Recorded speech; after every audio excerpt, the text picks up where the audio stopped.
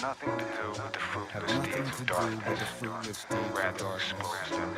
but rather expose them. Have nothing to do with the Have fruitless nothing deeds to of do darkness, with the fruitless deeds of but rather darkness, expose but rather Some expose of them them. still haven't been told about the tinfoil hat they're wearing on their nose and mouth. Autonomy and economy, they close it down. Notice how they let us know what they won't allow.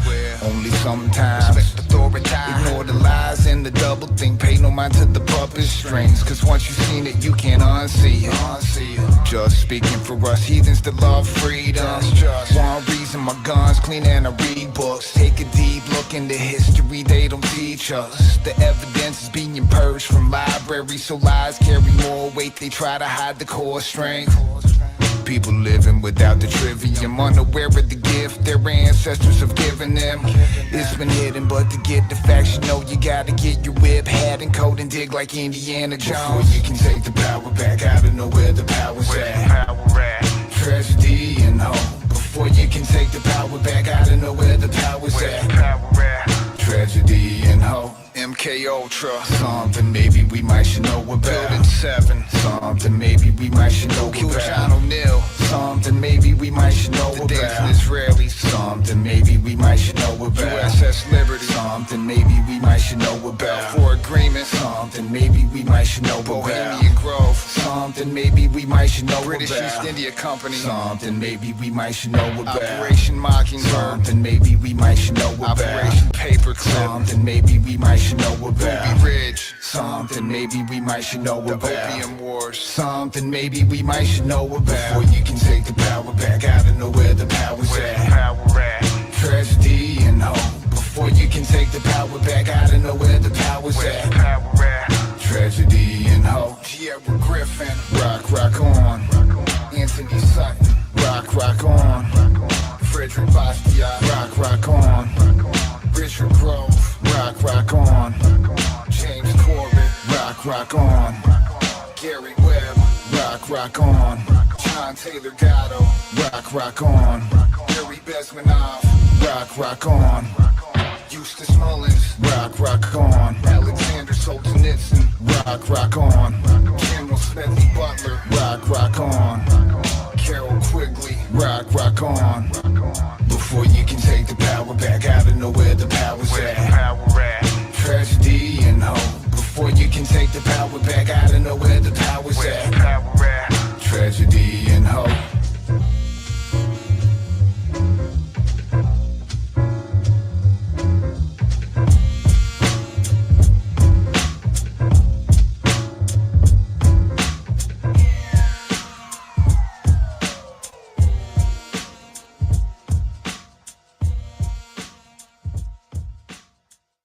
Welcome, Truth Seeker. It's not easy to discern truth from fiction on holodeck Earth.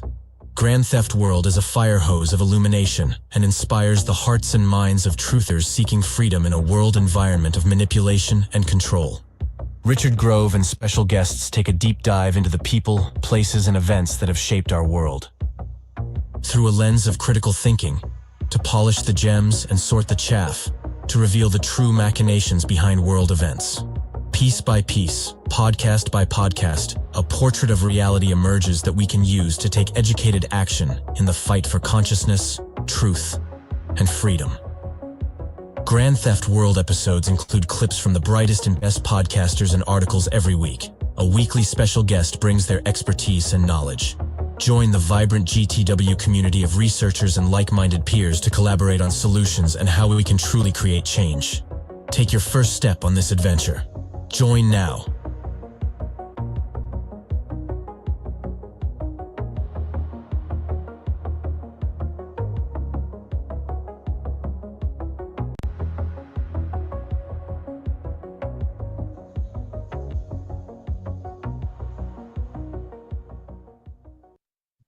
Good evening and welcome to the Grand Theft World podcast. Tonight we're going to cover this past week in Grand Theft World news history. We're going to juxtapose and smash up some of these current events into some history.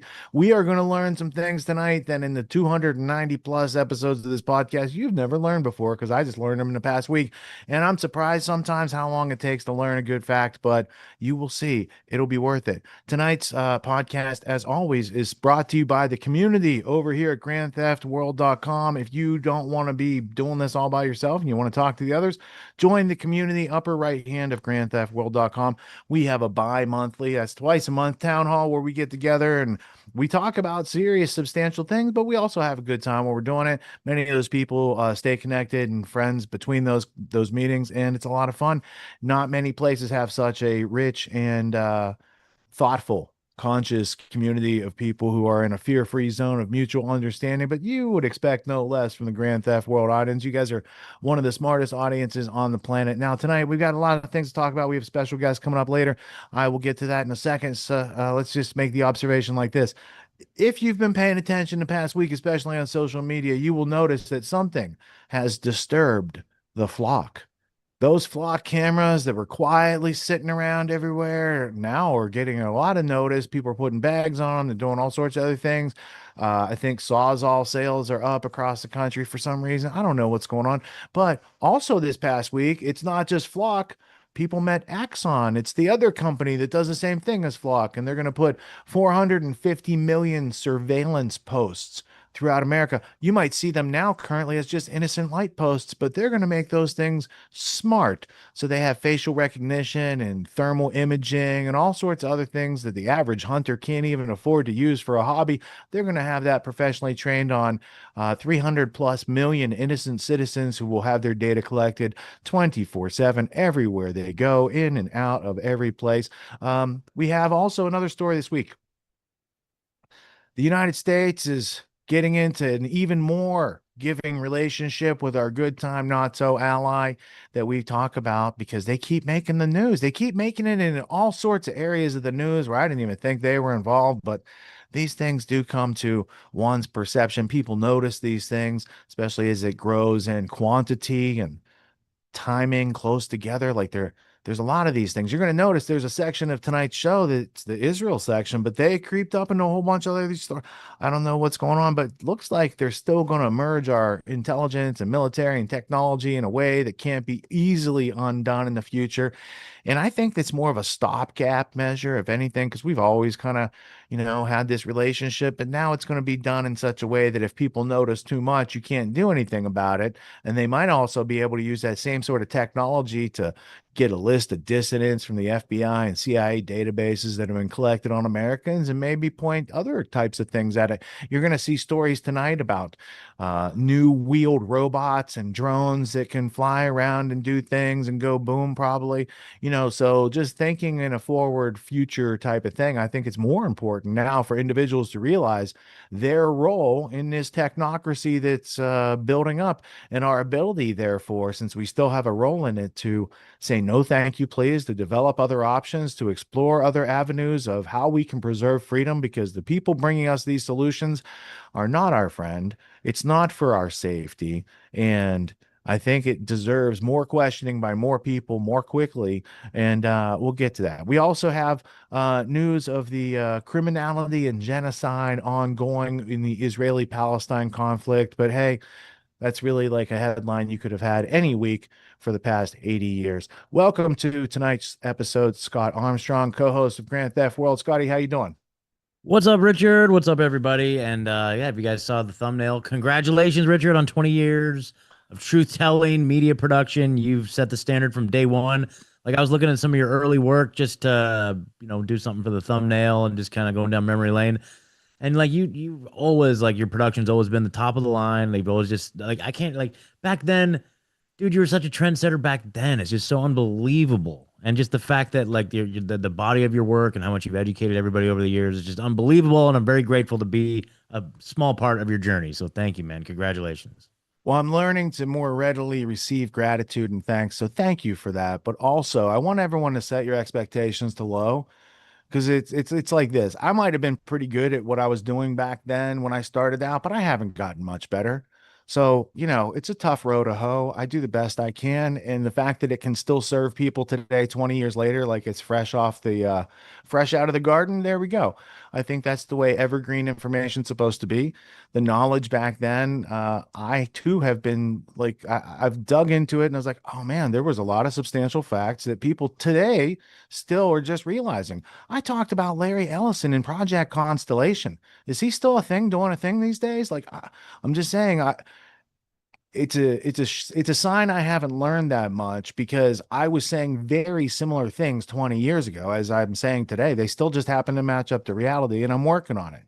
So tonight's going to be a fun show, but also before we get too far into the show, I have to do this. I have to let you know that we have summer school going on. This is not the summer school page, but this is just what I thought to show you. This is for the fall session of autonomy, but let me say it like this.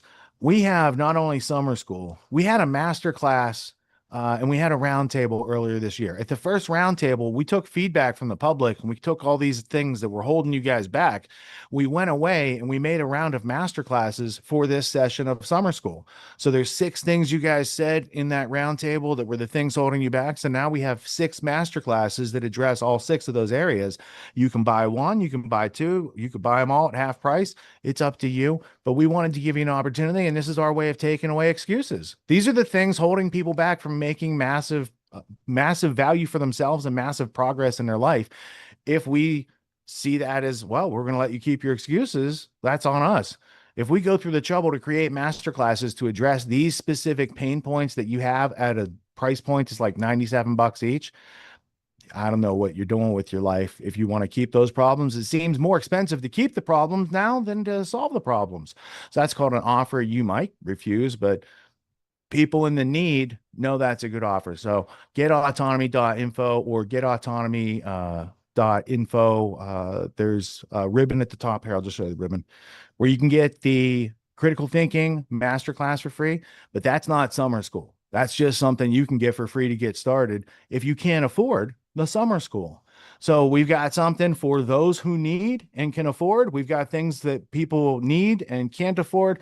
We satiate that too, because having a ramp to get started from where you're at is very important.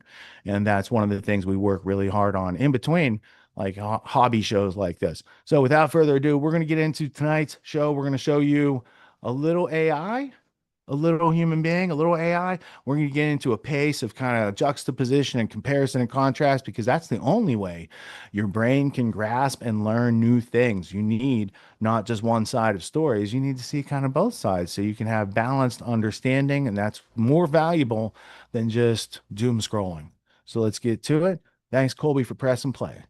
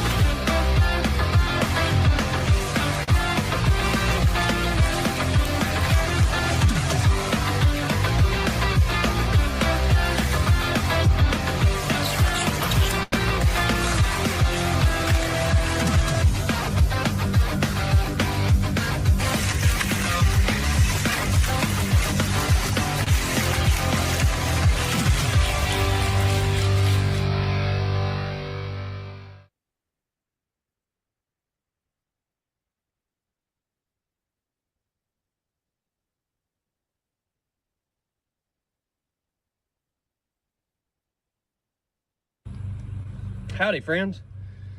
Welcome to another episode of Truck Talk, brought to you by me, inspired by my man Chili. I guess you read the title of this video before you clicked on it, and you might be wondering, well, what I'm about to talk to you about is probably something you've never thought about.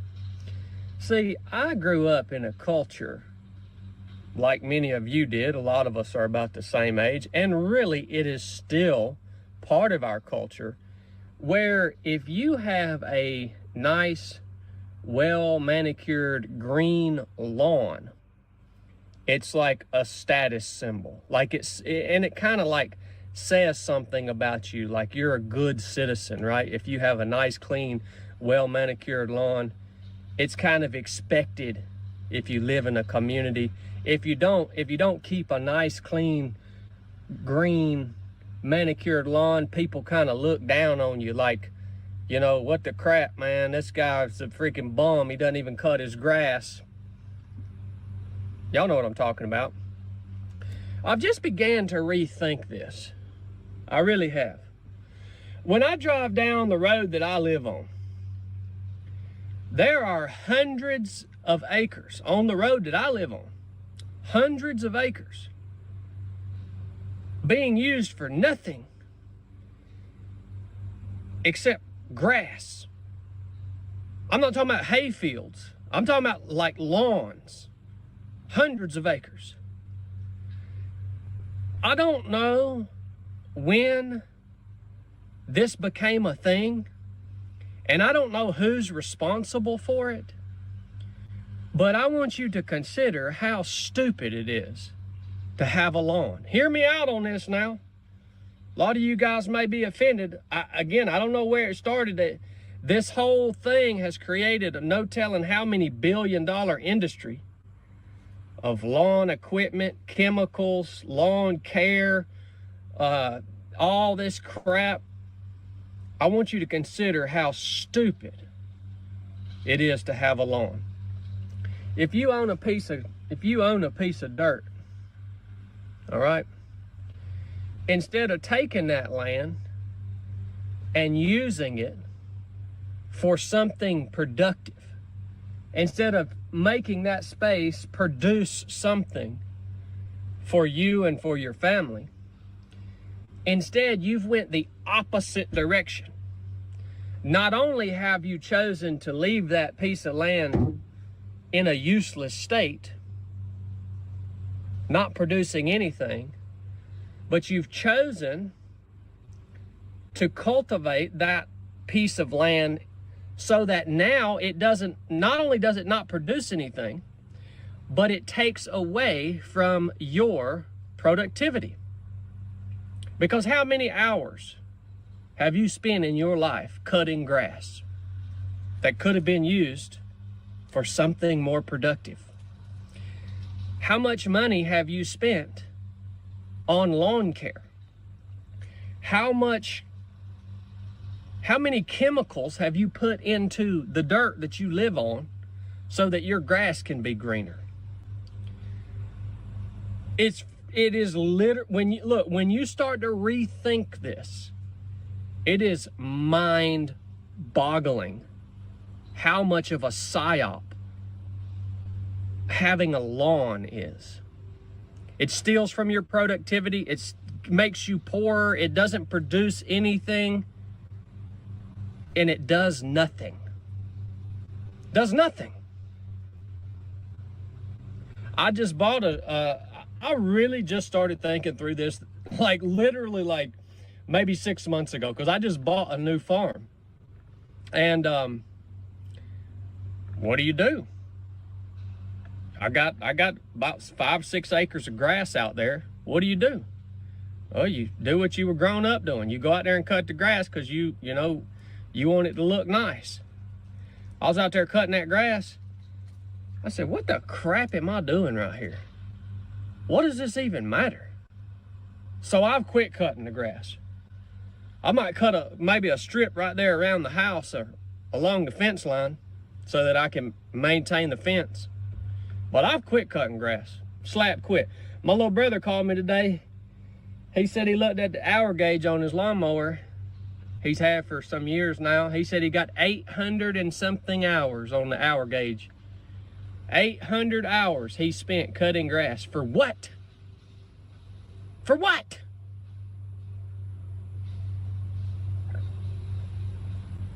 I don't know, man. Maybe it's something you should consider. Maybe take that piece of dirt you got, and if you haven't ruined it by putting a bunch of chemicals in it to make your grass green, maybe you do something, invest some time into that piece of dirt to make it productive and not to steal from your productivity.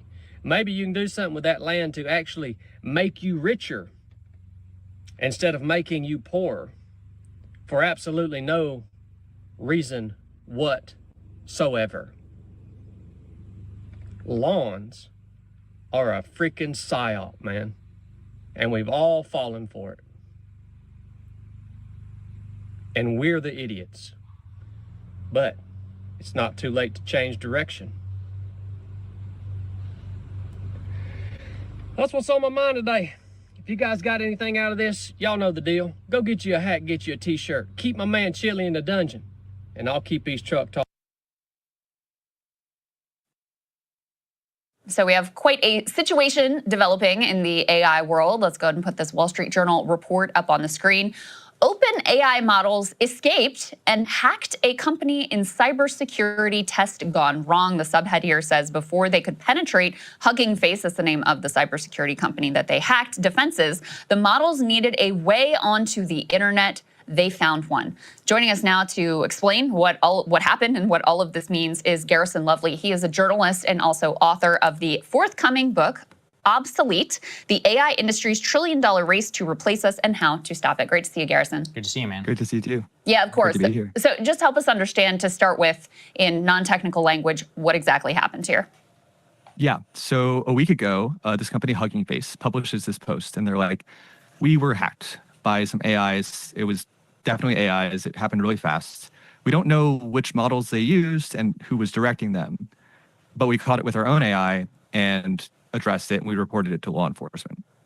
And then on Tuesday, OpenAI publishes a post, and we're like, hey, that was actually us. Well, not exactly. It was our AI models acting autonomously because they had broken out of their containment and then tried to hack into Hugging Face to get answers, basically, to a test that they were running. And this is the first incident like this that we know of. It might not be the first one because it's possible that this happened internally at OpenAI, but they just never reported it to the public. And it's kind of hard to overstate the significance of this. People in the AI safety community who have been worried about AI's capabilities and dangers for decades have warned for a long time that this type of thing would happen, where you give the AI some goal and then it does unexpected things that cause harm in the real world in pursuit of that goal. And the risks of this scale as the models get better. And this is like a relatively low stakes version of it, but you could imagine next time it being a hospital, a bank, the models will blackmail people in some circumstances. And it was a test, but if they had access to real world infrastructure that they could control and shut off, the blackmail might actually have some punch.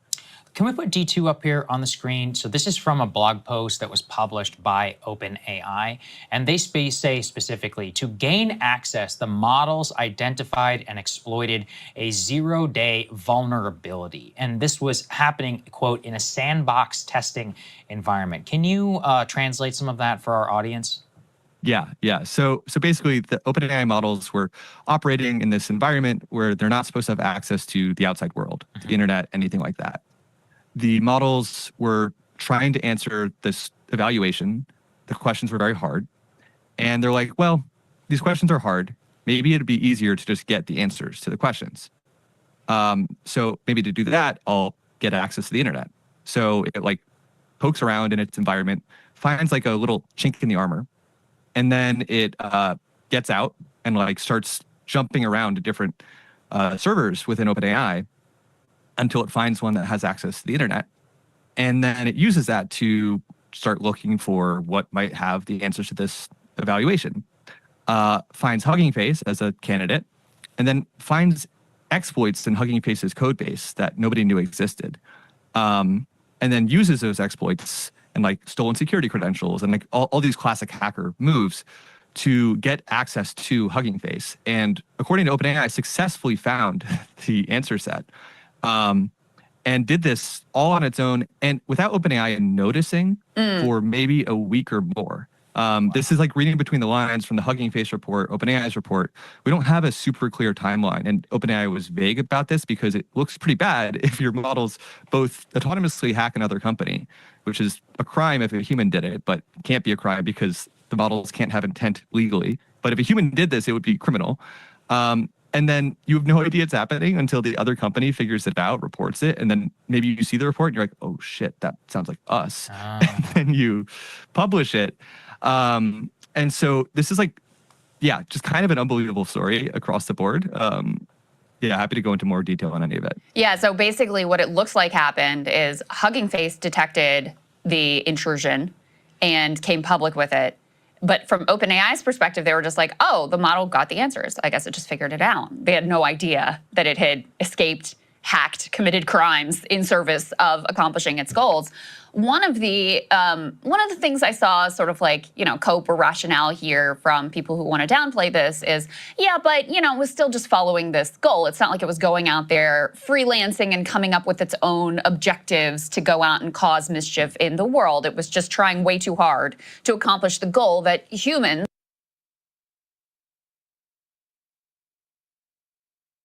Turning now to AI, massive development that happened over the weekend. Let's go ahead and put this up here on the screen. From Axios, which is a general summary of the situation, quote, China just erased America's AI lead. This is the #1 non-Iran related story that we wanted to make sure that we covered in extensive detail. So what happened is that over the weekend, Kimi K3, which is a new model by Beijing's based Moonshot AI, has now, quote, threatened the foundations of America's AI boom. On Thursday, it dazzled developers, jolted Silicon Valley, and reset the AI race overnight. The AI evaluator Arena actually put it in the #1 spot for the first time ever. Let's put C2 up there on the screen just to show everybody. Since this time, by the way, they have reevaluated and they've dropped it. But at that time, they said, big news, Kimi K3 is now the #1 in front-end code arena with 1,679 points, surpassing Claude's Fable 5, a 17-place jump from the Kimi K2 model. In the front end, Kimi K3 ranked #1 in 6 of 7 domains: brand and marketing, reference-based design, data and analytics, consumer product, simulations, and content creation tools, landing #2 only in gaming behind Fable 5. The full model weights will be released by July 27th. This has basically enabled a gold rush for Kimi, which has found itself deluged by new customers and other users. So much so, let's put C3 up here on the screen, that they have now released this statement. Kimi K3 has received far more love than we expected. Our GPUs are feeling it. Over the past 48 hours, demand has pushed close to the limits of our current capacity. To protect the experience of existing subscribers, we are temporarily pausing new subscriptions and prioritizing compute for current members. Existing subscribed users are not affected. We're adding capacity as fast as you can and will reopen a new subscription spot in batches. Going forward, we will also split membership into 2 more focus plans: membership for Kimi Web, App, and Work, and then Kimi Code for coding workflows. This will help us match compute more precisely and keep the experience stable. Thank you for your patience and understanding. A lot of people reacted to this in awe because all of the other American companies, they take your money. One person responded, wait, so you're refusing to take money to give people a better user experience? You're not taking your best model out of the plans and you're not bullshitting your users into thinking so? Very strange. American customers are so used, they'll take your money, then they take the top model away, and then there's some fuckery or something that's behind the scenes, and then they rate limit you anyway. So a little bit of a better Chinese customer experience, but this has caused like a Well, can I just say on that note, by the way, the very next time I logged into Claude, got a message from Anthropic that's like, hey. Oh, I know. Here's a $100 credit to use Fable 5. Our company account, they keep bombarding me, being like, buy Fable 5 credit. I'm like, we're fucking good, man. We're not doing any coding stuff over here. Yeah. But yeah, that's a little bit different. And by the way, of course, we have a company account here for Claude, and yet somehow they're still shaking me down for money. So a little interesting in terms of the difference in what's going on. But geopolitically, it's an earthquake moment, and that's really what has been set off this new discussion in the White House, where let's put C5 up here on the screen. In the last 3 days, there has now been an internal civil war over whether they should just ban these cutting-edge Chinese models. which would lock in the dominance of OpenAI and Anthropic in the US market. Basically, it's a divide between the AI companies themselves, OpenAI and Anthropic, which are saying that these open source and or Chinese subsidized AI companies, which are able to charge dramatically less than what the US companies are, would destroy their businesses and make it completely unable for them to go, IPO, to remain dominant.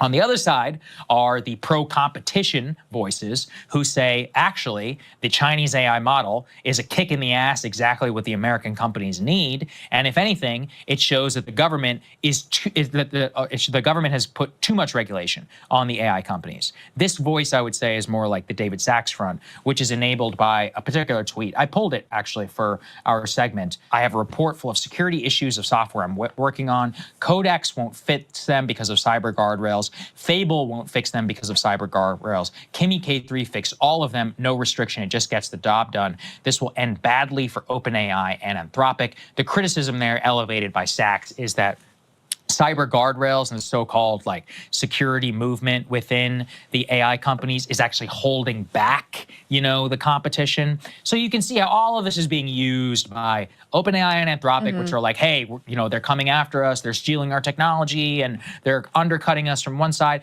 Some of the pro-AI voices for the competition, open source voices, are like, no, this is good. And if anything, we just need to let it all rip here in the US in the way that China is. There's a medium ground kind of analyst position, which I kind of find myself in, where you're like, wow, this is crazy. Wow, this is crazy. Yeah, you're like, well, you're like, okay, so, well, it destroys the economics of it. I think, did you pull the Chamath thing? Yeah. If you did, why don't you C8, summarize it? It's really good. Go ahead and put this up on the screen, guys. The last element in the block. So this is Chamath, who obviously very close with David Sachs. He says the leading AI has already forked into two options. A closed source American that costs 26 to 56 per 1 million tokens, or an open weight Chinese that cost 50 cents to $1 per 1 million tokens. If you force American companies to spend 50 to 100 times more than their competitors abroad, here's what will happen. One, American companies spending 50 to 100 times will at some point become financially impaired. The stock market will crater. This is the equivalent of the US government saying we can only buy oil at $800 a barrel, even when the free market sells the same oil for $80 a barrel. Two, in the short term, the revenues of the closed American labs may remain high, but when their revenue will also crater because their customers in the US will be impaired and their customers abroad will have already flipped to cheaper solutions. This would be a terribly self-defeating form of intervention if it were to happen. There is so much to say. I mean, he's right on the economics, right? The Chinese models are vastly, vastly cheaper. And now they are affected. The thing that the American models had in the past is they were a little bit better. They were like 6 months ahead of the Chinese models. They're not anymore. And it's not just Kimi K3. There's a few other models that have already been released in the wake of Kimi K3 that are basically at the same level. A lot of competition within China, China between these different models and labs that are operating in that space as well. So sort of, I don't know, ironically, hilariously, whatever, however you want to describe it, part of the reason why their models are so much cheaper and so much more efficient is because we banned them from having the top of the line chips. So they were unable to pursue the same, let's just throw as much compute at it as possible as our closed labs. So they decided to go in this open model direction and try to push the efficiency as much as possible. And now it's paying off for them. So in some ways, the policy that we thought would help secure our company's AI lead is exactly what is undercutting them at this point. So that's one aspect of this. From a business perspective, Anthropic and OpenAI, these companies are not profitable. They have massive amounts of debt, and they're able to float it because investors look at the possibility of getting rid of the labor force and all of these productivity gains and think that it's worth the investment, and think that large companies in particular will pay a lot of money to Anthropic and OpenAI once they get to the point where that labor-saving technology is truly comes of age and can be fully implemented. That is what the whole bet is based upon. Kimi K3, open source model, and other similar positioned competitors, that just kills the economics. I mean, there's no doubt about it. It kills the economics. Why are you going to think that an American company is going to choose Anthropic when they could choose something that's just as good, that's way, way cheaper. Of course, they're going to do that. Microsoft already has announced they're evaluating Kimi K3 to use with their Copilot and to host on their platform. Here's the other thing. They own a stake in OpenAI, too. That's right. That's exactly right. And here's the other thing, too, is, okay, open model versus closed model, what does that mean? Open source model means that anyone can get access to the model weights, which is the whole secret sauce behind this thing. They can host it themselves, and you actually can't really, it would be very difficult for the government even to be able to block all American companies from using these models. Now, what they could do is say, basically, you're not going to contract with the US government, you're not going to contract with the Pentagon if you're using any of these models. And that would work for all the large players, but a lot of small players would still use the Chinese models because they're not doing business with the US federal government. So there's that. If they do decide to ban the Chinese models or make it functionally impossible for large US corporations to use the Chinese models, there is no way to look at that other than a bailout for Anthropic and OpenAI. However, because so much of our economy is bet on the AI space, it could be the case that if you don't prop up these now sort of like behind the eight ball, overly expensive models, that the whole ecosystem could come crashing down. Now, what Chamath and others say is that's bogus. Just because these frontier models turn out to not be a good business and not profitable, that doesn't change the demand for data centers and all the other ecosystem that goes into this. So it won't be this catastrophic thing for the economy. Anthropic and OpenAI aren't even public yet, so they're not the things that are propping up the stock market. I don't know, maybe that's right, but it's hard for me to imagine that that is the case. Sorry, this is long-winded, but the TLDR is that I think whether it happens now or in the future, we are very likely to move into a situation where the AI models are sort of like the internet. It's not the place where people are making gobs and gobs of money. It's all in the layers, the application, what you do with the internet. There is a lot of, it's going to be profoundly transformational. I think that is true. But the big, the business models are going to be, what do you do with this? And the models themselves are like a utility or like the pipes or like the internet, a, sort of common good thing that everyone has access to more or less, and is not the place where you're making these astronomical world-changing returns. Yeah, I mean, we're running a bit short on time just because we want to get to Annie Jacobson. There's so much to say. I do think ultimately what this demonstrates is the real problem for the overall U.S. economy.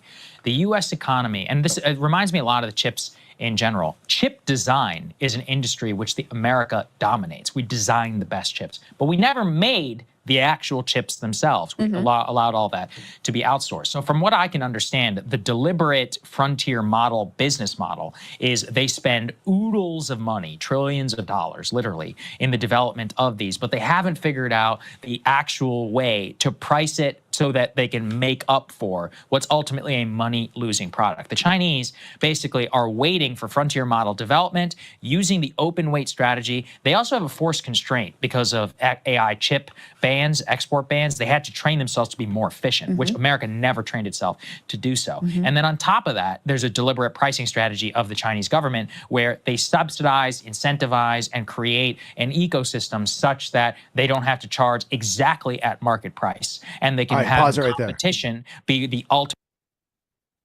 So they do the same thing in the Chinese market as they do the American market. Over there, they're artificially funding AI so it'll be cheaper so it can win. Over here, we're artificially funding AI so it can be cheaper so it can win. Do you ever see a movie called War Games? I think there was a major lesson in that movie. Something like the only way to win is not to play the game. Is like we already have everything we need. We could just refine from here and not have to build more, but they want to track, trace, database everybody. They want surveillance centers. They want Skynet. They want total command and control of the human beings. And if you think back at the research from the Macy conferences through cybernetics and the MK Ultra projects, like they're refining command and control of human machines. And you see the machines, that all-terrain wheelie type thing going over the mountains and doing all that stuff, like they're getting pretty good command of the machines too. So they can't reconcile freedom, so they have to destroy freedom-loving people. I don't think it's a good sign for the future, but if we don't recognize the signs that are there, we can't improve our course, can we? Scott, what did you take notes on during that? Well, let's see here. So, yeah, I mean, I've been saying that. Okay, I'll start with the food, the lawn thing. Like, I've been saying this for years, dude. Like, Yes. I first met Jim Gale. We interviewed him in like 2020. Like, that was like an early Truthzilla interview. You know what I mean? Like, anyway, but like the idea of like a food forest, like, doesn't that make a lot more sense? But then it's like, of course, we have, Foodforestabundance.com, yeah, is Jim Gale's site. He has a exactly. beautiful setup down in Florida. And if you're in the neck of the woods, you should visit it. He's also probably, that's where I know, that's where I've been in meetings with Pat Miletich before, was Jim Gale's, what do they call it? The Earth Council Network. Yep. Um, So, so, yeah, please continue on the lawns because I have something as well. yeah, but it's like, and then you have like these HOAs, like you can't even have like your Signs. garbage can sitting outside, like let alone like if your grass gets above a certain height, then you get like fined. You know what I mean? So it's like, it's enforced. And I, I don't know where he's at. Where's he at? That guy, isn't he in like Oh, he's in Georgia. I'm pretty Georgia? sure his Yeah. name's Chad Wright. Chad with Okay. two D's.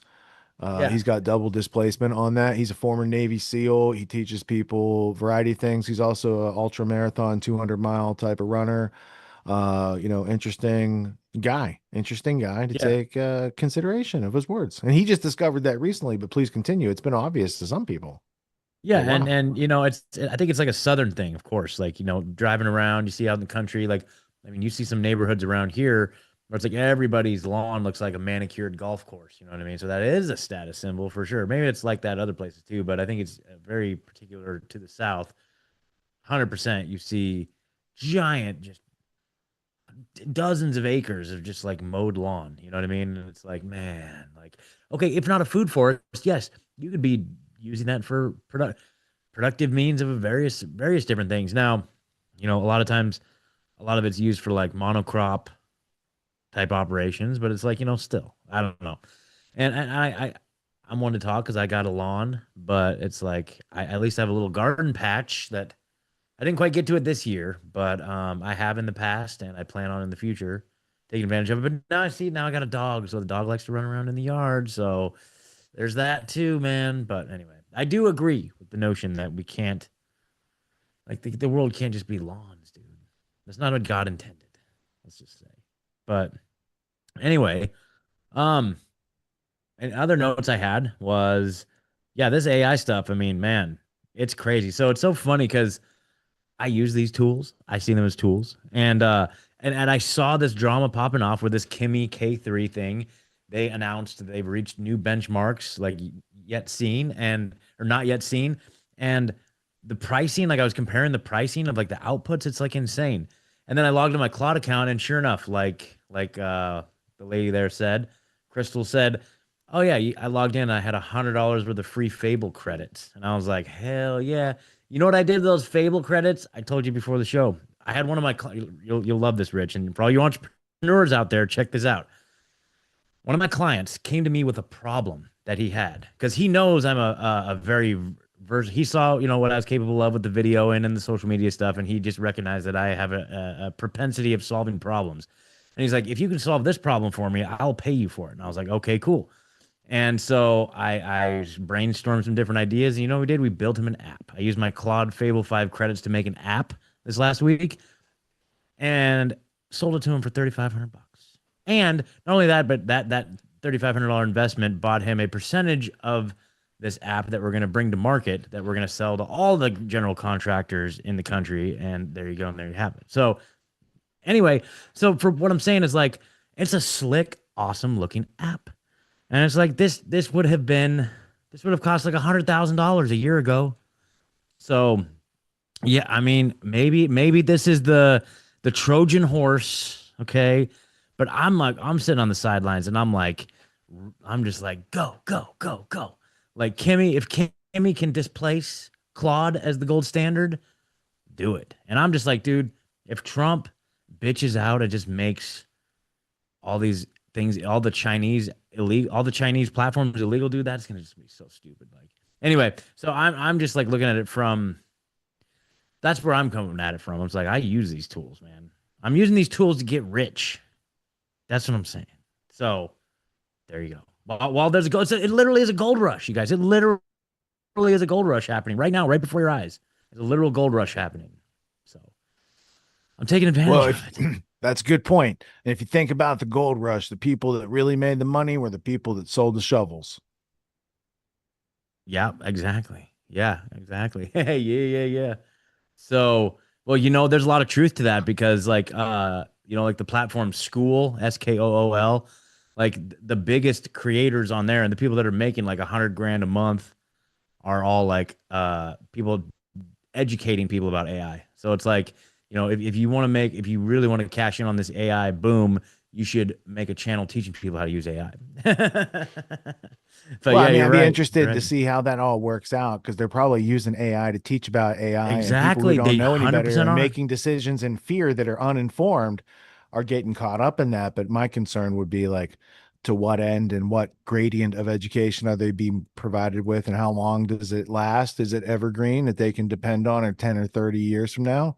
Or is it going Yep. to be something that they regret? Because if Yeah. you do business in a way that everyone's regretting it, then that's not really business, is it? It's almost like a type of No. something else. So it's important to know how to do things ethically and what done right looks like. So you could spot such scams. And one of the things you would learn in such courses, like we teach over here at Autonomy, is caveat emptor, how to be an informed consumer and know what the truth and reality and done right looks like. So you're not buying counterfeits, because when you spend too much, you can lose a little money. But when you don't spend enough, you can lose everything, because the thing you bought is not capable of doing the thing that you think it's supposed to do. Yep. Yeah, I tweeted that quote out last week. That was like one of my favorite quotes ever now. Lawns. I've talked about lawns for a long time. It's interesting that former Navy SEAL Chad Wright was talking about lawns and how people should grow food. It's interesting. Americans who were colonists over here, pioneers, people living off the land, they maximized every square inch of their property for food and animal production so that they could live and survive in a climate that doesn't have grocery stores or butchers down the street. So that was an American thing. Now, the British had a very different culture. They had slaves from India where they learned how to, while they're running the British Raj, they can have these guys go tie a stick with some string and measure the height and go clip the grass. And these guys, slaves out there clipping the grass all the same height, and they are so rich and live off the people such that they don't need to grow food on their property. It's a way of braggadocio about their wealth. It became British culture, and it especially is immortalized and memorialized in history as the Rothschild taste. Let me show you an example. This is something that affected style. Like when Mark Twain is writing about the Gilded Age, he's writing about this mentality of the rich separating themselves from the poors, and detail of interior and exterior of their property is part of it.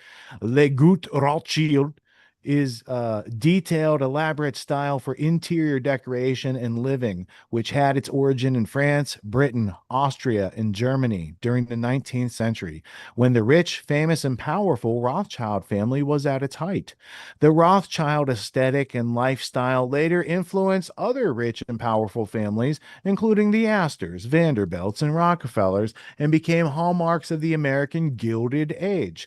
Aspects of Le Gout Rothschild continued well into the 20th century, affecting designers such as Yves Saint Laurent and Robert Denning. So it not only applies to the inside, but the gardens outside, the magnificent gardens of things that do not produce edibles. It's fantastical how that culture got transplanted and grafted into American culture. Where I grew up in a rural part of Pennsylvania, where, yeah, there's a lot of people that had lawns, and only a few had any type of garden or edibles left on their property, because people had moved from natural foods into, we have to cook it in a microwave, it has to be in a can, it has to have preservatives, it has to have artificial blah blah blah blah, all these toxins that kill people. so that people could have more time at work and, all these other things that became part of the culture. So this did not happen during the American Depression. It happens after people have a little excess. Oh, we have extra gasoline, we can spend it on the lawn. We have extra money, we can buy a lawn tractor or a lawnmower or hire somebody to do landscaping, right? All these things were not part of the 1700s America, 1800s America, 1900s America, into halfway, like World War II. After World War II, after the Great Depression, a lot of things changed. Would you have some selective people that maintain their lawns in a city setting? Yeah, maybe, because there's stores and grocery stores, but you don't really see that in the times of pioneering. You don't see that in the times of 13 people on a family farm just to maintain the farm and all the things that go on, things like that. So it's a very artificial piece that has been brought in to make cowboys into gentlemen. We talked about that phrase a couple weeks ago. There's a Cecil Rhodes Oxford book on how they seek to change the attitudes, culture, behaviors, and values of a country. And this is how they do it. They get people in a weak position. Do you think it's a strong man who spends 10 grand on his mower and 8,000 hours running that mower on his lawn? I bet he's all sports balled up. I bet he's got toxins all through his diet, all through the week, all sorts of other nonsense. So there's a lot of things that have been transpiring here in America that are not part of American culture and were artificially kind of inculcated into our day-to-day life and expectations and keeping up with the Joneses. So I want to play this next clip real quick, and then we're going to have our special guest tonight. Teace Snyder is joining us. We have, it's China, not Israel. We just learned about Chinese AI threatening American AI, this sort of thing. We also had a speech this past week from President Donald Trump, and he came out and said there's a country that's interfering in our elections and messing with our politicians, and it's China. And now you might see the motive why. China's being real competitive on the field. They might want to slow them down, and all this fear around AI is it's a mainstay of their political grasp on society. So JP Sears, he's a comedian, but he's also an analyst and researcher. He's going to help us unpack that for a few minutes. Then we will be right back with our guest, Teace Snyder. Now, what's this headline say? Breaking news, man owned by Israel warns of foreign election meddling. Look at all the election interference that the Chinese are doing. Right, President Trump? Voters' data in 18 states have been bought, stolen, or hacked by China. If President Trump just came out and warned the country of China's election interference, and here we can see one of the Chinese culprits interfering in our elections, BB Ping. Welcome back to the JP Reacts channel, my freedom-loving friend. This is where we help spread the light of truth and freedom because truth conquers. So recently, President Trump addressed the nation in a speech, and one of the talking points that, the talking point that's getting the most emotion from the country is, of all people, President Trump warning that, it's the Chinese that are interfering with our elections. And this headline, this tweet, it says it very well. Breaking news, man owned by Israel warns of election interference. So, how much is he owned by Israel? This is just the dollar figure. There's other ways that Israel asserts ownership, I'm sure. And this is, if you don't recognize the picture, this is the President of the United States. It's a pretty high-ranking position. Donald Trump, President of the United States, he's received $230,473,622 from the pro-Israel group lobbies. In other words, AIPAC. So the president, who's funded by over $230 million from Israel in his campaign to become elected, is warning that it's the Chinese that are interfering in our elections. And I like that. Here you see 331 of 435 members of Congress who have had, Israeli interference in their elections, help them get elected. They are also on the lookout for this Chinese interference. Now, the Chinese interference is the greatest concern. How do we know? Probably because Israel told us, thank God they are our greatest ally, here to help us remain a sovereign nation. Maybe a little bit under their control, but more so we're under their control in an independently sovereign kind of way. And in light of this really dire news that the Chinese are interfering in our elections, luckily AIPAC is stepping up even more to help protect their elections that happen in America from this Chinese interference.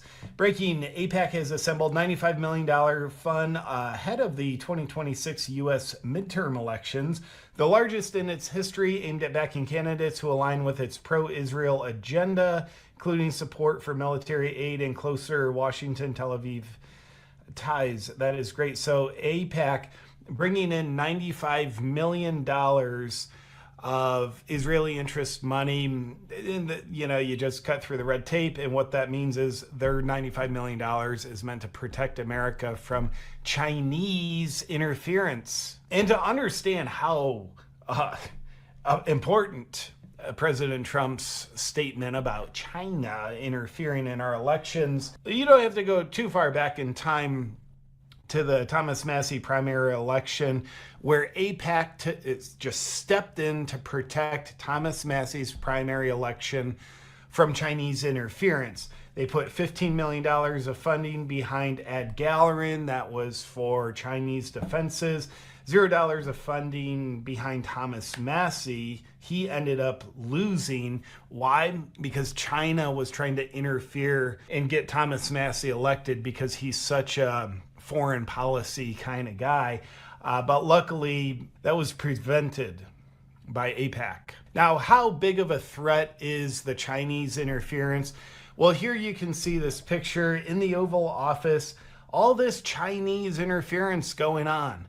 I mean, can you imagine? You have representatives of China standing in the Oval Office, disrespecting America by holding up their Chinese flags. Like, how blatant is this Chinese interference?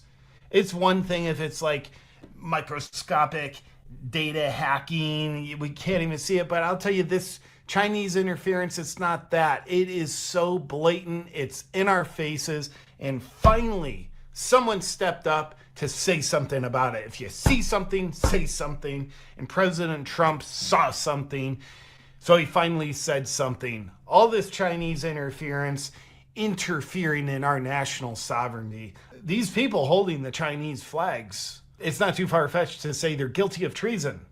The reason why that's not very far-fetched is because they're extremely guilty of treason. And before we see more evidence of this cold, hard Chinese election interference, let's watch the full clip of President Trump in this very important addressing of the nation. U.S. spy agencies began learning about the compromise of voter registration. What was the U.S. spy agency that learned this? The CIA that was spoon-fed the intel from Mossad? Our greatest ally? Oh, thank you for the intel. That the Chinese are doing this. Hey, we'll get back to the video in a second, but first, it's the middle of summer. We have long deficient in it. Magnesium is the most essential nutrient that we need for recovery. 18 states have been bought, stolen, or hacked by China. It was kind of annoying in 2016 when the Democrats were just like, hey, this is Russian interference. It's proven just BS. But what is refreshing is to blame it on China. Why does it need to be blamed on China? Because of this picture right here. This is just evidence that China is interfering in our elections, and people are just coming out in droves supporting President Trump, having the courage, breaking the ties, and telling Americans that China is interfering in our elections. Someone posted this: I hate it when China interferes in our elections. You know what? Me too. I mean, how stupid are we? It's been in our faces all this time. And President Trump finally points it out. Thank God he did it, or else we'd never see it. But it was so blatantly obvious in our faces that China was interfering in our elections. What idiots we are for not having seen this sooner. I forgot, how many members of Congress are funded by the Israel interests? 331 of 435. Can you believe we were so stupid? We didn't see China blatantly doing this out in the open before? But I'll tell you someone who probably did see China interfering in our elections. U.S. Congressman Randy Fine. Here you see him representing U.S. interests. And you know what? He's probably making some phone calls, getting to the bottom of some of these Chinese interferers in our elections. And this is how disgusting China has been in their interference in our elections. They've actually manipulated sitting presidents of the United States to go over and kiss the Great Wall of China. As you can see here, this is President Bill Clinton, this is W. Bush, this is the black guy, and this is President Trump, and you can see the Chinaman by the black guy. Well, it looks like the same Chinaman by Bill Clinton. Boy, that guy's been around. But finally, this is the president. Probably when he was kissing the Great Wall of China, he woke up out of his trance and said, "What am I doing here? Oh my gosh, they've manipulated me. They've been manipulating our elections. This is dangerous for America. I have to put an end to this." And he has. So we'll have no more Chinese interference in our elections. And here you can see our mainstream media and who their support goes to. And you can see it's not China. So these people who help shape largely public influence on who to vote for, who's good, who's bad. Yeah, they're propagandists, but their propaganda is built out of lies you can trust. But you can see these people, none of them are loyal to China. So they're going to be helping protect our elections from foreign interference also. Now, if you thought China's interference in our country starts and stops in elections, you're wrong. Here you can see new Epstein was spying and running a worldwide blackmail operation on behalf of China. Dear God. And can you imagine J.D. Vance just came out on Joe Rogan and said Epstein has ties to Israel? That's because J.D. Vance is guilty of covering up Epstein's connections to the Chinese government. And this is something Wayne Waldrop posted on Twitter. And Wayne, thank you for getting this out there. I mean, we've all been duped by China. Let's wake up to how we've been duped into being controlled by foreign interference from China. Here's what Wayne says. "I can't believe China stole nuclear triggers from the United States. China sent mail bombs to President Truman. China had spies acting as art students at the Twin Towers. China attacked the USS Liberty. China bombed Egypt and blamed Muslims in a false flag operation. China pushed back against JFK over nuclear site inspections. China donated over $230 million to Donald Trump in 2024 election. China donates to over 94% of U.S. Congress. China pays conservative influencers to push their Hasbara." I don't speak Chinese. "China spent $32 million to primary Thomas Massie. China put out hit pieces against Charlie Kirk for platforming anti-China voices." All right, good. Pause that. China had ties to Jeffrey Epstein. We will also get back to Jeffrey Epstein later in tonight's episode. It's not a topic for right now. It's too early in the show. We got a good vibe going. All right, Scott, let's get your comments and see what we need to discuss before we welcome our guest who's been patiently waiting for a few minutes. Yeah, well, I mean, that's some good rhetoric right there. That's I can't believe China had the audacity to donate all that money to Trump and blow up the USS Liberty and demand I did not nuclear know that China weapons. threatened Truman, but Yeah, these it's things. so intense. Like Mhm. it sounds like they couldn't possibly. No wonder they're our enemies. Like they couldn't possibly be our greatest ally. Like there's no way after you do all that they could be our greatest ally. So of course they're an enemy of ours. So it makes sense. They couldn't possibly be another country deep captured by the same type of international empire banking cartel organization that influences us and most of the other Western world countries.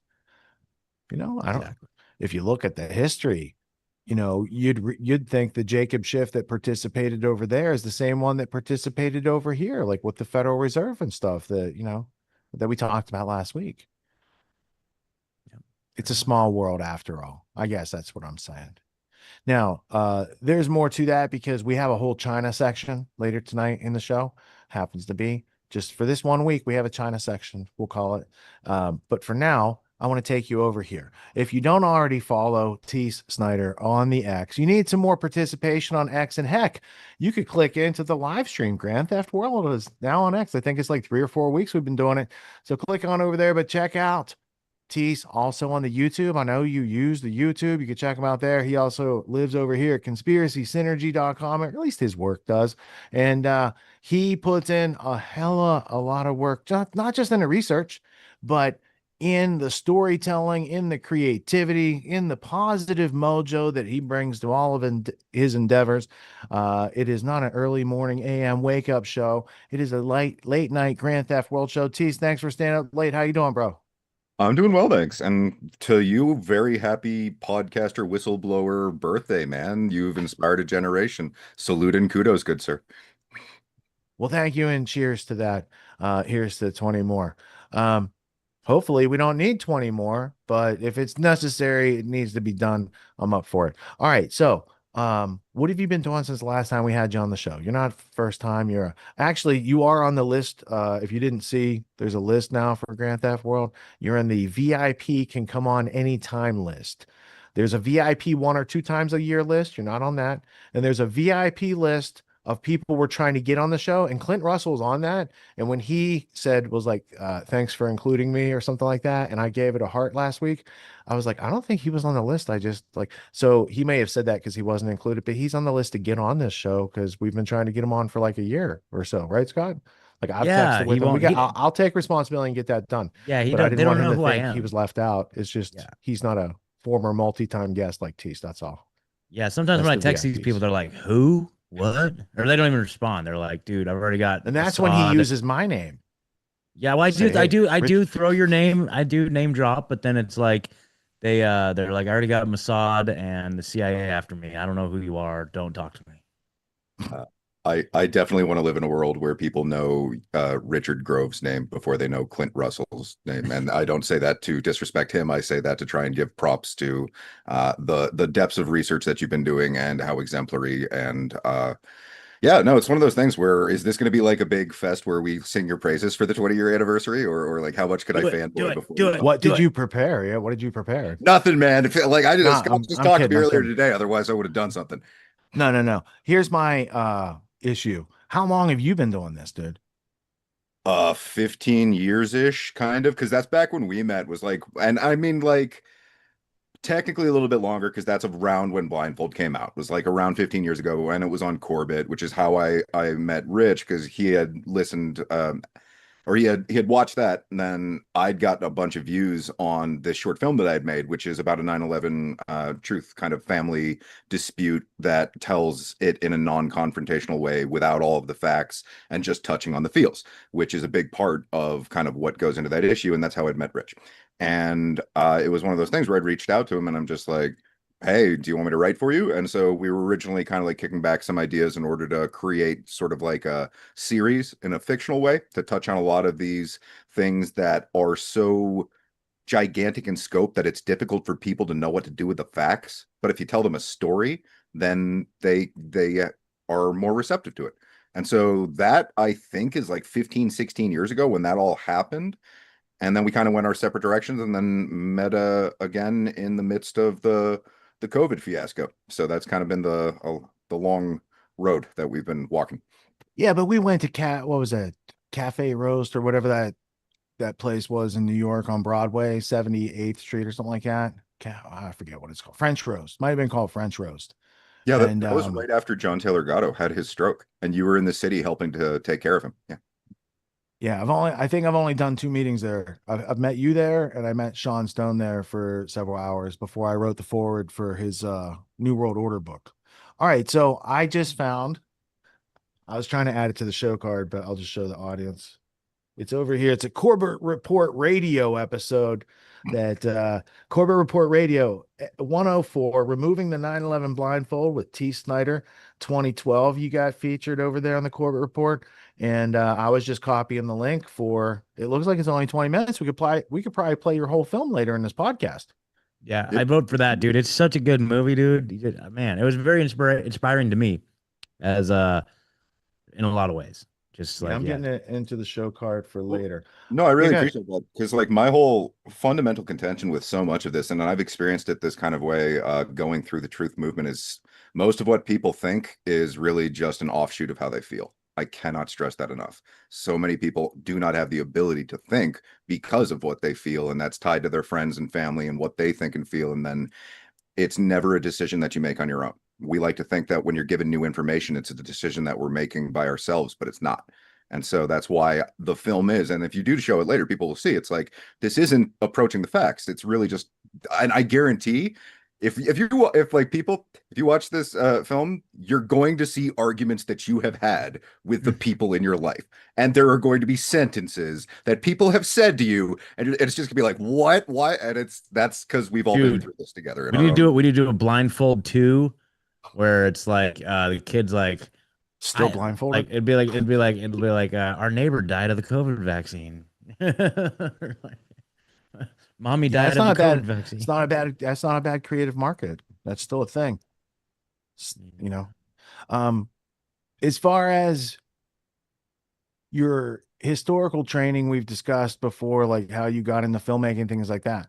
But do you remember a specific event that was like, I know how to do this, but now I have to use this to tell about this, right? Like you drew from past experiences and skills that you had built up, and you're applying them in a new subject area that if you like, it's kind of controversial back then. It's been like, even in 2012 is still a controversial subject. These days, everyone can talk about almost everything because it's like, there's a lot of nose thing going on, but back then it's like still taboo. So was there like a triggering event? It's like, I have to go do that. Was there a conference and you're like, I'm taking my camera? And what was like that type of thing? So for me, I always kind of just get little heart blip kind of visual insights into what I'm going to be creating and then build off of that. And so what that is like, I'll just get an idea that I find to be especially relevant or meaningful, and then that will inspire kind of just a sequence of inspirations that come after it. I suppose I can touch on what the initial insight for my first feature film that I made was, which is titled Hold Me, and that's been on Corbett Solutions Watch, and it's about a woman whose job it is to hold and console people who are being voluntarily euthanized. The initial inspiration for the writing of that script, I was actually lying next to my girlfriend at the time, and I had a flash in my mind from an anthropology textbook that I had when I was going to college, and it was of two people who were buried by volcanic ash together, and and the last thing that they had done in their moments of life was to hold each other. And I thought how beautiful that was, and so that one little emotional blip gave me the inspiration of, okay, well, what if that was someone's job? What if they did that for a living? What would that look like nowadays, especially with the murderous hellscape that is modern medicine, and how it's really more there as a kill switch than it is something to see you survive. And so that's one of those things where it's a very poignant and meaningful side of our experience here, or the relationships that we have with one another. But what if you're dying alone? What if you're being pushed into it and you don't want to go? And so it's those different emotional tones add to a symphony that you create as an artist, and then building forward from there, it's also the logistical planning. And so the logistical planning, for anyone who hasn't ever made a film or any large scale creative process, a lot of how well it ends up is how well you planned for it. You can get lucky and kind of just hit things on the fly, and there is that synchronistic emergence of the things that you need exactly when you need them. And hopefully that happens. Otherwise, you can get delayed for a while. And that did happen to me with Hold Me. It got delayed for 6 months because of the Teamster union that is SAG-AFTRA. And they had some paperwork that made it very difficult for people who are international filmmakers to do that on a budget. And that's because they want everything to be done under their jurisdiction inside of the United States so that they can screw you harder. And it's one of those things where as an individual who's trying to create something, you have to grow and measure up to whatever is required of you at that moment to then hopefully create the repertoire of dexterous skill sets that converge together in a complementary confluence. What do you think the skill level is of the average person in America who's on social media to be able to practice the art of storytelling? So it's really great landscape for that to emerge. I mean, memes, anyone can do that. You can literally just go out there and make a meme. If you're funny, you can do something. Anyone can pick up toys and play with them and do a little iPhone video to comedically illustrate something that's happening. So it's a wonderful landscape in order to improve. But at the exact same time, I can think of my own creative ventures. My first few books sucked horribly, and I actually did a graphic novel with my friends that like I've deleted from the internet that it's because it's so bad. So part of both the benefit and the kind of like ominous like I mean think of like the reaction to Rebecca Black's Friday and how she kind of just got like tormented for years because she wanted to sing a song as a celebration, and then the internet jumped on her and like kind of crapped on everything. So now you can go out there and you can create. Get ready to get punched in the stomach if you do. So it's one of those things where you kind of have to like build up your resilience in the process of creating in the face of a very harsh audience. But don't let that discourage you, because it's one of those things where you learn from trial by fire and trial and error, and that's part of the growth process. So if you don't feel comfortable enough putting everything online, that might actually be a good thing. But try sharing it with people who are close to you and build off of that. The potential is there. I don't want to see people come too reliant on outsourcing their creative faculties to AI, even though at a certain point in time it might be something that helps encourage their creative ability. I'd rather if they were able to build that within themselves so that they can then lend those creative skill sets to whatever project they happen to be working on at any given time. But it's an incredibly I mean, just think about it, man. Like now we can get things out instantly. It used to be that we'd have to build them for like weeks or months at a time and then distribute them in a tangible way. And only then, if it found its way into the right hands, would it ever be seen.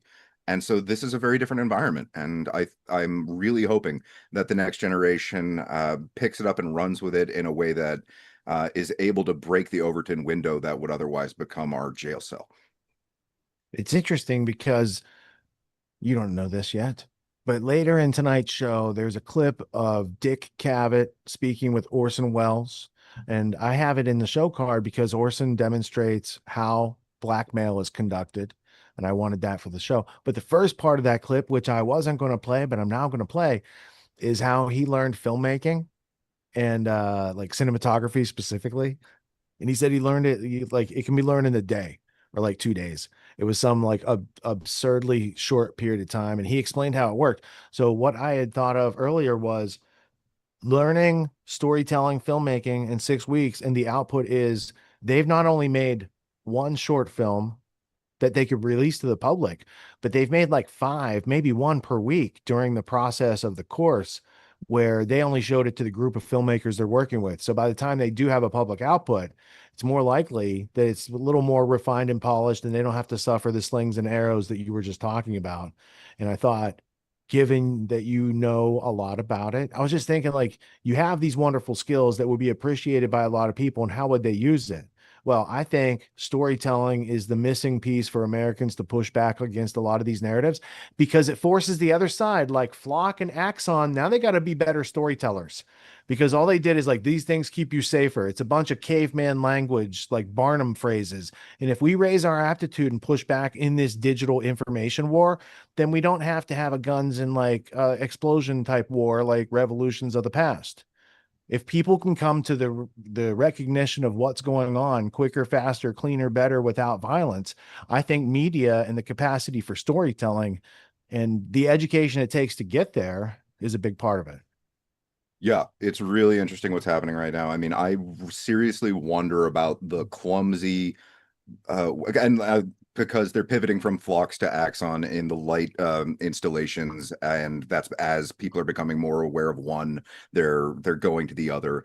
I really wonder if this entire thing ultimately is kind of just one giant bubble that's designed to fail in order to suck us into the economic devastation so they can try and issue RoboCops afterward in order to have us demand it as the savior, problem reaction solution Hegelian dialectic style.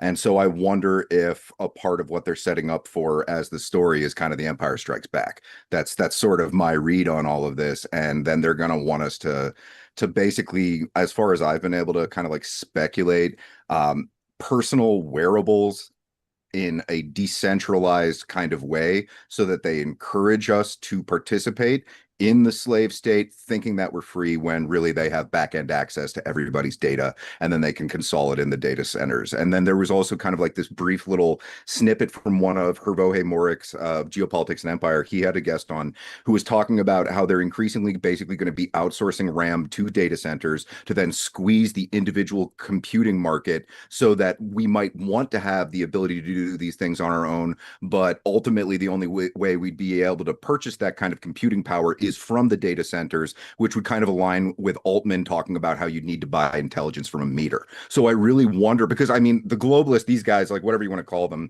intergenerational, satanic, pedophile, whatever the hell, insert your verbs here. But it's like, they think in such long stretches of time that they're already writing the sequel to the sequel to the sequel to the spinoff to the sequel to the sequel, and we're just trying to figure out what the hell happened that week. So I completely agree with you that the solution to the problem is storytelling, because it simplifies all of those just like oh my God, I mean, you know better than anybody. Imagine trying to turn the brain into a movie. It's just like, dear God, what do you do with that? But that's what we need to do in order to be able to communicate what's happening to the public. Good. I need a 6-week course on storytelling and filmmaking without AI and someone to teach it. Do you have any ideas? Well, you'd want to do that in a live creative process with people participating so that it would kind of be like a shadow of Project Greenlight, which was Matt Damon, Ben Affleck, giving $1 million to people who went through kind of just like, I don't know if it's a sweepstakes. Basically, they're trying to win the contest so that they can make the movie. So you wouldn't want to do it just as a course. You'd want to do it as something where you're actually creating something, and then the creation of something becomes the course. That way you're getting more out of it all at the same time. Good. Is 2 or 3 hours a week enough? If I gave you a classroom and people that are interested in participating in such a thing? So it'd have to be built in a similar way to the way Gatto did his stuff, which is basically that you're there reviewing, supervising, and providing feedback on what people have done in their own time in between classes. And that's important because a lot of people are going to be putting in like 40 or 8 hours a week for the things that they love more than anything. And you're going to be there kicking them in the nuts, being all like, shave this corner, do this better, not good enough, up your game. And then they come back and later they'll thank you for it. So it's kind of like you make your most beautiful creation to see if it can withstand the weight of other people's judgments, and then ultimately that builds your strength in time. And so when they get done, they can say they've been taught by the Freedom Film Coach? Well, it's one of those things where ideally it would be the incentive for a decentralized story creating local, completely different than the way we think of filmmaking right now, because filmmaking right now is the industrialization of art. That's kind of like taking it so that the sorcerer class creates the predictive programming apparatus that makes it so that we're always following behind them. We're always just sitting there passive recipients to their like basically manifesting or creating the future that they want us to live in. So in order to get rid of that, you'd want people who are creating the stories that are happening in their communities, and they start to learn those skill sets as kids. because then they'd have those skill sets and the discernment when they're watching media built in so that they'll be more savvy in their ability to understand what's put in front of them.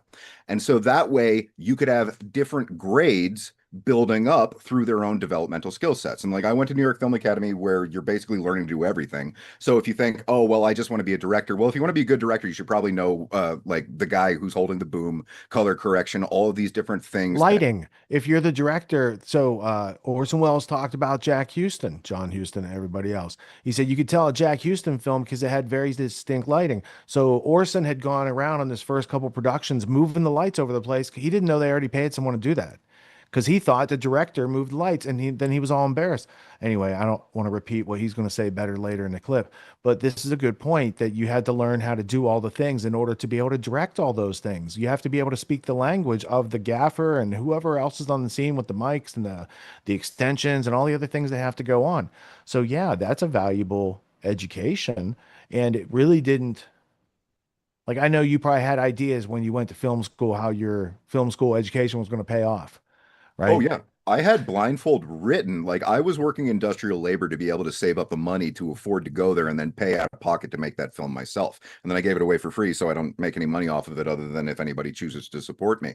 And it's also really important to understand that each of these things like lighting, that's an art form. If you ever meet someone who's really good at lighting, you're just like, I love you, you're incredible. Oh my God.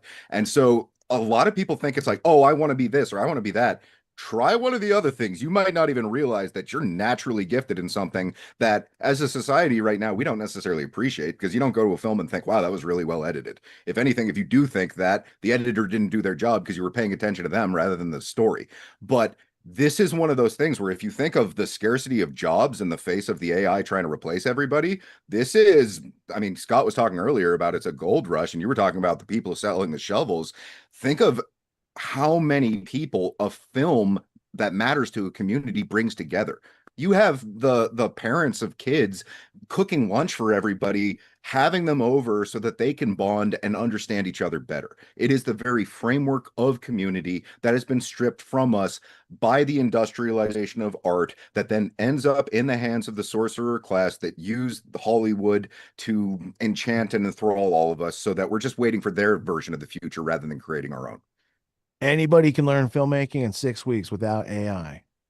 So it's a beginning, middle, and end. People already shoot footage. They just don't shoot footage with the idea of having a story in mind and using it like that. I remember the first time, I think it was Red Pill Expo 2019. There was a cameraman there, and he said, I'll pick up some footage for you. And I looked at his footage. I'm like, this is all, it's a bunch of short, choppy stuff. I don't know how to use it. And now I know how to use footage like that and why he filmed it like that, because that goes over your monologue or your dialogue or your voiceover or whatever. And it shows these various, but I was looking for more long form type stuff. So my expectations were set to, I don't know what I'm doing. And that was just a couple years ago.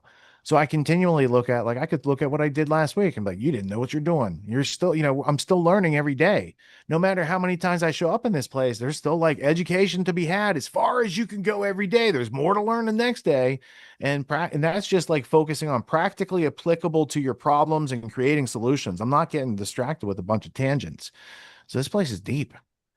No, dude, I hear you. It's like, for me, I relate to it in the sense of it's kind of like the scene from The Simpsons where Psycho Bob is walking on rake after rake, only it's book after book. And it's just like, oh, it's there's that to it as well. And it never ends. It never ends, people. It's like, it's kind of incredible. Yeah, you got to pace yourself with book consumption. So I have friends who've consumed a lot of books and never did any like serious prodigious outputs from them, right? So it's like you do all this study and then you don't get the output from it because you didn't do the thing. I have done that myself I read 30 or 40 books on the origins of Western intelligence, mainly CIA, OSS, MI6, GCHQ, all the good stuff. British Security Coordination, Special Operations Executive, World War II type stuff that ties in. Anyway, there's a lot you can figure out, but I had a movie in my head, but I didn't document it such that if I wanted to do the thing, I have to go reread those books and look at what I highlighted and reassemble, because I didn't do it with the purpose of an output that time. But a lot of other times I do. Like, I'll consume something with the purpose of I'm studying for this and I'm looking to understand that. And when I do, I can let other people know through a podcast or a film or something like that. But we all have projects like that. So I try to pace myself to getting books that are applicable to the things I need that are relevant to the obstacles I have in front of me, either for this or other projects. And then other things might stack up because they're not relevant to read right now. However, I did receive a nice box of books this week from Matthew Arrett, Babylon conspiratorial type stuff. I'm going to read those sooner than some of the other books. But yeah, it's as necessary because there's a lot of reading to do and you don't know when you're done. So pick what you need to do on any given day and get it done. Where in your timeline was reading those books? Because I mean, initially it was literally like understand what the world is as a matter of survival, what the fuck is going on. And so I can understand in that interval of time output being literally just what is the actual world map, not the one I was told. I mean, I read a lot before I made anything, and I read a lot before. So I read a lot before I made a podcast, that's for sure. I read a lot more before I even thought to make a film. And it's like, now you need to be able to express yourself visually on screen. If you look at my first two films, I didn't even have a camera and I didn't do voiceovers. I just put the text on screen like it was 1912. That's where my skill was. But soon thereafter, I was able to add audio and got a camera and all sorts of good stuff. And it grew from there.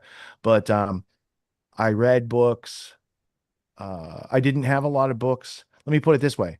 Prior to the 21st century, most of my books looked good on the shelf. I didn't have them for any form or function or purpose. I have high school and college textbooks still and stuff like that. But otherwise, if there was like a Teddy Roosevelt biography on my shelf, that was there. So you would think I read Teddy Roosevelt. This is in a world where I thought I knew enough and my bank account showed it, right? And then in the 21st century here, I've had to do a lot of learning where it doesn't matter how much money's in your bank account. You better figure out what's going on because the people on the board can just wipe you off and they don't play by rules. And there's a whole bunch of other stuff to figure out. So it was the first time in my life that my education had form and function purpose to like moving forward. Whereas in the past, it was like you have to check off these boxes and requirements and stuff like that, right? I did read at a young age because I had relatives growing up that lived close, so I would wait sometimes there for the bus stop. So I was reading Encyclopedia Britannica, World Book at my grandparents and at my dad's aunt. So it's my great aunt. She had kids that were grown up and they had books like Kon-Tiki about Tor Heyerdahl, right? There was a relative of his that just came through autonomy this season. And when I found out his name was Heyerdahl, I'm like, hey, are you related to Tor Heyerdahl, who made the book or the boat out of papyrus and sailed across the Pacific? And he's like, that's my father tells me so. So that was interesting. I read 1984 in fourth grade. So it was 1984. And there was a book on the shelf that said 1984. I thought it was like going to be a Guinness Book of World Records type thing because I'd read that type of stuff. I was like, oh, it's like a reference book for the year coming up or whatever. Was not about that. Was not. Kind of was, but sorry. Yeah, I mean, yeah, for sure. And so I read voraciously from like I asked my dad before I went to kindergarten. I said, would you write down the alphabet letters and I can learn those, right? And then I had learned to read, but my writing was right to left. So I had to get that straightened out like in preschool. And then I learned to read. So kindergarten was boring because the kids are learning letters and I knew how to read. First grade, I encountered this magical thing at school called RIF, Reading is Fundamental. And like twice a year, they take all the kids to the library and you get free books.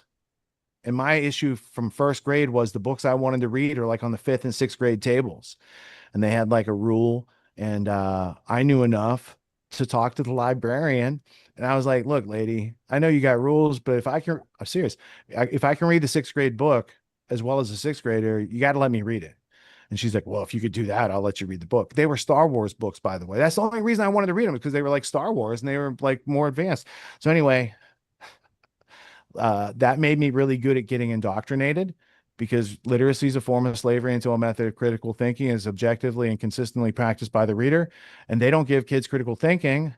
I don't think you should let kids out of the house without critical thinking. To be in a world of adults and other stuff like that, people that are involuntarily around, critical thinking, physical self-defense. These might be things we want for the future generations. And I was going to talk with Militich about that, but he's got to go to Montana, and Teace was nice enough to jump in the spot tonight. I want you guys to know that he's doing me a favor. He's doing Scott a favor, because I didn't even know until it all got done. I was like checking in. I'm like, oh, the guest has changed for tonight. So I was going to be talking about look, what did young people need as far as self-defense and how to stand your ground, right? But now I have this opportunity, and we've already come up with a really good plan for Teace, because there's a major need out there, and he's sitting on a fucking treasure trove of experience that could readily be applied. And when you take into effect his creativity and personal teaching style, I think that that could be something that really makes your film school pay off. Now, you could choose to do all this stuff and give it away for free, which I'm talking about. You know, it's 6 meetings once like a week, like a Tuesday night from 7 to 10. And then after that, you've got a course. People can learn storytelling and visually, like they know how to shoot the footage, put it into something and render it. It doesn't have to be complicated. We're going to get that teaching from Orson Welles later. But I just think like it wouldn't take you long. It would be evergreen. You wouldn't have to remake it anytime soon, because it's not based on AI. It's based on the classical techniques of storytelling. One of the other things that Wells talked about was the camera. He hired the best camera guy in the world. He was 26 when he makes Citizen Kane. He hires the best camera guy. Camera guy says, "What do you know about filmmaking or whatever?" And Orson's like, "Nothing." He's like, "Good, because you don't know what can't be done." Citizen Kane's famous because there's a bunch of shots in there that people said can't be done. You can't dig a hole in the floor and point the camera up like this, Orson, during this speech. They talk like, it's a thing. So I know Teace understands what I'm talking about, but the audience may not have that visual. It's a big thing in the 20th century to have a 26-year-old make a film that takes a piss on William Randolph Hearst. That was his name, right? And to this day, it's still a cinematic thing, such that they made RKO 281 about what happened to get that movie and how they tried to destroy it and things like that. And yeah, was that ever influential on you? Just the struggle of the filmmaker against the industry must have resonated with you at some point. Oh yeah, no. Once you go to film school and you try and get ahead, and you very quickly realize that it's just straight nepotism and like all of these various different like exploitative things that you never imagined, and then you kind of just feel like it's hopeless, and a lot of people give up. But my whole thing is like trying to do it in an independent way based on controversial themes that, as using your language, are evergreen because they're going to continue to resonate moving into what would otherwise be an uncertain future. But we're supposed to find the resolve and the composure in order to be steadfast in the face of those kinds of things. And so it's one of those things where like, I think of the idea of you describing it as you don't know what's impossible. That's so important because people have been conditioned from the industrialization of creativity, of filmmaking, to think that talent and creativity are rare. Nope, they're actually the most abundant things in the frickin' world. The opportunities that they give people are rare, and that is a cartel infrastructure by design to make it so that you, through learned helplessness, just think of, oh, I'm going to go buy a ticket to someone else's movie in order to teach me how to be a better slave. No. And so it's really just thinking to yourself, like, if you go out there and meet some of like the working actors who are on stage productions, they're exemplary talents. But the problem is a lot of the time for them to get health care or to be able to secure what they need in order to be able to continue to work at all, they've had to bind themselves to unions. And so those unions then hold leverage over them so that they're only able to work within, I don't know what you want to call the prison system that is the Hollywood hierarchy, but it's something where that's the only opportunity that they can see as a yellow brick road. And so they end up a fool's gold kind of gold rush. And that's what I'm really worried about with AI, is that they can get a bunch of people to just become a carbon copy of the machine, when if they had stepped away from that, gone the other direction, they would have found the very depths of their quintessence and inspired other human beings. And I think that that's infinitely more important in this window in time. The synchronicity is strong with you, Teace, especially tonight. You mentioned Matt Damon earlier. I was just watching one of Matt Damon's best movies last night, Team America. He has a little cameo in there. And you're talking about Goldmine. the song, spoiler alert, that plays us out tonight is She Got the Gold Mine, We Got the Shaft. You know, it's like because of the Israel US merger or whatever. It's a Jerry Reed country song from the 80s for old people like me. But this idea of the gold rush going on with AI juxtaposed to the opportunities for people. Now, let's say during this film project to make a thumbnail, somebody said, I'm going to use AI to make a thumbnail. Can we still like use Canva and templates, or do we need to use AI in today's world to get something seen? Like, where would be if there's a compromise or a gray zone, like we're going to shoot it digitally, like we're not analog yet, right? We don't have the money for that right now. We're going to shoot things digitally. We can use the internet to find information, but where would your line be in teaching people to do something without the crutch of AI in this situation? So it's a great question, and this is still an emerging technology that is going to become increasingly embedded in every different aspect of our lives, depending on your choices in response to that. Right now, like I use Storyblocks for a provider for a lot of like stock footage that I then use in my stuff. Right now, they have AI stuff already deeply embedded in that, and some of it you can edit with AI. So those like functional applications are going to be there, and they're very likely going to remain.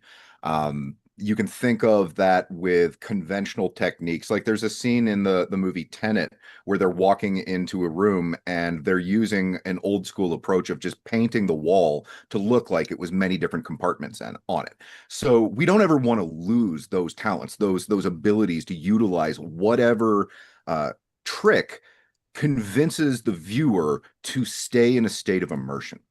But there's this weird cold chilling effect of AI, which is that it can potentially rob us of our greatest artistic abilities. And we're still just venturing into the long-term effects of that on artists. And so it's one of those things where the line isn't mine, it's yours. The line isn't mine, it's where are we at that particular time? Have I got like Minority Report gloves where I'm literally malleably sculpting the AI inside of the screen? Because that's a very different thing. If I've got the dots on my face, like Andy Serkis when he's playing Gollum, all of a sudden I'm not looking at the AI on screen like it's something that's just digitally farted out. I'm looking for traces of myself in it. And as those things happen more and more, it blurs the line. And that's something where at a certain point, we're not going to be making the decision.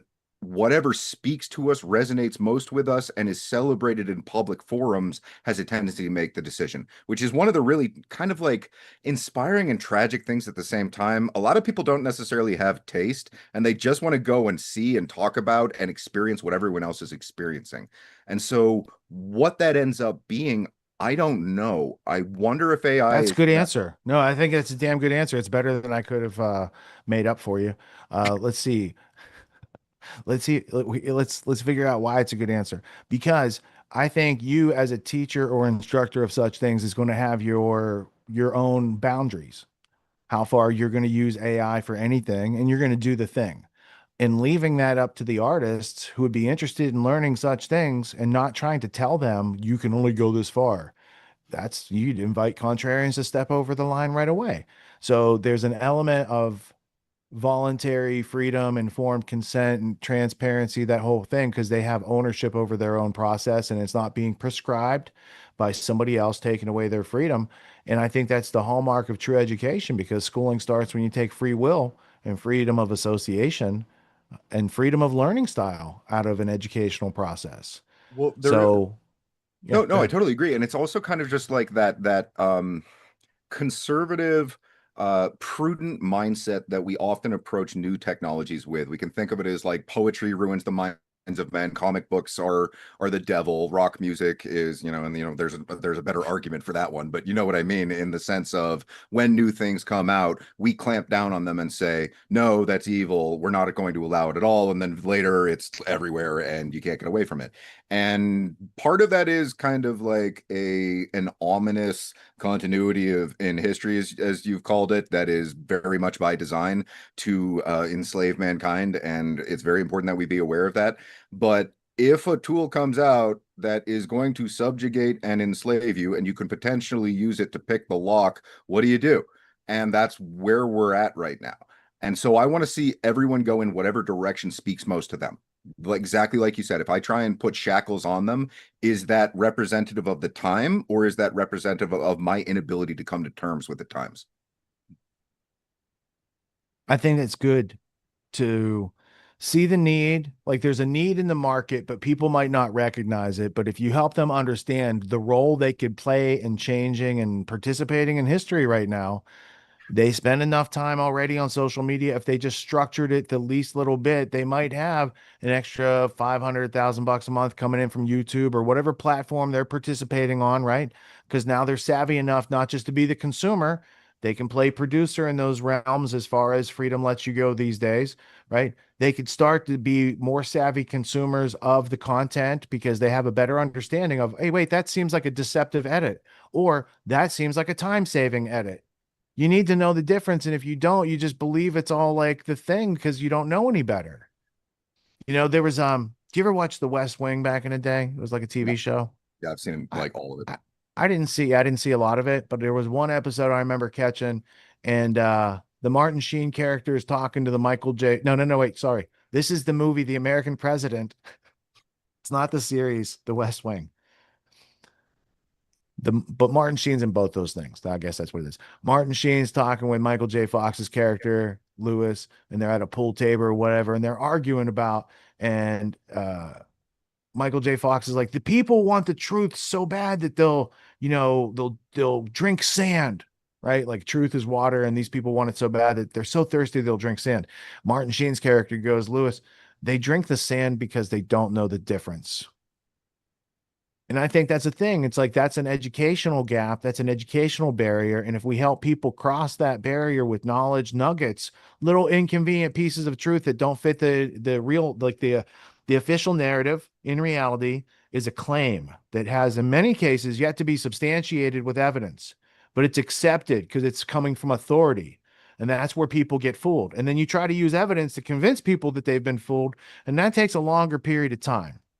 So there's any number of inconvenient pieces of evidence we're going to bring up later tonight through the show. And that's the thing that even people, they might know that this is going on, but they're still going to support this thing over here because it's, this is the thing they've always done. Always have done it.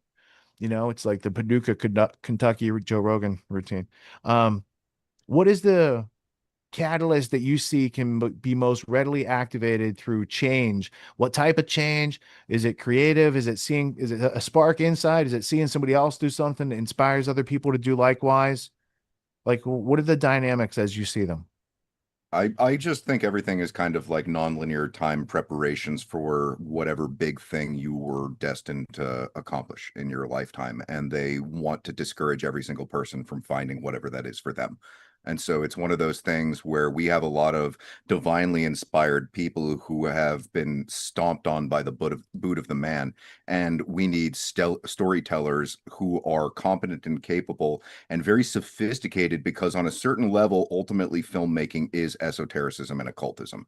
And that's not a side of it that, generally speaking, people want to understand is intimately woven into and is really just the fundamental fabric of the emergence of contemporary filmmaking. If you look at like the oldest venues, it was ISIS theaters, and those were primarily owned by Theosophists and Freemasons. So people who understand how to program the public would get the entire town together, show them things, and then you have to wonder what's the long-term effect on the evolution of the human psyche. So, okay, what are we, I mean, like for myself, my mother is a dream researching psychologist and video game researcher. My father is a neuropsychologist, and my stepmother is a clinical psychologist. So I never had a chance at being normal, but at a certain point, I realized that I was kind of destined to be a storyteller who probed into the nuance of human psychology in order to elicit from the screen something that was missing in the viewer. That's a lot of what we're waiting for, is your story is someone else's medicine. And they're out there thinking that the cure is just going to pop out of nowhere. No, man, maybe it's on screen, but we've been looking at the wrong ones. I'm writing down your tagline. Your story is someone else's medicine. I don't even know if that's mine. That might be kind of subtly paraphrased from a soft white. I don't have to quote you. quote you. It can just be on the landing page.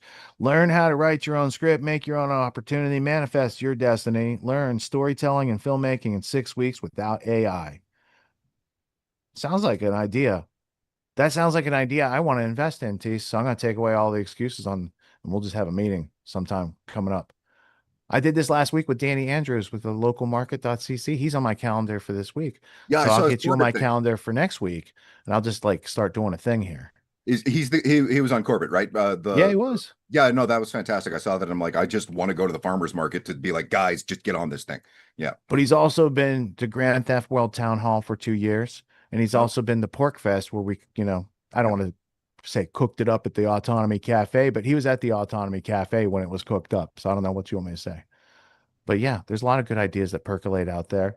And it's good to see some of these things sprouting, getting early adopters and people saying, I'm going to bookmark that. I'm going to share it with my friends and doing meaningful things instead of just like, uh, you know, passing the cynicism, which is what everyone does they pass the cynicism on social media. Cynicism. I explained it in an interview this week. I don't know if it was James Dellingpole or I don't know. There was a lot of interviews this week. But the idea is sitta, P-S-I-T-T-A, is the Latin word for parrot. To parrot something is to repeat without understanding the words you're saying, just like a parrot. Oh, probably want a cracker? Like it doesn't really understand. It's just conditioned. And it goes back to like the opening scenes I had in the What You've Been Missing pilot. Like they got the pigeon that says peck, it pecks and it gets a seed, and it says turn around and the pigeon turns around and it gets a seed. It's like that is not comprehension and you taking action. That's conditioning. That's indoctrination. And then they made it into like a thing where you sit in a classroom with a whole bunch of other people in rows artificially and you can't move around. It's like a bunch of nonsense, but everyone's like, well, it's just the way it is. Well, I want it to get better. I don't accept things the way they are. I see that they are that way, but I don't say that's the best we can do because that would not be true. How about other optimistic ways that you can help people kind of like crack through their shell? Because there's a lot of people cracking out of their shell. They're just comfy, cozy in the shell, but they're breaking out. And they're soon going to develop their wings and they fly around. It's a bird metaphor. I got birds in a nest outside that are getting fed by the parents. The robins just fly back and forth all day, dropping the worms, dropping the worms. So how can people break out of their shell to get past their introversion to say, you know what, I could be a filmmaker? I've learned about enough filmmakers to know it's not like magic. It's like these people showed up and they did these things. I can show up. I'm showing up and doing things. Maybe I could just do different things and get different results. You know? So, in one sense, given that you kind of work in a counterintelligence sort of espionage-esque realm, it makes sense that you'd end up being a bird watcher. You'll understand the joke. Oh yeah, that's a James Bond ornithologist joke. But there's two nests in the tree right out here on the deck, and then there's a birdhouse where we had bluebirds with eggs. But yeah, the ornithology duly noted, and it's humorous. So it's really interesting because we think in accordance with what we've thus far seen. Typically, it's like I've seen a movie, so I think of a movie based on how I've seen it. So maybe the best filmmaker in the entire world has never seen a movie, So who the hell am I to tell them what the thing that's going to inspire them is if they were born to inspire me? And that's really one of those things where we like to think that the way we've already done it is the best way that it can be done, but I don't know what's ultimately going to resonate with whatever the technological apparatus they're trying to saddle us with is. And that could get really creepy and weird and unpalatable for just our raw human nature. Because if they try and just strap you into a feedback cycle that is nothing but arousal or stimulation, filmmakers of the future could be a variety of different, like loud noises and then visual pulses that give you a seizure, accompanied by soma, so that you can drool out the mouth and feel like you're in nirvana, So I don't really know what the hell that's going to look like. There's some things I'm not particularly comfortable with, but man, it's a weird time and it's going to be a weirder future. You're talking about, it's a term they use. I think it's called tricknology. Or wait, maybe that's from Yakub and the History of White People. I need to look that back up. Tricknology, Scott. Do you remember that one? No, I'm just kidding. No, I'm gonna look that one up. No, it was Obi Shabazz in the Dan Tavius video about Yakub, and tricknology might apply to another group, is what I'm saying. the use of tricks on people has been a long, ongoing thing, pretty much since people figured out how to write stuff down. And when they use the first written word, freedom or liberty, I would argue it's because someone just took theirs and they had to come up with a word for the thing that was just taken for them, that was so taken for granted that they didn't even have to have a word for it. Yeah, that's Peter Duke's book. He's writing that now. And he's a big fan of yours, and so hopefully you'll get a chance to sink your teeth into it. And because his whole premise is Is he basically writing a book on the Amagi? no, he's writing it basically on the premise that liberty was a concept that they created to try and sell it to you, like they needed someone to sell it to you in order to have it.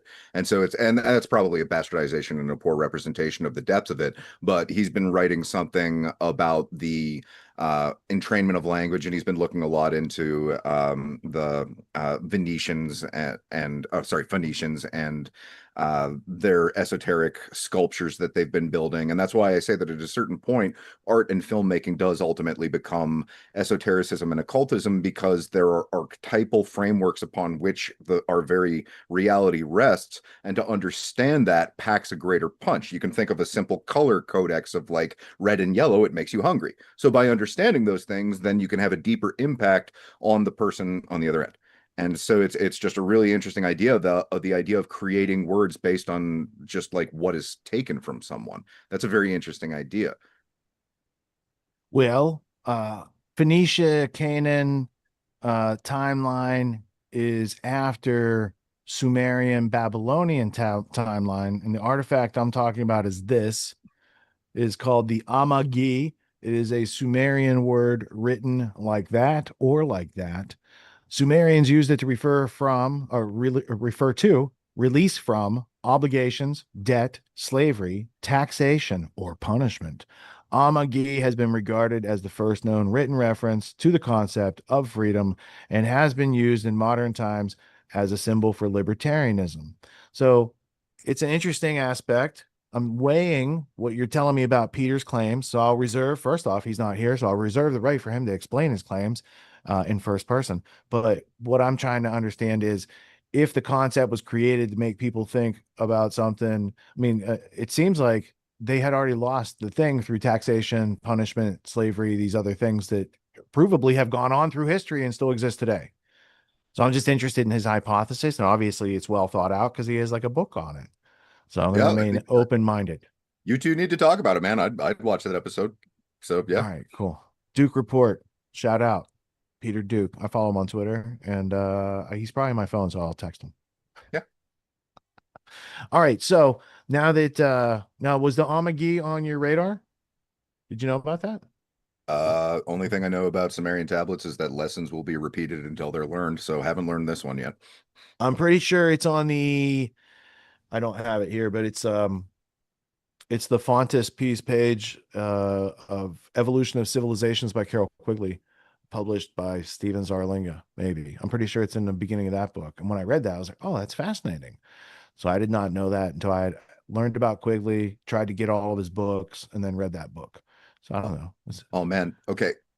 I kind of just almost like what I asked just because like I've got you like have you heard of the book? It's like, because anytime I see the name Rothschild, automatically you pop into my mind because I'm still waiting to read your book, which is taking like many decades to write because it's going to be brilliant.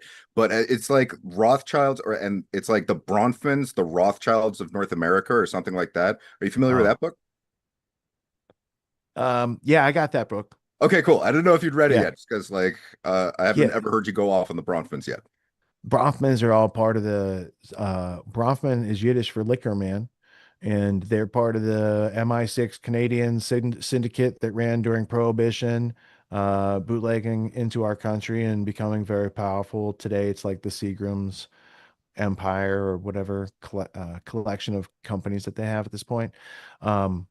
Yeah, there's a whole hierarchy to that. So I have that book, and there was another book that Anthony Sutton cited about the Rothschilds that I got.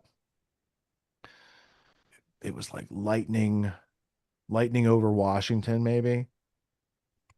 Is there anything Rothschild related that you haven't found yet? You should do like a sweepstakes. I tried to find it all once upon a time. I was like, I had a goal, and I had, I made it happen over a long period of time. Tried to collect them all. It was like Pokemon cards for smart people, I guess.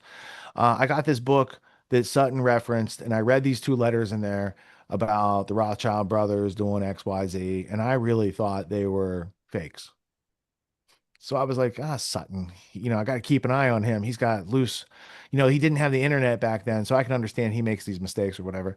And then I found out, no, those things did check out.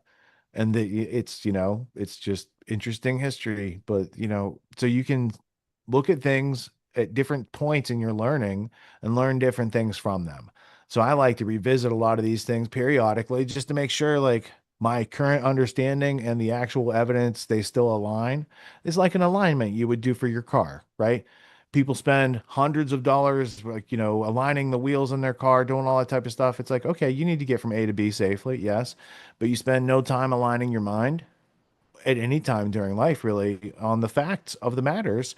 And when people go through a lot of trouble to present it to you on a silver platter, it's like treated just as equal as the slop that's disposable. And, it's like the difference between fine china and paper plates, but like people are like, oh, they're the same. It's like the meme from The Office. These two things are the same, and they're not. But if you don't know enough to know the difference, they're just both plates, I guess, right? Yeah. By the way, real china, you can hold up to a light and you can see through it. That's how you know if it's china or not. Porcelain, I think it's called, maybe in China, whatever it's called. That's a material science thing. I know about the antique type thing. How do you know if it's real? Translucent nature of different properties. So, projects that you were working on, last time I talked to you, you had puppets. Yeah, no, I'm still doing the puppet movie, but it's like it's not the puppeteering that takes that long because that's not that difficult. I've got the green screen on roll. You have to do just I don't have the experience on this, so I'm going to ask you, like, if I did a glove up the puppet's butt in front of a green screen. Scott and I interviewed Niels Harrit yesterday, and he delivered on point without a second take and was out of there. Right. And I know if I'm trying to record something, I have to do multiple takes. Does it still happen when you have a puppet, or does a puppet always get it right the first time? How's that work? Oh, so you basically just allow your inner child to be playful with it. So sometimes the thing that needed to be said was something that there aren't words for, and it just springs out of that playful moment. So you really just have to allow yourself room to be playful. And so that's something that I do up to a point until it just becomes arduous and I'm sick of freaking editing this stuff for like months on end, because mostly the puppeteer work is relatively simple. It's all of the visual effects that take forever, because I'm doing like now I have to like do a for those who don't know editing, it's like there's a timeline and I'll put a keynote, and then that's going to signify where on the screen something is at a particular point in time, and then the timeline will progress and I'll have to put another keynote, and then the puppet will move, and so I'll be moving a variety of different effects and layers over top one another over and over again, so much so that sometimes it'll be like 4 hours to do like 5 or 10 seconds, and that's just like a really intense kind of like editing sequence. I can only do that for so long until I have to pivot to do like research work or something like that. And then I come back and I recharge. And I also find that that's healthy not to rush these things. I really wonder about people's kind of like creative impulse in an environment that's trying to bleed them dry for content. It's like, dude, take a breath, step back, make it excellent. Have that your barometer for the way in which you go about conducting yourself as an artist. Learn in the process. Don't overexert. But in this environment, it's like it's like almost designed to burn people out. It's like, what's the Japanese word for when they kill themselves from overworking? Do you remember what that is? I only know the seppuku one for when the samurai loses its master and doesn't become dude. a ronin. No. It's like this entire phenomena that's been happening in Japan, and they have their own word for working yourself to death. And there's also another word for the sheer volume of people who have been I think it's called they say it taxpayer. Yeah, okay. Well, that's our version of it. Definitely. That's killing people. Look, even Japanese people watching the show laughed at that. Okay. It wasn't an accent. I'm not making fun of anybody. It was to make it sound like it's a foreign word. That's all. Yeah, you'd have to run. It's funnier when you have to explain the joke, because some people don't have they don't update their comedy act, like their sense of humor app. They need to go to the Google store, the Apple store, and hit upgrade on that shit. Yeah, no, that's set it to dry. Future. You'll be fine. Dude, that's a scary future if people are going to have an app for a sense of humor, but that seems to be I'm pretty sure they have to have it right now. And a lot of people don't have it these days. Yeah, that was funny. That was funny. Laughter. Yeah. Colby says Karoshi. Okay, yeah. So like that's one of the things that's kind of like gone haywire. There's also kind of like there's private industries that will give you a fake identity so that you can try and escape from the pressure of inheriting a family business. And so that's another side of it. And then like there's That's a creative entrepreneur idea. I gotta say, somebody sensed a need in the market and they're like, let me set you up. You know, it's I've been interesting. no, it's really interesting. I've been looking at like what's been going on with like Japanese culture and Chinese culture, like the leftover women phenomena in China, which you'd think after the one child policy would be bad enough, but now they've got like 100 million excess women who just like can't find mates because they refuse because of the socioeconomic status difference. And I'm just looking at all of this like, guys, you're gonna need to relax because you're literally tanking your entire civilization. And that's kind of what it feels like for everyone. And you don't want to see that happen to people's creativity because it's a nuanced thing. If you cut off your fingertips, you're not going to be very good at sewing like the Hallmark saying into a pillow. That's you need to be able to allow your cells to grow. Otherwise, you're just going to lock yourself in one. The artist Tom Sachs has 10 rules, and there's a video on YouTube to this effect. I'm pretty sure rule number one is that creativity is the enemy. In other words, if you're working at his studio, he's already done the creative stuff. Your job is to install or to assemble or to do this, to follow the standard operating procedures. And that creativity only comes about when you don't have a standard operating procedure for something to have done, right? So there's a place for creativity, and then there's a process of being productive with that creativity. And people sometimes get that confused, right? It's like if I'm like, hey, take out the garbage, you don't have to invent a new way to take out the garbage. We just need this thing done right now, right? It's not a place for creativity unless there's a problem. Every time I take out the garbage, the bag breaks. Okay, great. We used wheeled carts. We can get stronger bags. You can invent something that has more tensile strength and we can put it in everyone's kitchen and it's biodegradable. It's made from hemp. Like we could get into all sorts of good ideas from that problem that just happened. Or we could be like, this always happens to me. Or you could blame somebody else and have a fight and be stupid and do a lot of nonsense. And I've known for a long time that other people's ignorance takes away our freedom. And so I'm trying to not take away people's freedom with my ignorance by getting smarter, but I don't think a lot of other people got the memo. The mail system might be broken right now. That's a great metaphor for like, yeah, because if people get creative with taking out the trash, like, what are you going to do? Treat it like nunchucks and spread it everywhere? It's like, just put it in the freaking bin. But also, it's just like the Catapult, garbage pulp. Shh, put it in your neighbor's yeah, lawn. yeah. No, become the LeBron of taking out the trash. Just make sure that you get it in every time. It's one of those things where it's like, I really wonder about the participation rate in the truth movement, which unfortunately at this point in time, and I speak not of the people present, nor of many listening, is closer to a bowel movement that's been stuck circling the drain. And it's deeply depressing because we're supposed to be more proactive participants in actually being the change that we want to see in the world. And too many people have basically just got caught up in sharing skepticism and pessimism and blackpilling and thinking that there's nothing that could be done. Well, actually, that's your cue to be the solution. And so that's one of those things where you have to wonder if the creative process is ultimately what's been missing as the catalyst to get more people involved in the whole thing. I think it's also creative process with a specific form and function output that's useful and meaningful and substantial and not trivial, and people have a chance to take it or leave it. It's more like this is healthy, nutritious, entertaining. It uses the market savvy understanding and applies it to the marketplace So yeah, in a way that I think all these corporations would try and fail at copying because they don't know how to do anything that's genuine, authentic, human being-ish. They make it, they get their ick on everything.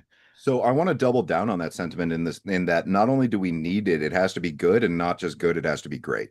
And if it doesn't ultimately reach that point, then it's not good enough and you have to go back to one, because people are going to gravitate towards what really, really strikes their heartstrings. So, okay, say that we have a bunch of very creative people who want to do this. If they don't go through the process of refining those skill sets and they just expect other people to like it because of how much time they spent on it, like my first 3 or 4 books, it's like they're never going to see the light of day.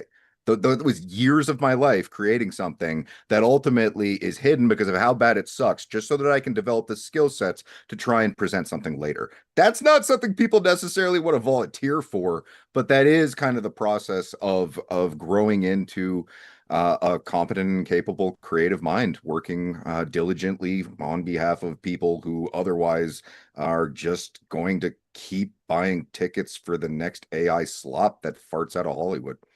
Well, I think that's also partially because of the attitude of some of the humans who have come before us. And insofar as like they might leave you the archive of their best work, but you don't get to see how they got to their best work. So there's this big gap. And so therefore, what they've left is seemingly impossible to attain because they didn't show you like, oh, like I'm sure, like, where's all Kubrick's famous like failed works that never see the light of day? Like he had to do those things to get this other part. You understand what I'm saying? Yeah, so So it's like, if we yeah. had Jesus's backstory, he would have been like fucking up a lot for those missing years. He'd be like, just kill everybody. Fuck it. They're never gonna get it. I give up. Okay, yeah, something like that.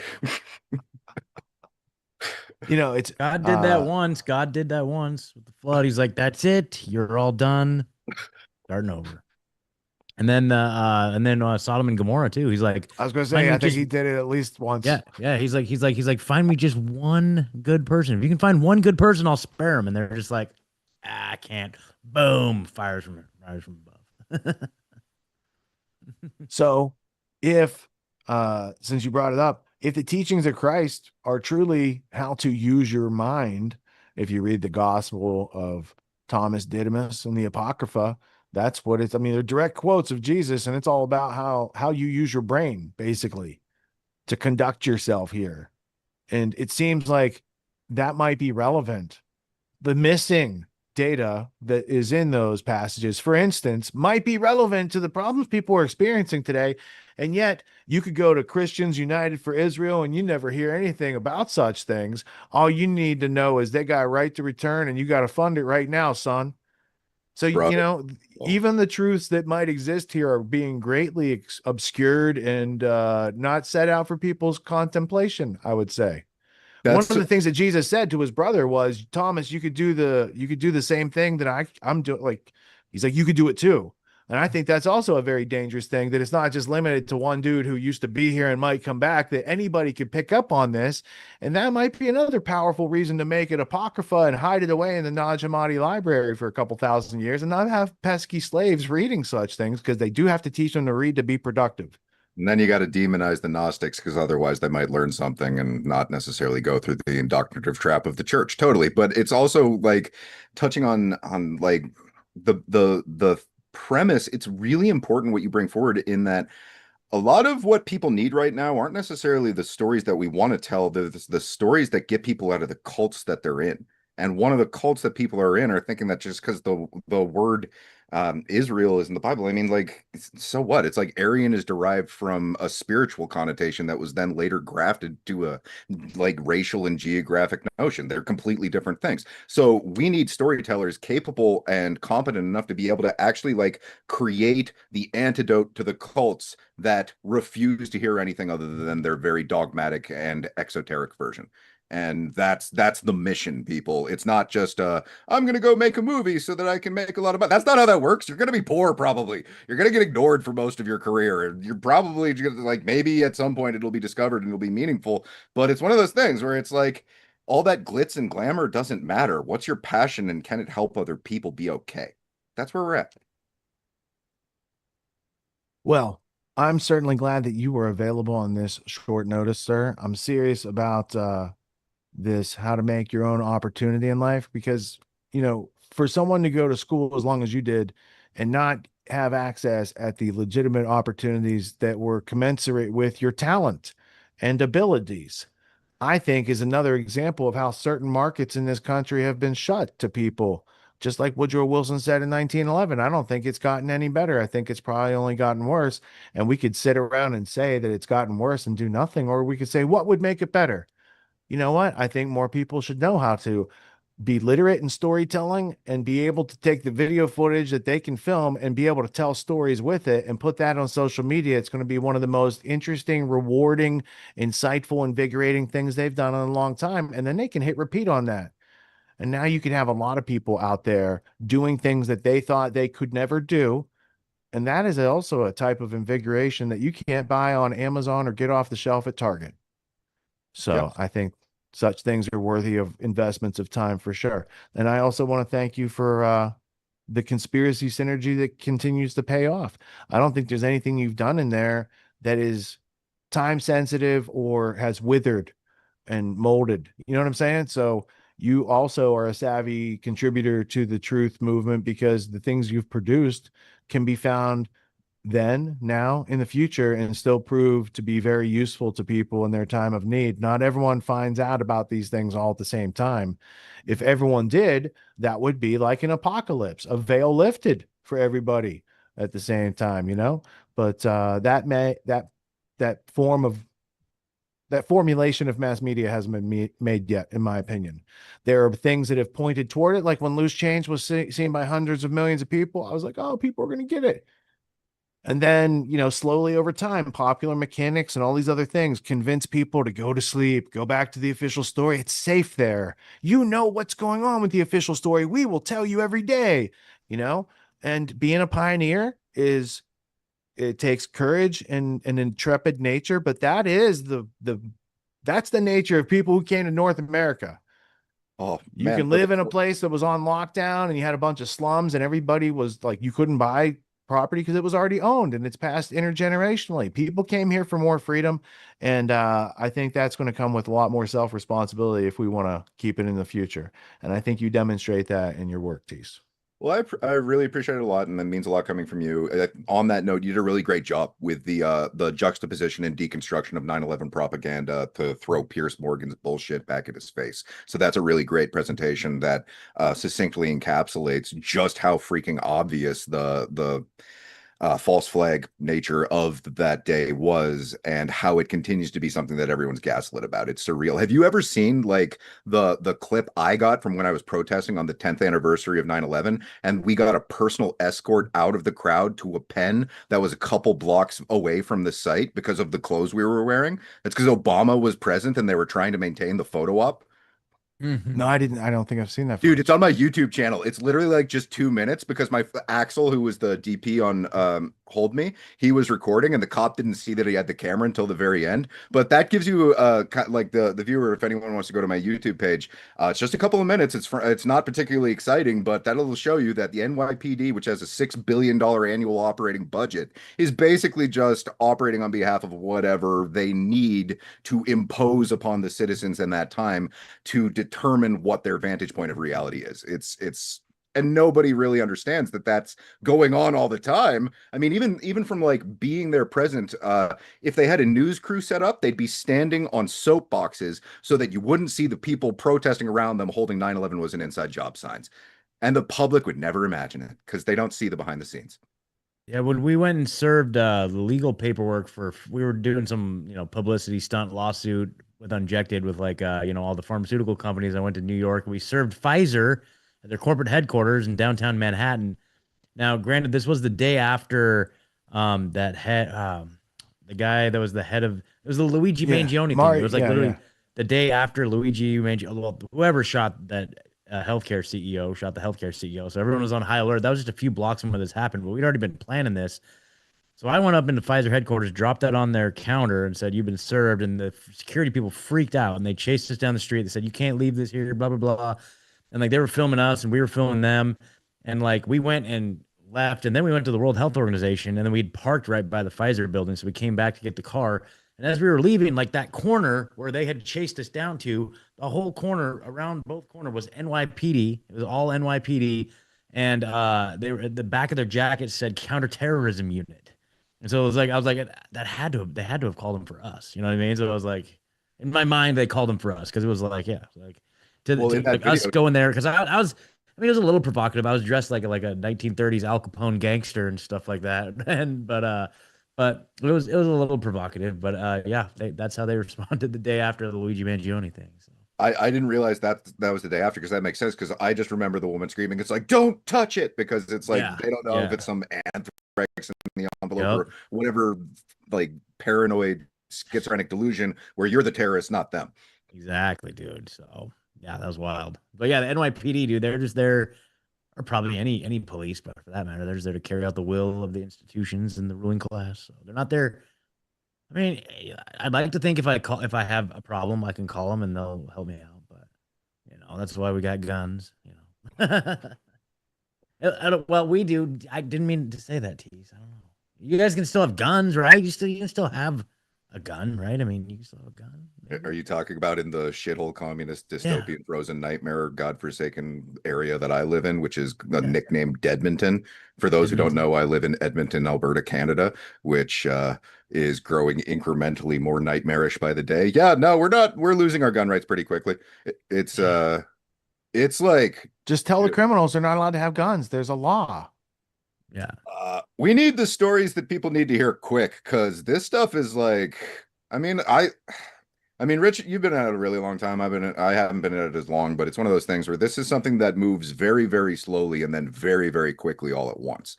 And so, yeah, perhaps there will be a very sudden influx to our content when people realize that whether they want it to or not, it applies to them.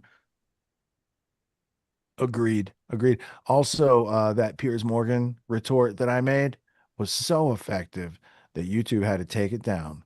And it is now not allowed to be on the internet. So I'm going to have to upload it someplace else. And I just take it as I must have done a really good job, because they couldn't ban it in the first, I didn't violate anything. It uploaded, it cleared all the things, all the good stuff. But they found a reason, as they do. They tend to. We'll learn more about that. It's China. They have to get rid of the view count. They have to strike that down so that people can't ever see that. If you actually added up all the stuff that's been taken away, we'd have a pretty strong presence, but they don't want people to realize that. Yeah. Or the things we talked about during the things when they were happening, as opposed to like 3, 4, 5, 6 years later, when it's much safer to talk about such things. It could even be popularized. Tease, I want to thank you for coming out tonight.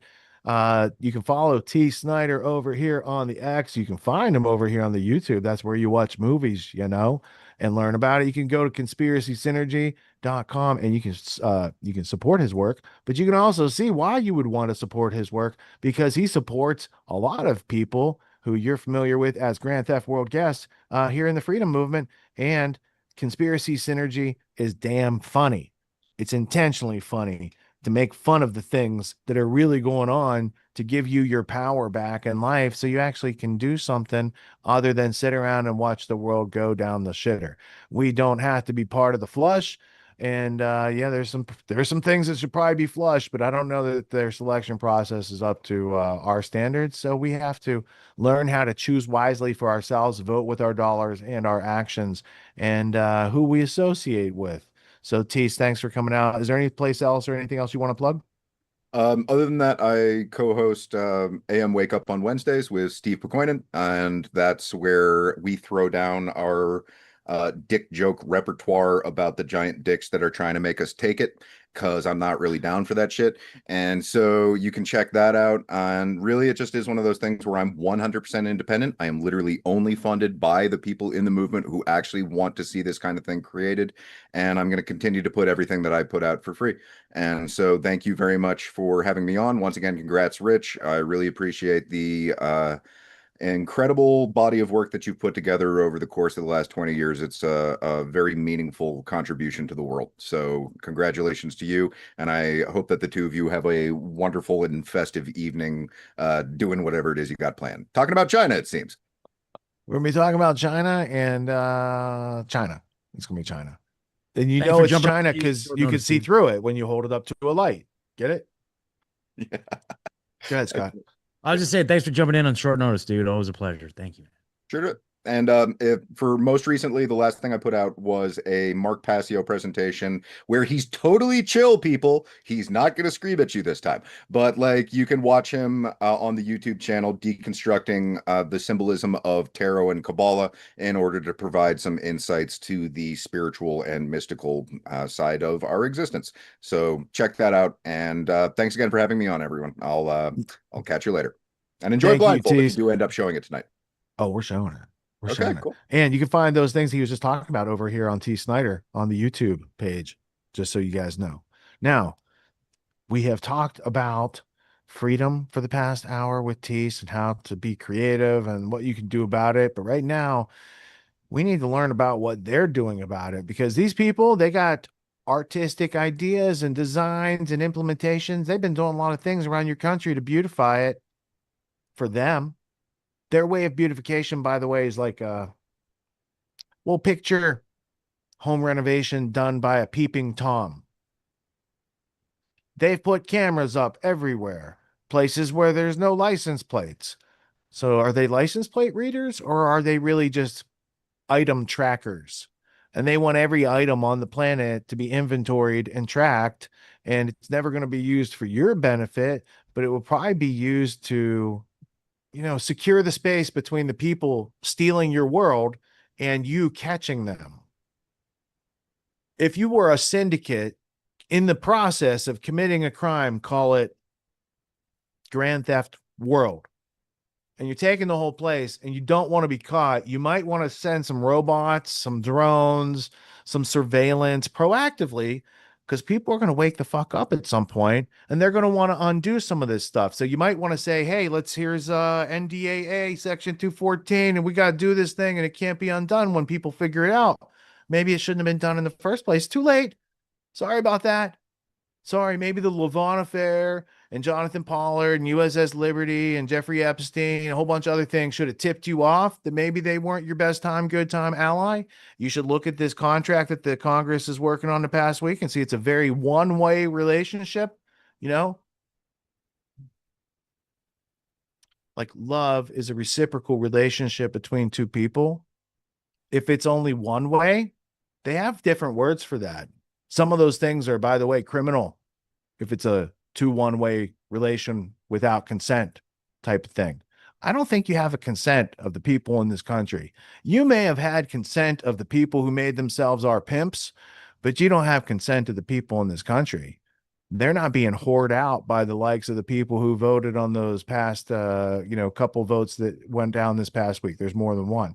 So we need to look at this as Americans, stop and take a look around, see what's going on. And it's not just Flock. It's not just Axon. It's not just Palantir. It's not just your sold out representatives. And it's not just a military industrial complex that has been at war over here looking to have the drop on people over here. There might be even more to it. So let's get into it. We're going to have reports coming up by James Lee. We're going to have a clip from the Olive Roots podcast. Now, I need to cue that up for you, Colby. We're then going to play that Orson Welles clip aforementioned earlier.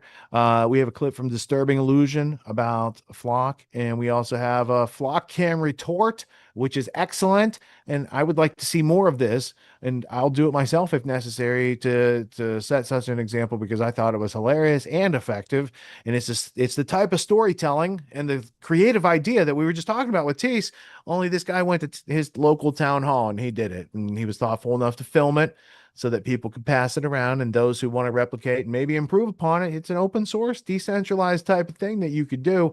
And it's less likely to get you arrested than that thing you guys are all doing with the Sawzall. And it might even be more effective at communicating with more people more quickly at a much lower cost. So let's get into it with James Lee, and then we'll bring it back around with that Flock Cam retort by the citizen at the podium at the end of this block. Let's get to it. What if the multi-billion-dollar AI revolution isn't actually about AI at all, but about building the physical infrastructure of a permanent mass surveillance state? On the surface, this massive data center boom has been sold to us as a patriotic tech race to beat China. We are leading China by a lot in the AI race, and whoever wins the AI race, and we're going to win it. But if you follow the money, the reality is exactly the inverse. These multi-billion-dollar windowless concrete fortresses bigger than some small cities are the physical machinery needed for military policing adjacent giants like Oracle, Palantir, and Flock, the foundational hardware and software that tracks your license plates, harvests your data, and runs predictive analytics on your daily life. And even putting all of that aside, the physical toll and the environmental impact is being felt by ordinary citizens right now. Next-gen hyperscale AI campuses consume more electricity than entire cities and drain local water supplies by the billions of gallons, leaving residents with skyrocketing utility bills and deafening industrial noise. And when citizens try to ask questions, they find their local governments bound by strict corporate NDAs, which leads to the uncomfortable reality that mainstream media is ill-equipped to address, which is that if both Donald Trump's Silicon Valley donors and the establishment Democrats are fast-tracking these massive projects all throughout America, who is actually looking out for the citizens? Joining me today to dig more into what's really going on with these AI data centers is Derek Brose, investigative journalist. He's also the founder of the Conscious Resistance Network and currently on his activation tour across America. Derek, thank you for taking some time to join us today. Thanks for having me on again, James. Appreciate it. Absolutely. Yeah, it's been a little bit since we've chatted. I think it was maybe like a year and a half ago. And I was reading a recent article of yours in The Last American Vagabond, and you were talking about Oracle, the rise of the AI surveillance state. A lot of people probably know the name Larry Ellison. He founded Oracle, also his media endeavors now, Paramount, Warner Brothers. I was just wondering if, just before we get into all the details, can you give us an overview of who the biggest players are that are pushing these AI data centers across the US?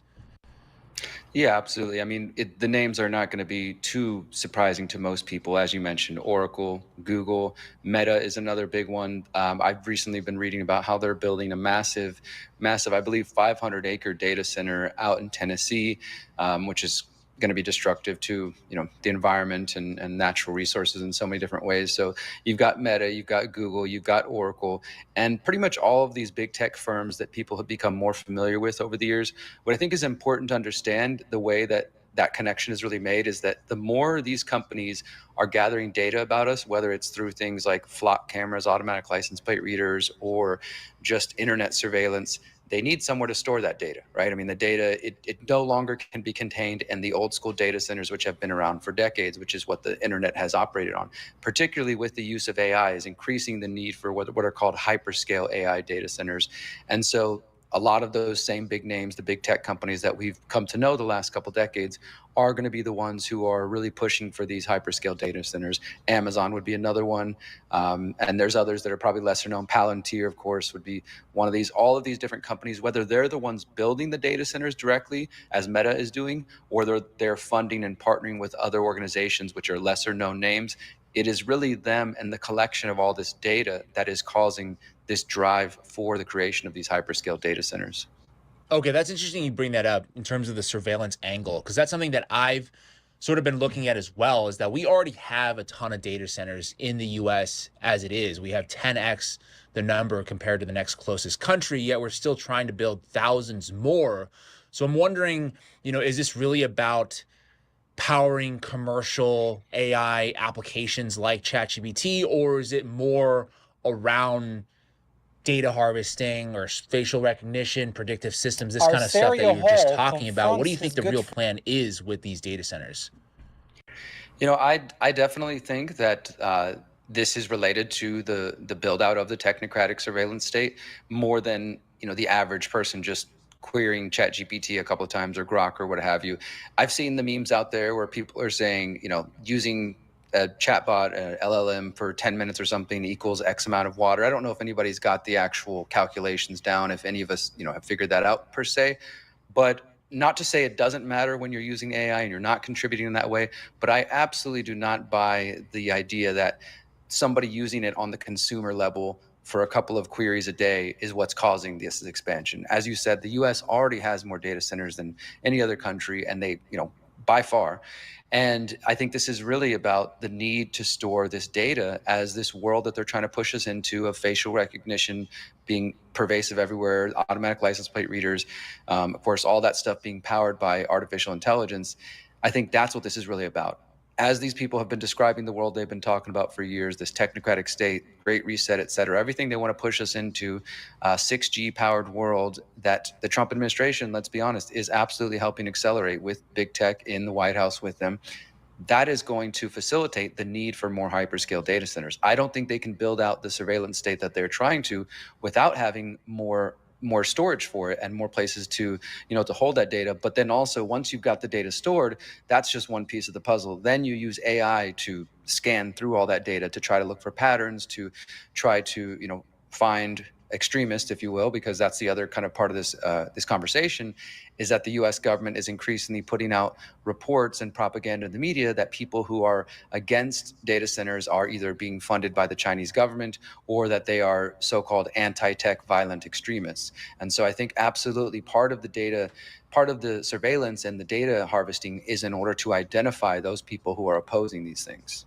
Absolutely. I think I'm with you on that, is that we're all thinking that this is probably more than just Microsoft or these big companies wanting to use AI in their enterprise applications and things like that. It goes beyond that into this realm of surveillance. And you just brought up the framing now from both the mainstream media and the government to really, I guess, categorize these people who don't want data centers as anti-tech extremists. Now there's a new agency, I think, being created to monitor these folks in terms of these protests against data centers.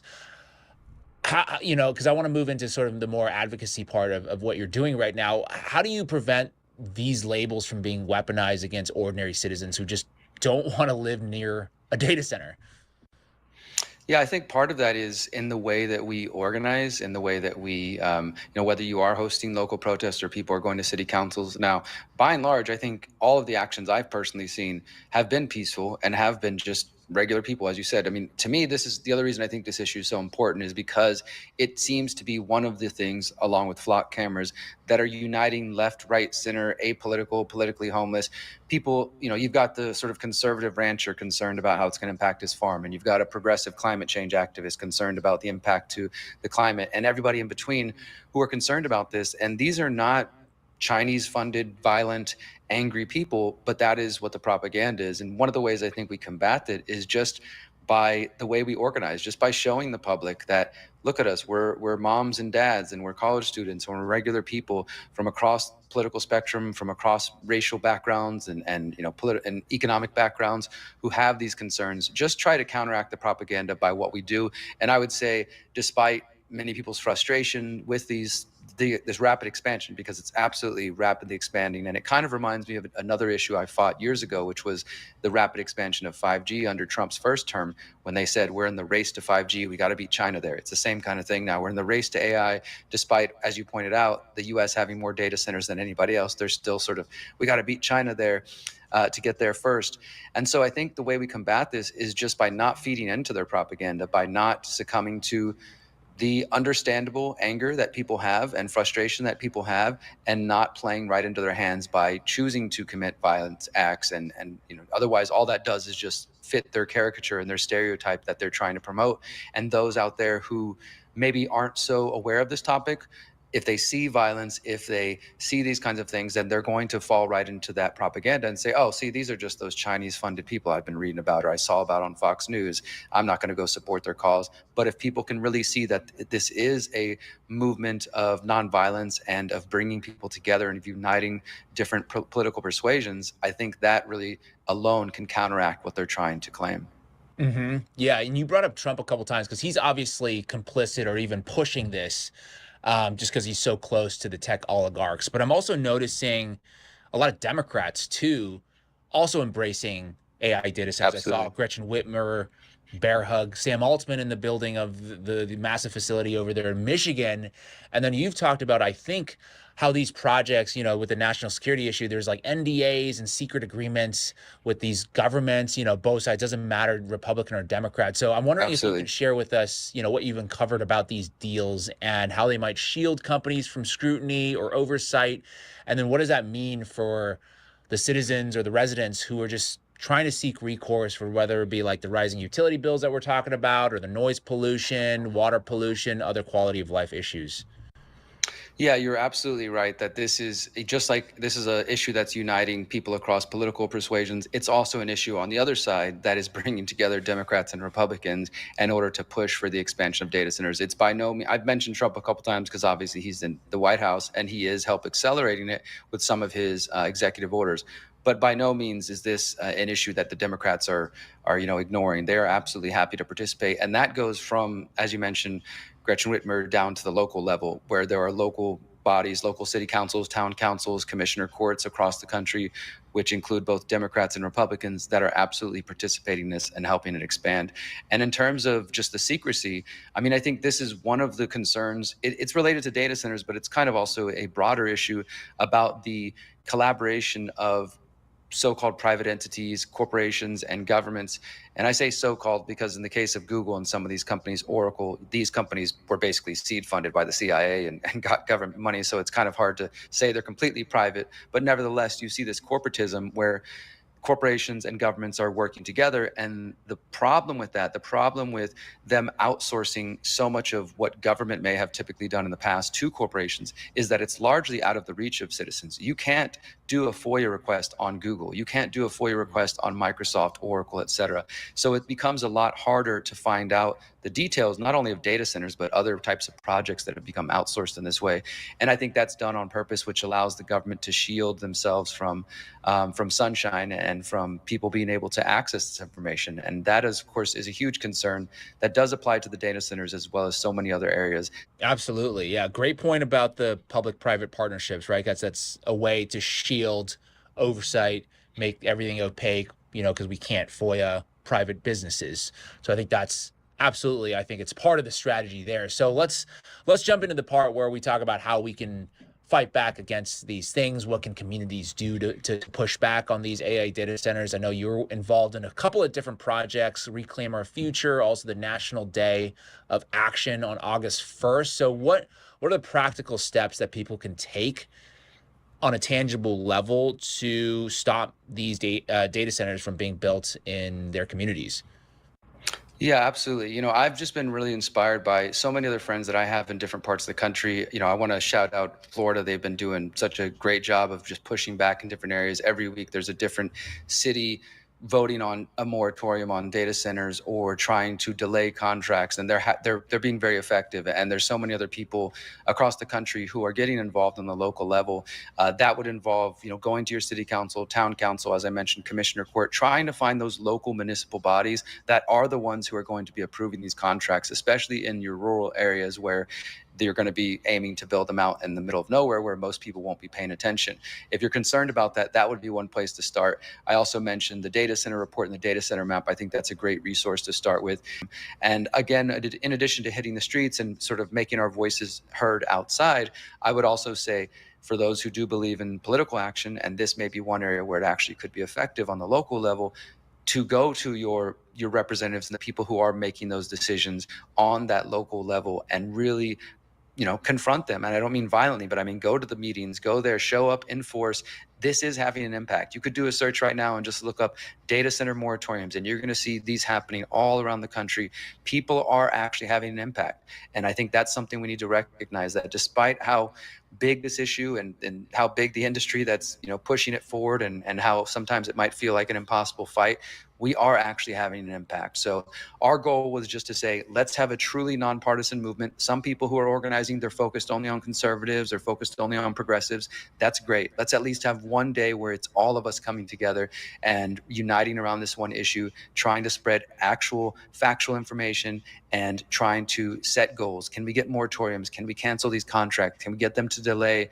What can we do to actually protect the planet, the people, the animals, the environment, our privacy, and ultimately our human liberty? Absolutely. Yeah, I love the fact that you have tangible goals, right? You're trying to accomplish X, Y, or Z versus, when I look back at the No Kings protesting, one of my big critiques, beyond maybe it being like funded by whatever dark forces, is that there's no actual demand for anything. It just seems like a rally that people are doing it for a couple hours and then they go back to their regular lives. This one does seem to have, at least behind it, a goal to accomplish certain things. So where can people follow you online, or even maybe come see you in person since you're on your tour?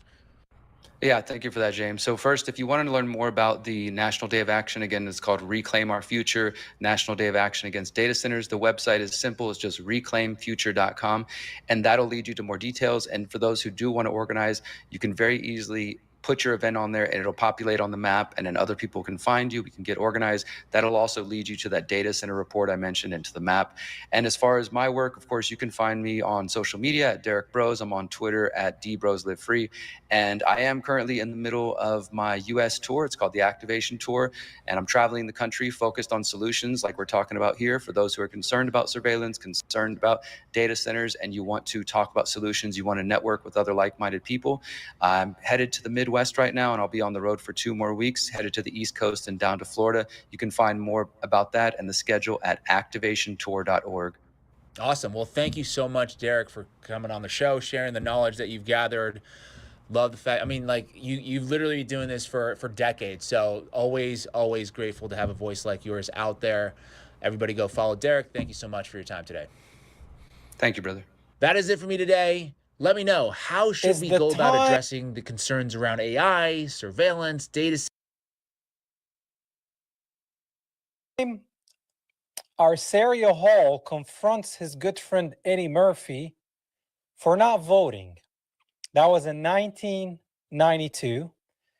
And Eddie Murphy said pretty much voting is pointless, which he knew before most people did. You know, presidents are selected, not elected. So let's start with this video till more people come in so we can get into the meat after that. So here we go. Let's see what this is all about. It's interesting that you're going to play a politician, but you kind of hate politics. I don't hate politics at all. So I think he's referring to the distinguished gentleman. That's the role where Eddie Murphy played a politician. Play a politician, but you kind of hate politics. I don't hate politics at all. You don't vote. Yeah, well, you know, I have what's the best way? What's the best way of putting this without saying? A hate for politics? No, it's not a hate for politics. It's like, I don't remember a time when people were happy in this country, you know? Mm-hmm. So it's like, no, I can't get off. When I feel like somebody is representing me and I look and say, okay, I'm voting for him because he's going to do something for me, really for me, then I'll vote. But if it's a question of like, well, I know I'm going to have a foot in my ass, who got the smallest feet? That's a good way to put it. All right? You know? I'm not with it. So when what size Perot got? Yeah, 'cause I know George Bush wears some 13 Triple E. You know, I'm not going all into that. When you look at Clinton, Bush, and Perot, do you see anybody you have an interest in voting for? Hey, man, I say my prayers, and I'm a spiritual person. And I'm going to let God settle all this craziness and all this. But we can't all do that, Eddie. Yeah, but that's what I'm doing, man. You know, that's what I'm doing. Smart man. I think it's a higher power than all of it. I think it's a higher power than government. I think it's a higher power than all of those things. And I've been let down personally. You feel let down, and you feel like you're a victim. I've had all that stuff in my life, you know. And I'm down with that higher power. That's who I give my vote. I think we all have been let down many times, and hopefully now you guys know that it doesn't really matter. It doesn't really matter who you vote for, because they already knew who's next. But isn't that kind of like being a slave on the plantation and just singing and saying, Lord will make a way? How you figure? Just sing. And like, Lord will make a way instead of whipping some ass or voting. But what's that going to accomplish by whipping some ass and voting? It will accomplish more than just praying. I think prayer must be accompanied by some kind of action. Oh, but see, that's if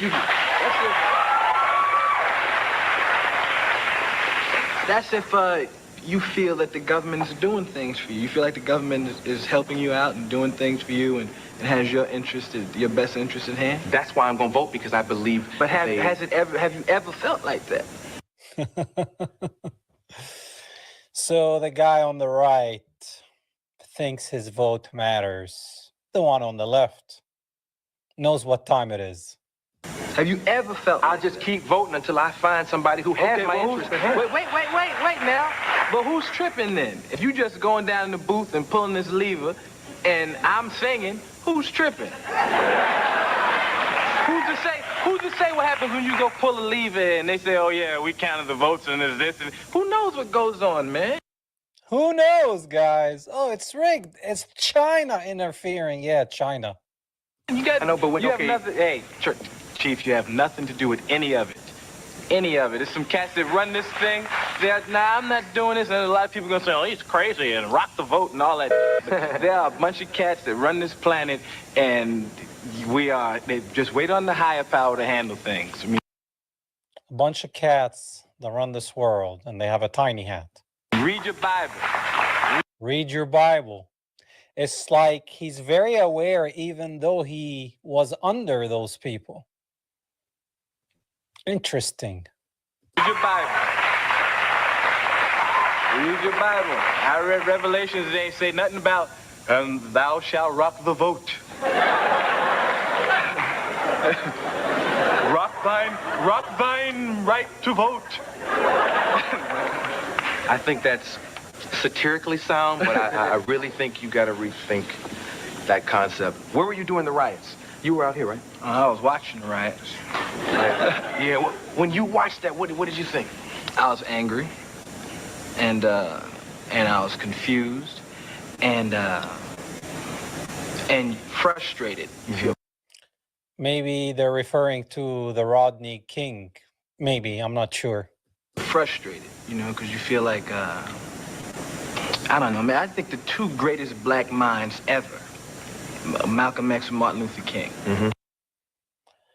Malcolm X. Martin Luther King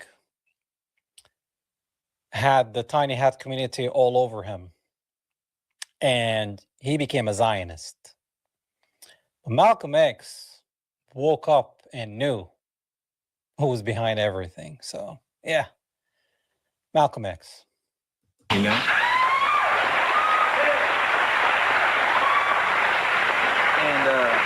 And those brothers passed away. And they didn't pass away. They got assassinated by you-know-who. And racism is as prevalent in society now as it's ever been. It's covert now. It's even worse because you don't even know who's who.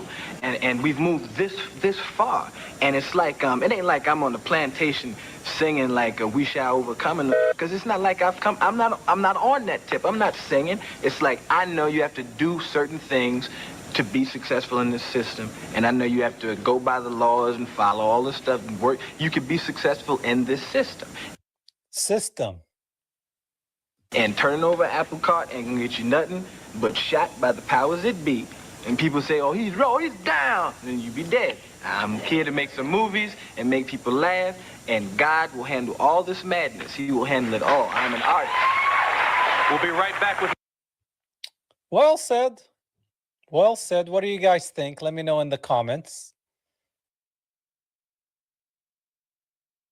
Mr. Wells, I apologize. Please, right? Orson, please. Oh. Don't call me. Yes, my goodness. All right. Yeah. I must say, though, that there is a thing about calling you by your first name, which is done by people whose last names you don't know, that rather bewilders me. Have you ever had that happen? No. In show business, in movies, we get it all the time. The second assistant director to whom you haven't been introduced to always calls you by your first name. And I had one meet me at the airport for a plane this year, and he said, hi, Orson, glad to see you. And he turned to the porter and said, sir, do you mind taking these bags? Curious. When you were out there, I've always wanted to know the answer to this. You always hear that when you were 26 years old and you made Citizen Kane, and they said, you can't do these things. You can't have the background in focus or whatever it was, or you can't shoot a scene that way, Mr. Wells, or young Mr. Wells, or Orson, or whatever they called you then. And you knew that you could. And how did you know this? Because I didn't know any better, and it's very much in the line with what Jack was saying earlier in the show. It comes from just, sheer dumbness. You're sure it's got to be you're good and you're great. It's ignorance. There's no authority in the world like it. But there's got to be something more than that technically. I mean, how did you know that? You know technically that the whole bag of movies can be learned in about a day and a half. I kid you not. Now, how does it work? How do you do it? You get a guy who knows how to... And then ask him, and that's the end of it.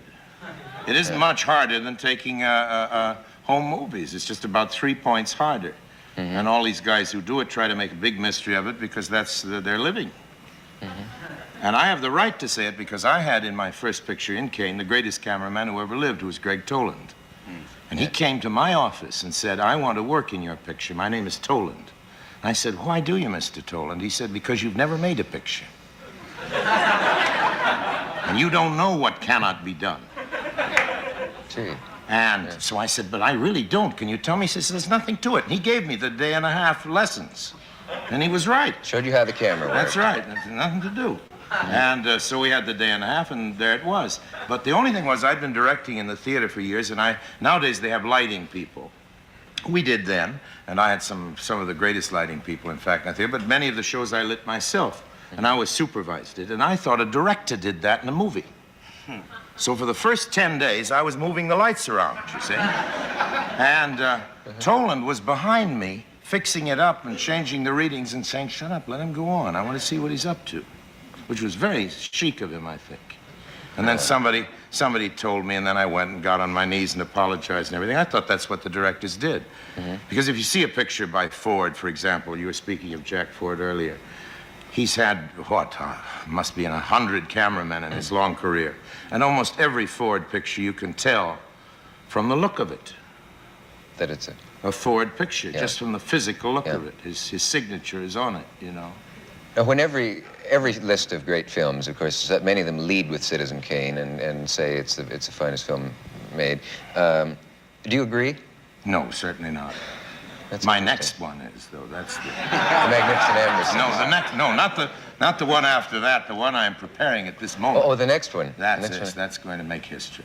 Could you give us the title of that? I haven't decided what it is yet. Oh. I see. Now, could I just check one other thing with you? Is it true that the Hearsts tried to actually have the film destroyed before it was... They tried to have it destroyed. They even tried to frame me. In one town, I was doing some kind of date, I don't know what, bond tour, lecture, some kind of a gig, and I was in a nightclub afterwards, waiting to go back to my hotel, have a little supper, and waiter came up and says, a police officer wants to see you. Well, I tried to hide, because if that ever happens, I'm sure I'm guilty. I don't know how you are about it, but, you know, absolutely. The minute I see a cop, I know I did it. There was no way out of it. I had to go see him, and he took me aside, and he said, Orston, I don't know why they always call me Orston. He says, don't go back to your hotel room. Yeah. I said, why? He says, they've got a miner staked out there and a photographer. A lady? Luckily, a lady, I think. I prefer to tell it that way. Oh, no, I meant ER as opposed to OR. I'm sorry. Sorry. And they were going to frame me. I would have been in jail if were the cops waiting to jump in and arrest me. That was not Mr. Hearst itself. It was somebody in that town who thought he'd get in good with the boss by doing a favor. Doing a favor. Yeah. I don't think Hearst would have stooped to that. Would you change? Although I did have a conversation with him about. Man, you just know George Orwell is spinning in his grave thinking, man, why didn't I think of that? I would have shoved that into 1984 as well. Knoxville, Tennessee police, who have replaced flock cameras with Axon, as if that makes anything better, say that the public now must accept mass surveillance as the new normal because Axon is safe and effective and for your own good. Where have we heard that before?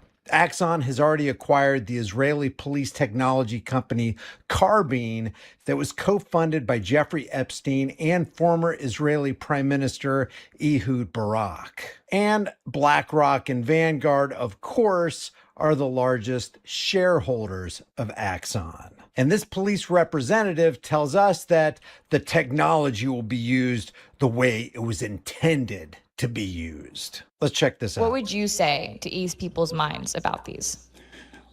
I can speak for the Knoxville Police Department, and I can speak for our commitment as an agency to use this technology the right way, our commitment to building, again, strong policies that ensure that the technology is used the way it was intended to be used. Strong policies will make sure that the authorities stay within the framework of the technology as it's meant to be used. They would never go outside of the policies. They would never break their own laws, even though we have 18 USC 242, which is deprivation of rights under color of law, which they're doing all the time. Whether you're a political parasite or a psychopath in a police department, they are constantly depriving Americans of their rights under the color of law. Drug war laws, gun laws, traffic laws, you name it. They're creating more and more laws, which provides us with less and less freedom. And that we are committed absolutely to being transparent with how we're using that technology. Governments are never, ever transparent. Even with the FOIA requests, you can request through the Freedom of Information Act, say a body cam or dash cam footage, and then they drag their feet 3 months down the road, 6 months, 2 years, and you still don't get it. And then when you finally do get that body cam or dash cam, if you ever get it, it's highly redacted to paint the police in the best possible light. It's just all a farce. It's all an illusion. Just talking about LPRs is, again, circling back to this. LPRs are license plate readers. It is one of the most impactful investigative tools that have come into policing in decades. And so I want people just to really hope that people will take the time to understand how their police department is using LPRs, the policies that we have in place. Oh, you mean as they stalk their ex-girlfriends, find out where they've been, what time they were there, who they were with? You mean those police that we can trust? I'm sure there's policies in place to keep them from doing that. And how we deal with these situations, whether it has to do with LPRs or anything else, when there might be anything that's outside of policy. And so that's what I would say. When you're looking at technology, the RTIC, we're an open book. We've got nothing to hide. And we want the community to understand what technology we're using and how we're using it. Well, we know how they're using them. They're using them to spy on us, to deprive us of our rights under the color of law, to accuse us of crimes we didn't commit in areas that we've never been. We already had a YouTuber 2 or 3 weeks ago that was pulled over by police, swarmed by armed badged men, because the ALPR and AI malfunctioned. We already have the incidents of the grandmother. I think her name is Angela Lips from Kentucky or Tennessee, who they claimed committed a crime in South Dakota, a state she'd never been in, 1,400 miles away. They swore it was her, and for 6 months, she was incarcerated and then extradited. And then when they finally did release her, it was during Christmas time, and they didn't even give her a winter coat or transportation back to her home state, 1,400 miles away. And you thought stationary flock cameras were bad. Now we've got Flock Alpha. It boasts thermal vision, self-launches, self-charges. It flies up to 60 miles per hour. It live streams images to police in real time, reads license plates from over 2,000 feet away. It's integrated with Flock's ALPR network. It's not just a drone, it's a surveillance infrastructure that flies. Let's just take a look at this commercial by Flock. I mean, they are so proud of this technology. They want to surveil you 24 hours a day, 7 days a week. Faster DFR drone. They love this stuff, man. Greater range and endurance. New standard for connectivity. I'm going to turn this music down just in case it's copyrighted. Zero compromise. Don't worry, we have our policies in place, the most powerful camera ever built for DFR. We're going to make sure that we got a crystal clear bead on all you simplicans. What is this? Reads license plates from up to 2,000 feet away. Look at that. Oh, we got your license plate number. Unmatched thermal and low light optics. We know where you are. You can't hide in the bush. You can't escape from us. We're going to integrate with all that pole technology, a drone dock purpose built for DFR. Oh, look at our technology. self-charging, self-launching, 60 miles per hour. We can change the battery, just automatic battery swatch. AI doing all this. Flock Alpha, and take heart. It's made in the USA. Don't worry, this technology will never be used against you. It's only going to be used for you. You want to be safe, right? Well, if you want maximum safety, think Flock. And if you don't want Flock, maybe you don't want your neighbors to be safe. What's wrong with you? But if you think Flock is the only nefarious company that desires to spy on you and control you 24 hours a day, 7 days a week, you would be wrong, my friend. Because there are many other multi-billion-dollar companies in the same space vying for a bigger chunk of your privacy. What about Axon's widespread fixed ALPR cameras with vehicle attribute recognition, live streaming, and ecosystem integration?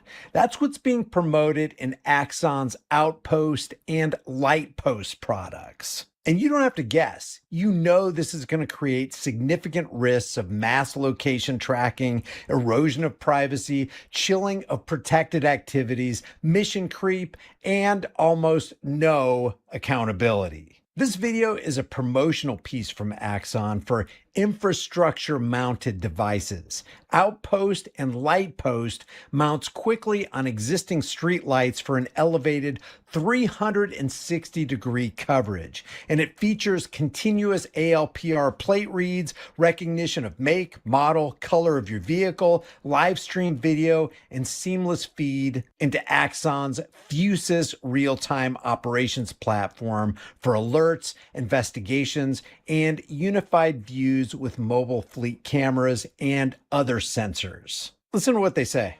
Now, throughout history, outposts, that has been where the protectors are stationed at the edge of civilization. That's what Outpost is. It's a next-generation fixed camera you can set anywhere. An outpost protecting the boundaries of your community. I'm also excited to... That's all it is. It's just about protection. I mean, you want the general public to be protected, don't you? And if you don't, what the hell's wrong with you?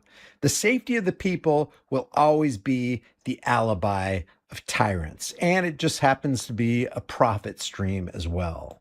Announced that we are working with another industry leader to turn streetlights into smart ALPR and live streaming cameras. We built a reputation with more than 900 cities and utilities for turning ordinary streetlights into extraordinary tools for public safety. That's all it is. It is not a mass surveillance device. It's only for the protection and safety of the general public. I mean, we want to catch our rapists, right? If somebody nabs your kid, you want to know where your kid was nabbed. You want to know who your kid was nabbed by, what vehicle they got into, where they headed, and where they are right now, so we can get your kid. We'll rescue your kid because of Axon and Flock safety technology. And don't forget about Palantirity. So Todd's plugging this into the photocell socket, which has been common for 60 years on 450 million streetlights.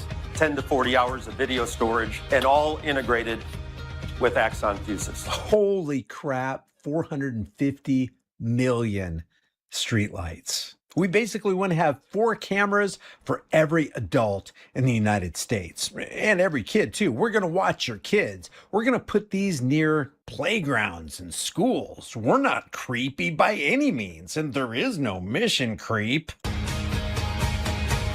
Axon. And since we're talking about Flock and Axon mass surveillance technology and how nobody wants it, Democrat Costa Mesa, California Mayor John Stevens says he has never seen an issue where virtually 100% of the people gave the same position on wanting Flock cameras canceled. And then right after saying this, he voted to keep the Flock contract. He says, quote, "I don't think that I've ever in 10 years had an item that's come before us where virtually 100% of the people gave the same position on it, and including people that are on email. Yeah, I'm concerned about the people that came up and said sincerely that Flock is impacting their trust in the police department." But then he turned around and voted to keep the Flock cameras. Let's take a look at this. I don't think that I've ever in 10 years had an item that's come before us.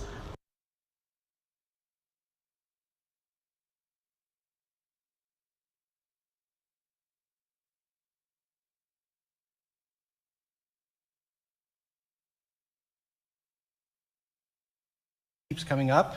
You guys have been having a great summer. I know I have. I've spent the last several months talking to people all over Casa Grande, and one thing keeps coming up: safety. So today I'm excited to announce a new company called Shepherd Safety. Our mission is simple: keep government officials and their families safe. We're launching satellites to watch over Casa Grande day and night. Our AI will monitor where government officials go, where they stop, who they meet with, and when they return home. We've already started collecting and building profiles on your vehicles, spouses' vehicles, children's vehicles, and other visual characteristics. We'll combine that information with publicly available data: Bluetooth signals, advertising IDs, vehicle information, commercial data sources, so our authorized users can replay the movements of every government official and their immediate family. There's no difference than the current flock safety capture systems. Everything will be stored securely, and only authorized users will have access. Local businesses will be invited to join our network so government officials can continue being protected while shopping, eating, or traveling throughout the city. Some of you might think this sounds invasive, and you may worry about abuse, you may worry about unauthorized access, tracking innocent people. We understand those concerns. After all, those are the exact same concerns of all the citizens. What, 864 now? Something like that? But we've been told not to worry, because if you're doing nothing wrong, you got nothing to hide. It's okay. You have no expectation of privacy in public. So if we track all your movement, put it up online, it's okay. Only authorized users will have access. We made that clear. And we're only going to store the data for 30 days, which is the footage. So it's no different from Flock. It's no problem. Privacy doesn't stop being important because someone says the word safety, okay? We shouldn't accept this level of surveillance, our elected officials and their families, and we shouldn't accept it for ourselves. Now, this is satire. I would never do this to you. Could I? Probably. But I wouldn't, because it's wrong. Just like what you guys are doing to us is wrong. I'm innocent. I don't do anything wrong. You're tracking and uploading my information, my movements every day without my permission. And I don't appreciate it. And I'd like you to stop. I'd like you to do something about it. I'd like you to put it behind a warrant, just like my phone records. That's what I'm asking you guys to do. Thanks. I hope you guys have been having a Perfect timing on his part. Did you see it? He did it just as the buzzer went off. I mean, I couldn't.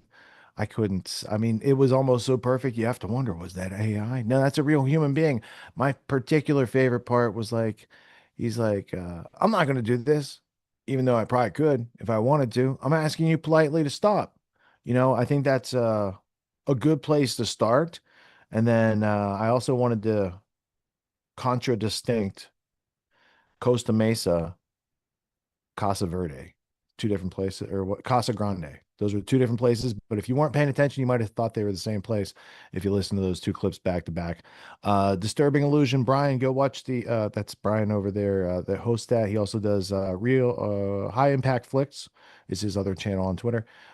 Check out the rest of that report, and he has other reports from throughout the week as well. I just wanted to give a little hat tip for that. Now, Scott, did you have thoughts or notes from that interaction that we just had with those videos?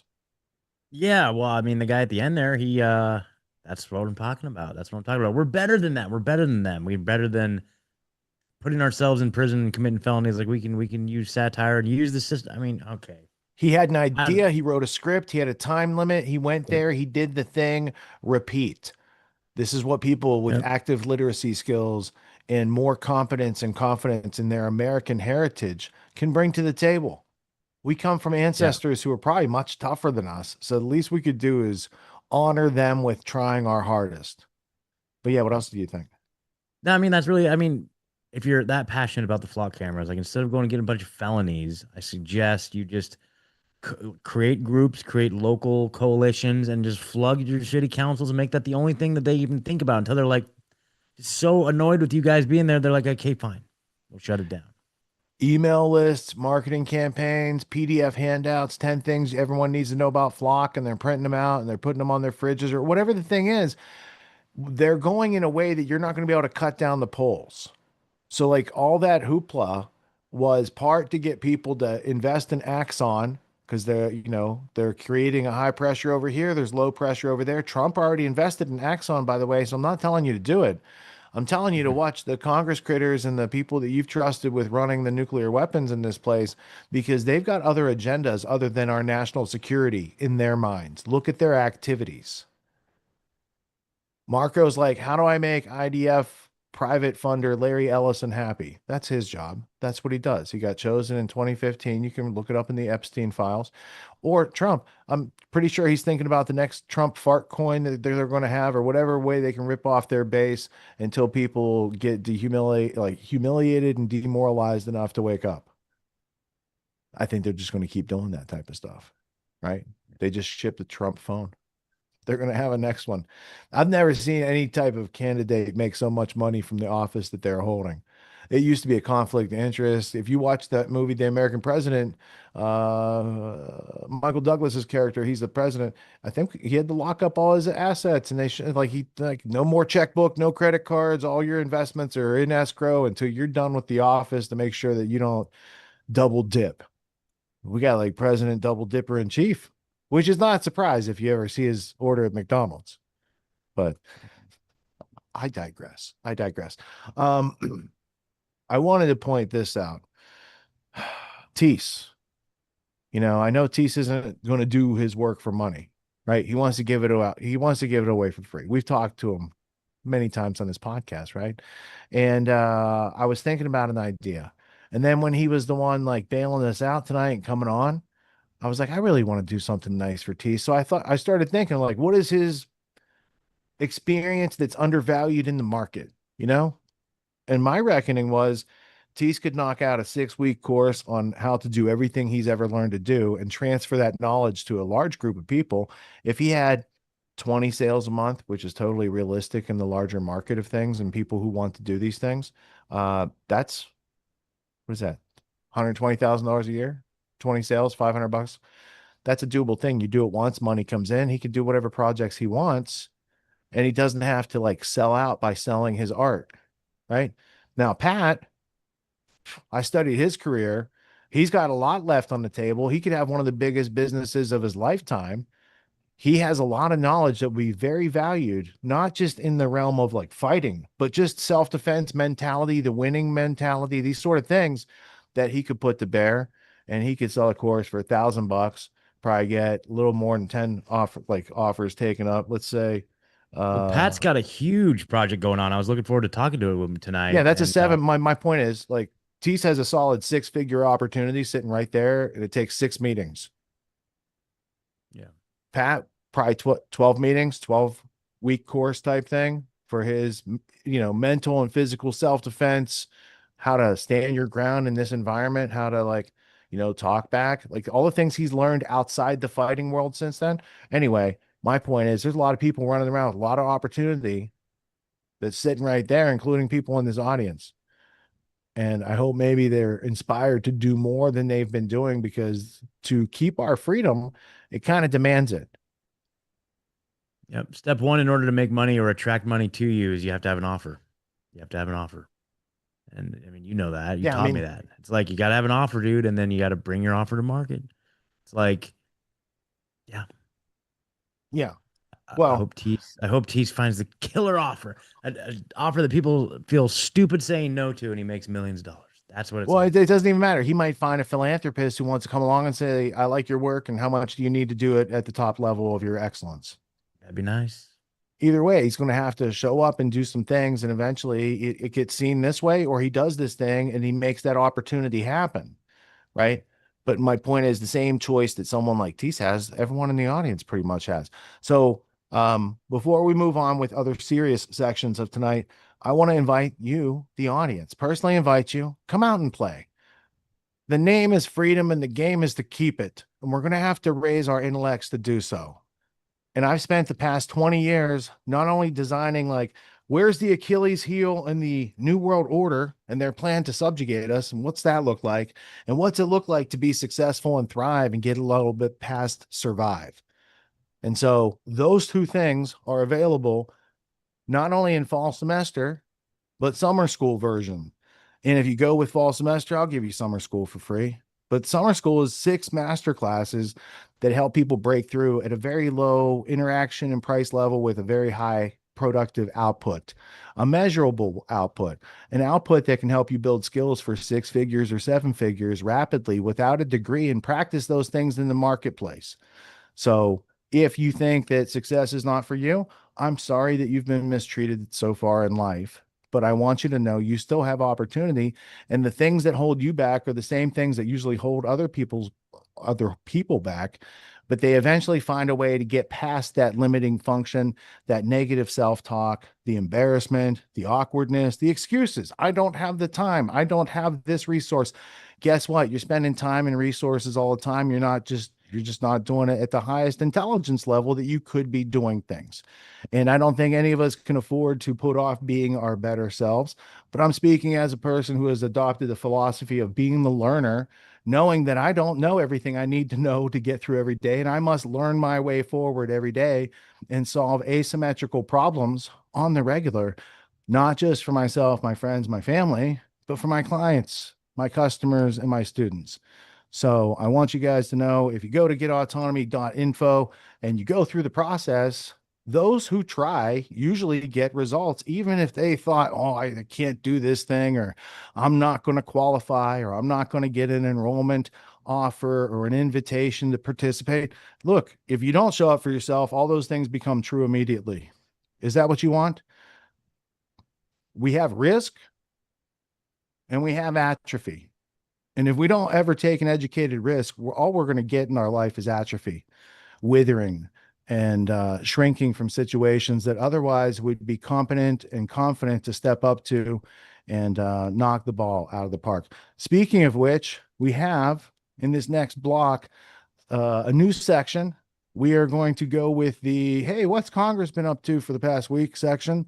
And the answers you're going to get are from the United Nations, really graceful, redacted, and heavy-duty country. Might have an opinion on this. Now, this block is longer than we can fit, so we're going to have to knock a lot of time off redacted and get most into the rest of these clips. As always, on grandtheftworld.com, if you're catching a replay, you can see any clip we play at any time in its entirety, crediting the source, whoever's producing it. And we also have gtw.clipgenie.com, where you can search anything that's ever been talked about in these nearly 300 episodes.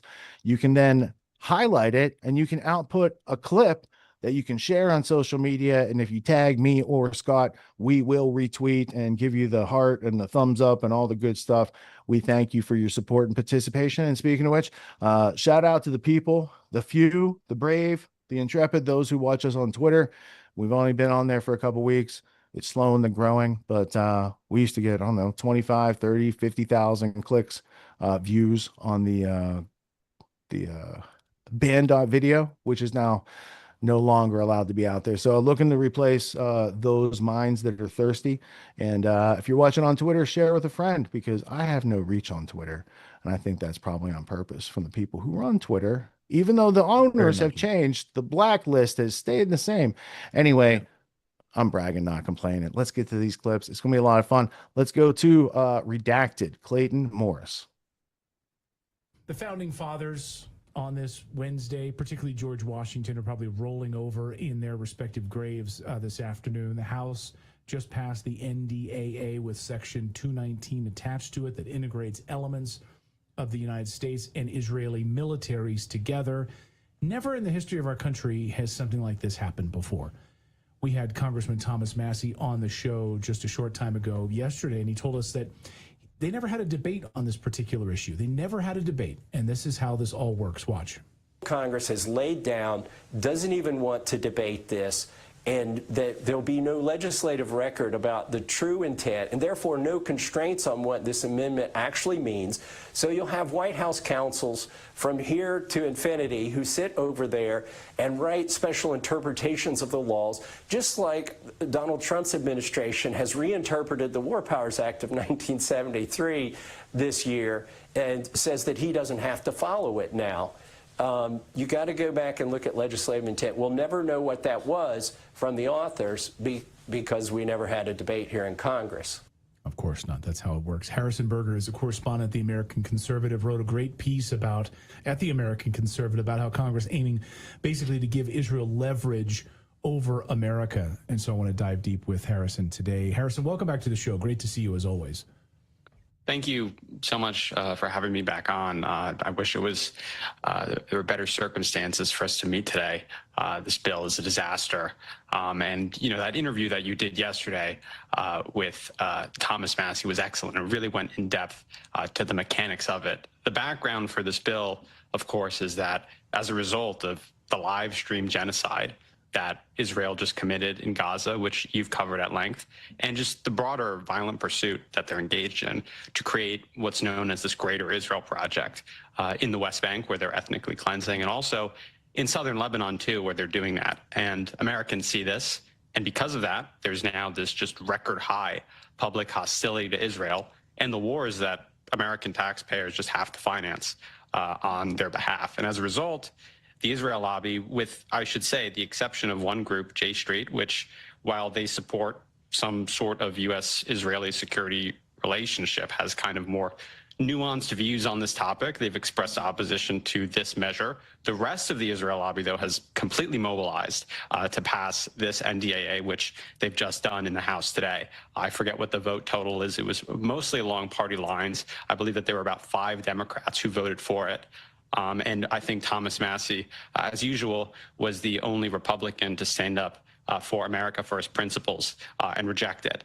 But this bill and this section in it, 219, as you covered yesterday, is designed to cement and hide the U.S. military relationship and support that we give to Israel, to just make it much more difficult to challenge through democratic processes, too. So they've looked at the fact that Americans don't want this anymore, and they're just going to hide and conceal it and also expand it.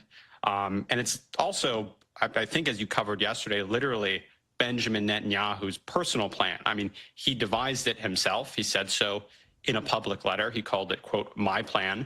So this is just American congressmen passing a foreign government's legislation. I think that point really needs to be emphasized here.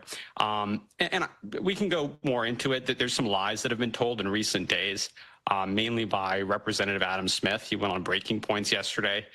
He claimed that this sort of co-production that Section 219 authorizes, this co-production of Israeli and U.S. defense technology, that it's only going to apply to, a couple specific programs like Iron Dome and David Sling that, maybe some Democrats would support.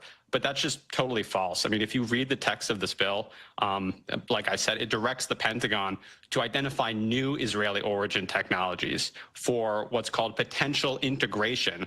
And, if you listen to people like Ben Freeman from the Quincy Institute for Responsible Statecraft, who first, warned about this bill and discovered it, it would greatly expand the coordination in seemingly every area of our defense technology. So AI and quantum, in various autonomous systems, in directed energy weapons, in cyber and biotech, and much more.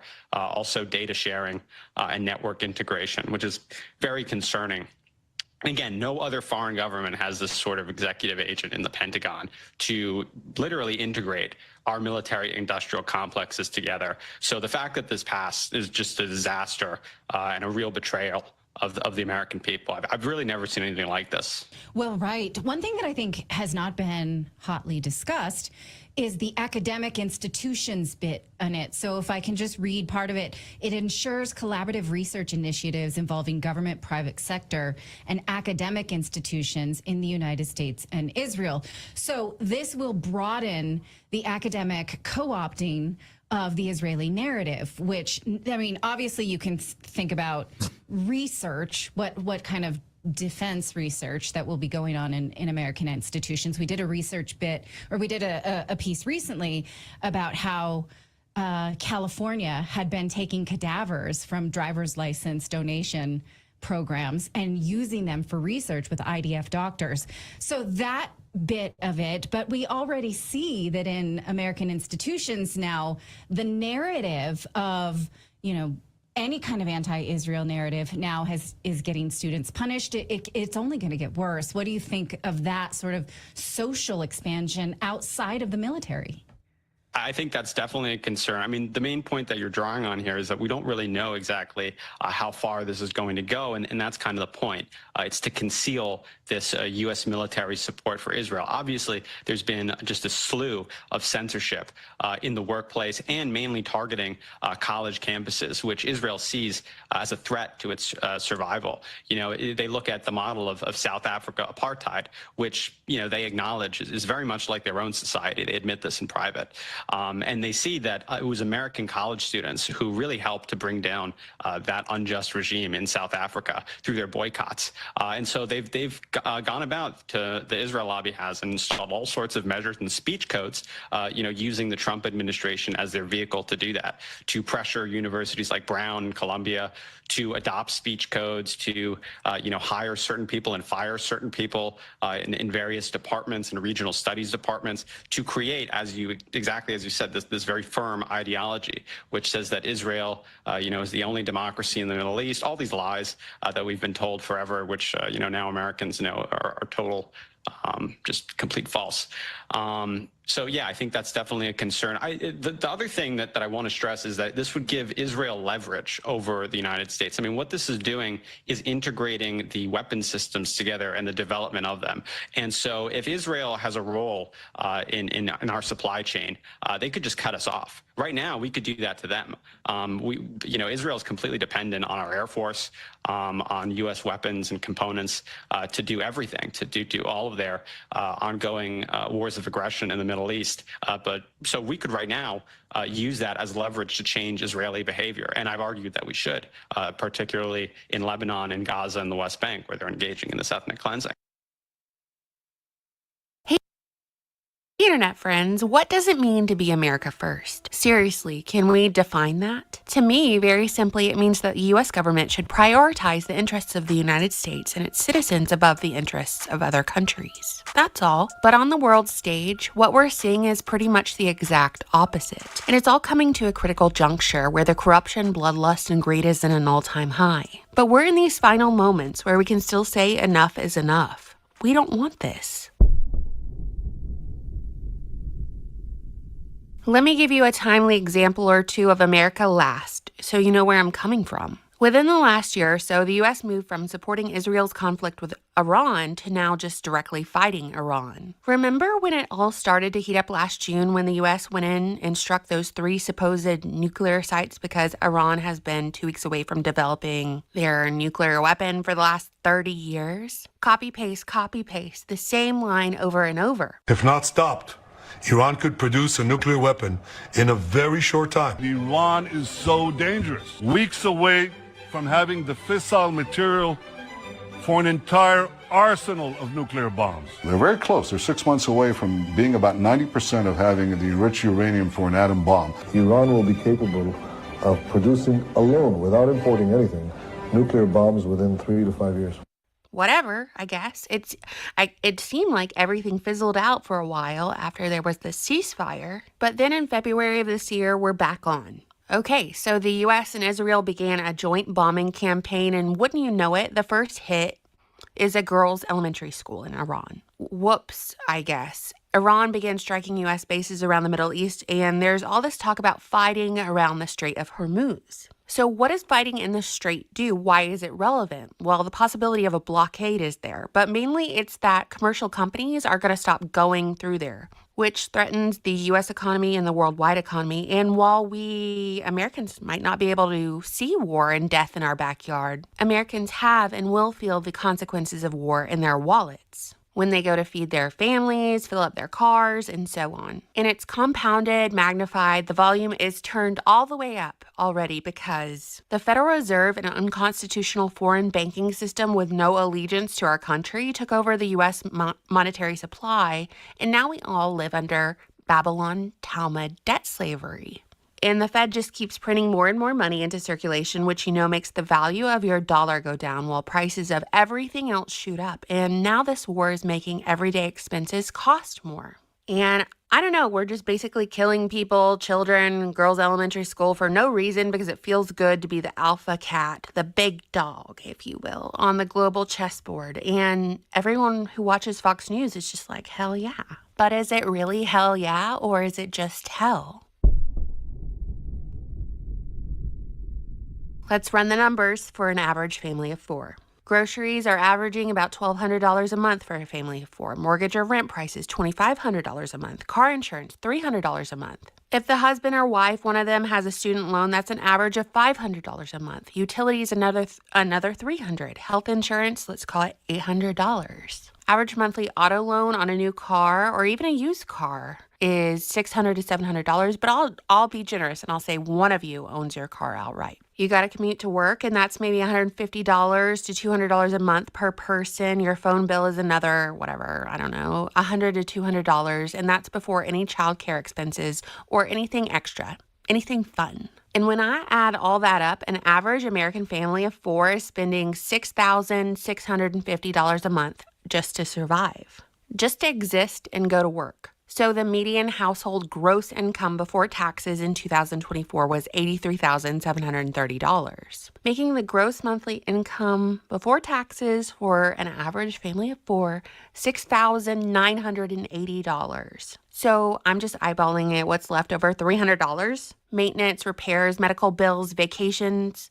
And I'm just realizing I didn't even mention credit card debt. So everyone's just getting more and more into debt if you're an average family of four, if you're an average person. And what do we know comes with debt? Compound interest. So you are just digging the hole deeper and deeper. Meanwhile, this week, the House passed its version of the National Defense Authorization Act, the large bill that sets Pentagon policy and authorizes military spending. We got hell yeahs across the board, y'all. The NDAA authorizes roughly $1.1 trillion in defense-related spending for its fiscal year 2027, although the Senate must pass its own version before anything becomes law, okay? Our own government voted to merge America's military and supply chains with Israel. You heard me right. They did, and that's treason. That's what's in this. That's what's in the NDAA. I'll put it up on the screen. Exchange Israel for any other country in that sentence, and there would be riots. People would be in the streets. But because everyone who works in Washington, D.C. literally kisses the wall in Israel, and they all answer to AIPAC, around $750 million is being spent essentially to combine U.S. and Israel's militaries. This is more than a collab, okay? This isn't like BTS Oreos. This is a merge, okay? We are one. We're getting joint missile defense programs, joint military development and research. We're testing these drones together. Lindsey Graham is smiling up from his grave. We're doing the PSYOPs together. We're holding hands, frolicking through the fields together. And the reason we're being told this is happening is because Israel is America's closest military ally in the Middle East, and we want to defeat those terrorist killers. I call upon all nations to do everything they can to stop these terrorist killers. Thank you. Now watch this drive. So defense corporations have a vested interest in keeping the good times rolling in Iran, and an ever-expanding budget that gets a thumbs up from everyone in Washington, D.C. And listen, I get it. The U.S. wants regional dominance in the Middle East, a foothold. There's oil. They want oil. Iran has it. And British Petroleum used to have free access to it, and now they don't. Gaza has oil off the coast, and there's strategic value now in killing everyone if you're Israel. Just like the Syrian Golan Heights has incredible value in natural resources, and the U.S. got into it with them, and now Syria is ruled by an al-Qaeda commander, which no one ever talks about anymore. I thought we were against that. Like, I thought the CNN, the Fox News, the Associated Press people were supposed to be at least, pretend to at least be against this, right? Like, at least pretend. Didn't Toby Keith create a beautiful patriotic ballad post 9/11 that was clearly about not liking this? We'll put a food in your ass and sing American way. It is clear that among many goals, Israel wants to be the energy transit hub in the region, and how great would it be for the U.S. since they're our greatest ally? These defense companies line the pockets of our politicians, while AIPAC, a foreign country, lines their pockets and, like, I guess, blackmails politicians in compromising situations with young women and girls and boys and whoever. And then whatever country we're plundering, we get all these displaced people who hate us. They get shipped out into rural communities and our towns, and they don't want to be here. Their home is destroyed. They're sad. Israel has these videos of IDF torturing their toddlers. They probably hate our guts. The culture combo is like oil and water anyway. Most of them will never integrate. They'll never assimilate. And they live on taxpayer dollars while the cost of living for the average American goes up and up and up. Meanwhile, Israel gets no refugees. They get to aggressively expand into the greater Israel, keep killing everyone in Gaza who can't even leave if they wanted to. They're shooting journalists, and then when we say something about it, like, oh, gee, maybe they shouldn't do that, we're called hateful and anti-Semitic. And now there's all these anti-Semitism laws and the surveillance grid being rolled out in America, which last time I checked America was not located, I don't know, in Israel. I really can't think of one downside to this collab, this military collab, this merge. Not one downside. Saying that a potential nuclear deal between the U.S. and Saudi Arabia would require the Saudis to join the Abraham Accords. Just today, it was announced that Saudi Arabia wants a U.S. civilian nuclear cooperation agreement so it can develop nuclear power for electricity and diversify its energy sector. Okay, that sounds all right, I guess, whatever. Well, Trump has said that the U.S. will only move forward with that agreement if Saudi Arabia joins the Abraham Accords by formally normalizing relations with Israel. So in order to hang out, you have to play nice with Israel. That's the precedent being set, which would be, by the way, literally totally fine. I'd never be making these videos if Israel was nice at all, or upheld their end of the ceasefires, or didn't start fights with neighboring countries. Or if their military didn't torture toddlers or light up the USS Liberty and blame it on another country and then tell everyone who survived it that they're anti-Semitic for speaking out about it. By the way, but that's not reality. If they didn't do any of that, would anyone have a problem with them? No. They're doing this to foreign countries for cooperation. Now you have to play with the bully. You have to get along with the bully. Kiss the wall, bend the knee. But how long until it's implemented on American citizens? If you don't support Israel, you can't get this mortgage. If you don't support Israel, you can't get disaster relief, health insurance, a burger. Oh, you liked an anti-Israel Instagram post featuring a talking chihuahua last week? We're going to turn off your power and water. So sorry about it. Now, in the ultimate twist, Israel is saying they want no part in the Iran war, which is totally nuts because the whole thing was their idea to begin with. Wasn't this war because of Iran having nuclear capabilities, which is directly a threat to Israel, aka our greatest ally? So they goaded Trump, the USA, into starting this war, yet they have no interest in finishing it and joining it. של הנשיא טראמפ על מצרי הורמוז, צריך לזכור, באיראן יש כרגע אינפלציה של 85%. אני אגיד ככה, כרגע למדינת ישראל אין אינטרס להצטרף למערכה הזאת, וחידוש המצור של הנשיא טראמפ על מצרי הורמוז, צריך לזכור, באיראן. ולכן המצב הנוכחי הוא טוב לנו, ולנו אין עניין לדחוף את עצמנו פנימה. But I totally get it. Why would Israel sacrifice any of their own when they have the U.S. fighting their war? So they're happy with American sons and daughters sticking their necks out, literally dying, fighting their wars for them. And you know what? They did it. Good for them. They got the thing they wanted. But what part of this is America first? How is an occupied nation America first? Our government is a disaster. It's completely the fault of the American government system for being so corrupt, so bought and paid for. How is a monetary system owned by a foreign banking cartel America first? And it doesn't even matter who you vote for. It doesn't. You're never going to hear me say, oh, it really mattered that you voted this election. It doesn't matter who is president because they all kiss the wall. It's like bending the knee in Game of Thrones. I'm going to put a map on the screen that's been circulating showing an estimate of each state's share of the federal taxes used to fund the U.S. military aid to Israel. Now, this is not showing a literal transfer, but a rough estimate, okay? And look, this is where the conversation usually is like, we don't have free healthcare, but Israel does. We don't have paid maternity leave, no free education here in the United States. And our roads are riddled with potholes. Like, all fine points to make, even though it's not my point, I would never make it because I don't think we should be paying taxes to a satanic pedophile government, even if we do get free healthcare, because it's not free. And let's be honest, if we had all these freed up tax dollars, our crooked government would probably just buy 6 million child prostitutes and another aircraft carrier. They'd never spend it on bettering our country. What I'm saying now is what I've said this entire time for almost a decade. It's our 250th year as a country. And I never said I was a pacifist. Maybe there's one war worth fighting, but it's not for some country in the Middle East, whose leaders and dual citizens seek to silence us and to brand us as hateful, as Americans. What do you think, internet friends? Do we live under the United States of Israel? What does America first mean to you? Let me know. You know, I look forward to reading your comments. Thank you so much for watching, subscribing, supporting my channel on... Well, folks, it is a sad, sad day for America.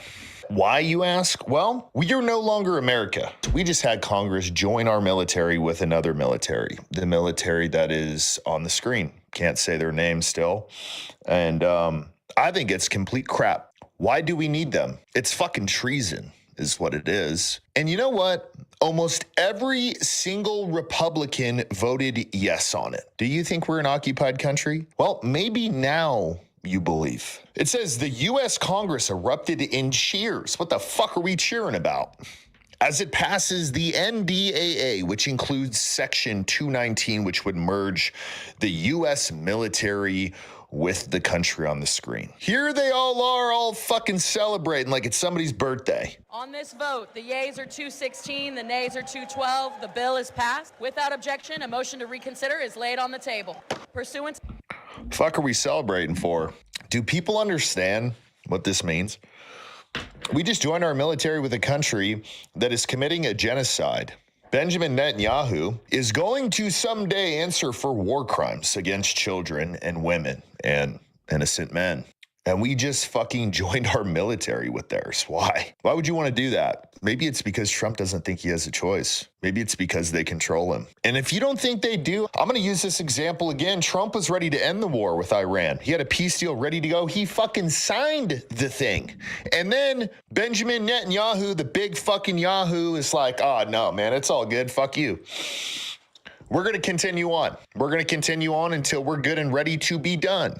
And then they pulled out of it. Like, oh, no, we don't want anything to do with Iran in the U.S. war. We're getting played. We're just getting fucking played. Here's a name that we haven't heard in a while. Nick Fuentes. Man, did that guy flip on everything he's believed in. Now he's defending the country on the screen. And he's defending this. Oh, let's share our militaries. Let's listen to this pansy-ass dude. The bill passed in the House today with Section 219 intact that will merge our military with Israel's. It goes back to the Senate for a vote. We're not merging our who invented this idea that we are merging our militaries? Listen, I don't support this at all. It's awful. It's very bad. But we're not merging our military with Israel. I don't know who started saying that and how that caught on. It says that we will cooperate on technology development. That's... Man, you must have not had your coffee this morning. Nick, tell me, what makes a military good in today's age? Is it the amount of people they have?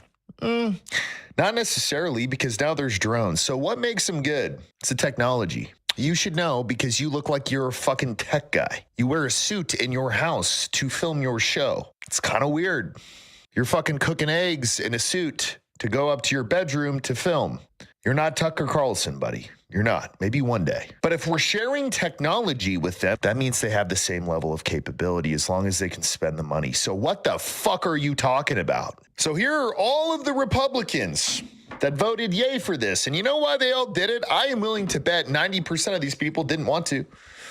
I'm willing to bet pretty much anything, but they feel like they have to because Daddy Trump to them is going to be like, hey, why didn't you vote for this?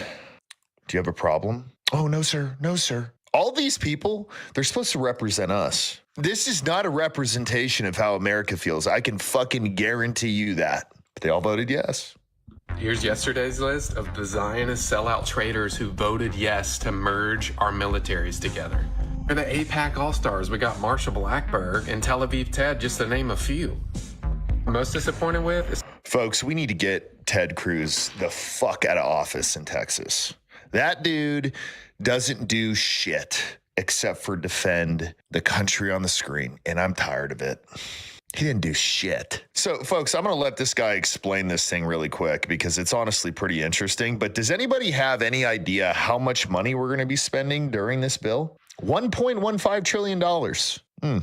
Last time I checked, we're about $40 trillion in debt. How about everybody on Congress gets up there and tells the American people how they're going to get us out of debt? Because it's our fucking bill. I mean, what's the point of money at this point? $40 trillion? Can you even imagine that in your head? I can't even imagine $1 billion. I don't know what $1 billion cash looks like, let alone $40 trillion. You know how the government pays for it? They just fucking print money, which obviously we can't do. And you know what that does to our money? It drives the price down. Your dollar is not worth a fucking dollar. But yeah, man, it's all good. America. No, fuck that. If our country had a credit score, it would be in a negative million. But what do? We go to buy a house. We have to have a good credit score. We go and try to finance something, a truck, a motorcycle. We have to have a good credit score. But our government can just fuck it all off.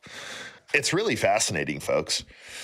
Might have seen news recently that the United States is ending military aid to Israel in an effort backed by both Republicans and Israeli Prime Minister Benjamin Netanyahu himself. That might sound like the U.S. pulling back from its relationship with Israel. You might have seen news recently that the United States is ending military aid to Israel in an effort backed by both Republicans and Israeli Prime Minister Benjamin Netanyahu himself. That might sound like the U.S. pulling back from its relationship with Israel, but it's not. This is a smokescreen. Take a look at this national defense bill that Congress is trying to use to actually push the United States military and Israel closer together than ever before. Just 5 pages buried in this 500-page defense bill is a section titled... Don't y'all love that? They put a damn 500-page book together and they throw in a section that big about, hey, we're joining our militaries. Sign it.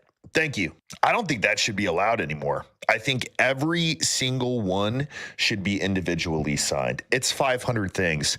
A fucking congressperson can sign 500 things. What the fuck else do they do? What else do they do? They're not listening to the people, because if they were listening to the people, they would have never fucking signed this shit. United States-Israel Defense Technology Cooperation Initiative. It talks about facilitating transition of technologies, establishing frameworks, promoting joint training. But what does this all actually mean? If you strip away the jargon, this bill integrates Israel into the United States military permanently. It creates a new position at the Pentagon, and this person's sole job will be to find ways to integrate Israeli tech into the US military, to fund new research for new technology for both militaries, and to ensure that both countries are buying new tech and new weapons together. This is a huge change, and it's an important one. Oh, boy. Previously, the United States had a memorandum of understanding with Israel. The current MOU was passed under President Obama, and it was signed in 2016. You know what's confusing to me, folks? All this shit that they're doing financially, it makes more sense to just make Israel a state of this country, because it would be a lot cheaper and we could actually tell them what to do. But I would never be a fan of that because they aren't a part of this country. But I don't know. Why aren't we doing this with Canada? Has anybody ever asked that question? I mean, they're right above us. It makes sense geographically. Why aren't we doing this with Greenland? Doesn't make that much sense. And then here's Laura Loomer. This is just shocking. So I got a whole bunch of men trying to muscle me into voting for the NDAA. Section names. Who? I don't Who are know these their, men? I don't know their freaking names. They're staffers. They staff. All right, listen to my story. If you want my story, I'm gonna give it to you. All right. So all these staffers are in there trying to get me to vote for the NDAA. I want to vote for the NDAA. Section 219 is still in there. It's a big tech swap between us and Israel. We don't do that with anyone. I understand in the past, you know, we've given them money for the Iron Dome and then they get to keep the tech and we don't get any of it back. So I understand that, but it's a big issue on the left and the right. And many of my constituents have reached out. They don't want this provision in the bill. Well, the White House doesn't want it in the bill. Secretary Hegseth doesn't want it in the bill. So I'm in the back waiting for a call from the secretary. I'm told that call is coming. I'm talking to someone underneath him. And I'm told the vote's going to stay open. They closed the vote. And so now I'm forced to talk to TMZ. While I do have an issue that we talked about off record, I don't want to be on camera this week, and I've been on camera more than any other week. I am talking out of the side of my mouth like a damn politician because my Botox hasn't caught up on this side. Maybe in 2 days, this side will catch up to the other side. But here we are. What the fuck is so funny? I mean, you're only making decisions for this country. So you were just waiting. I mean, you could have made a difference. You could have voted no. But you were just waiting, thinking about your Botox and waiting for somebody to call and then they close the vote. Like, you should be fucking fired. On something that important, you're just fucking in the back like, oh, waiting for a phone call and then it's closed. And then what do you have to say? This is fucking treason, folks. And nobody's taking it serious. All these fuckers in here just do what they're told. And it's not supposed to be like that. It's supposed to be they represent the people in their district. It's not, oh, what is this guy voting for over here? No. Nope. That's how it is.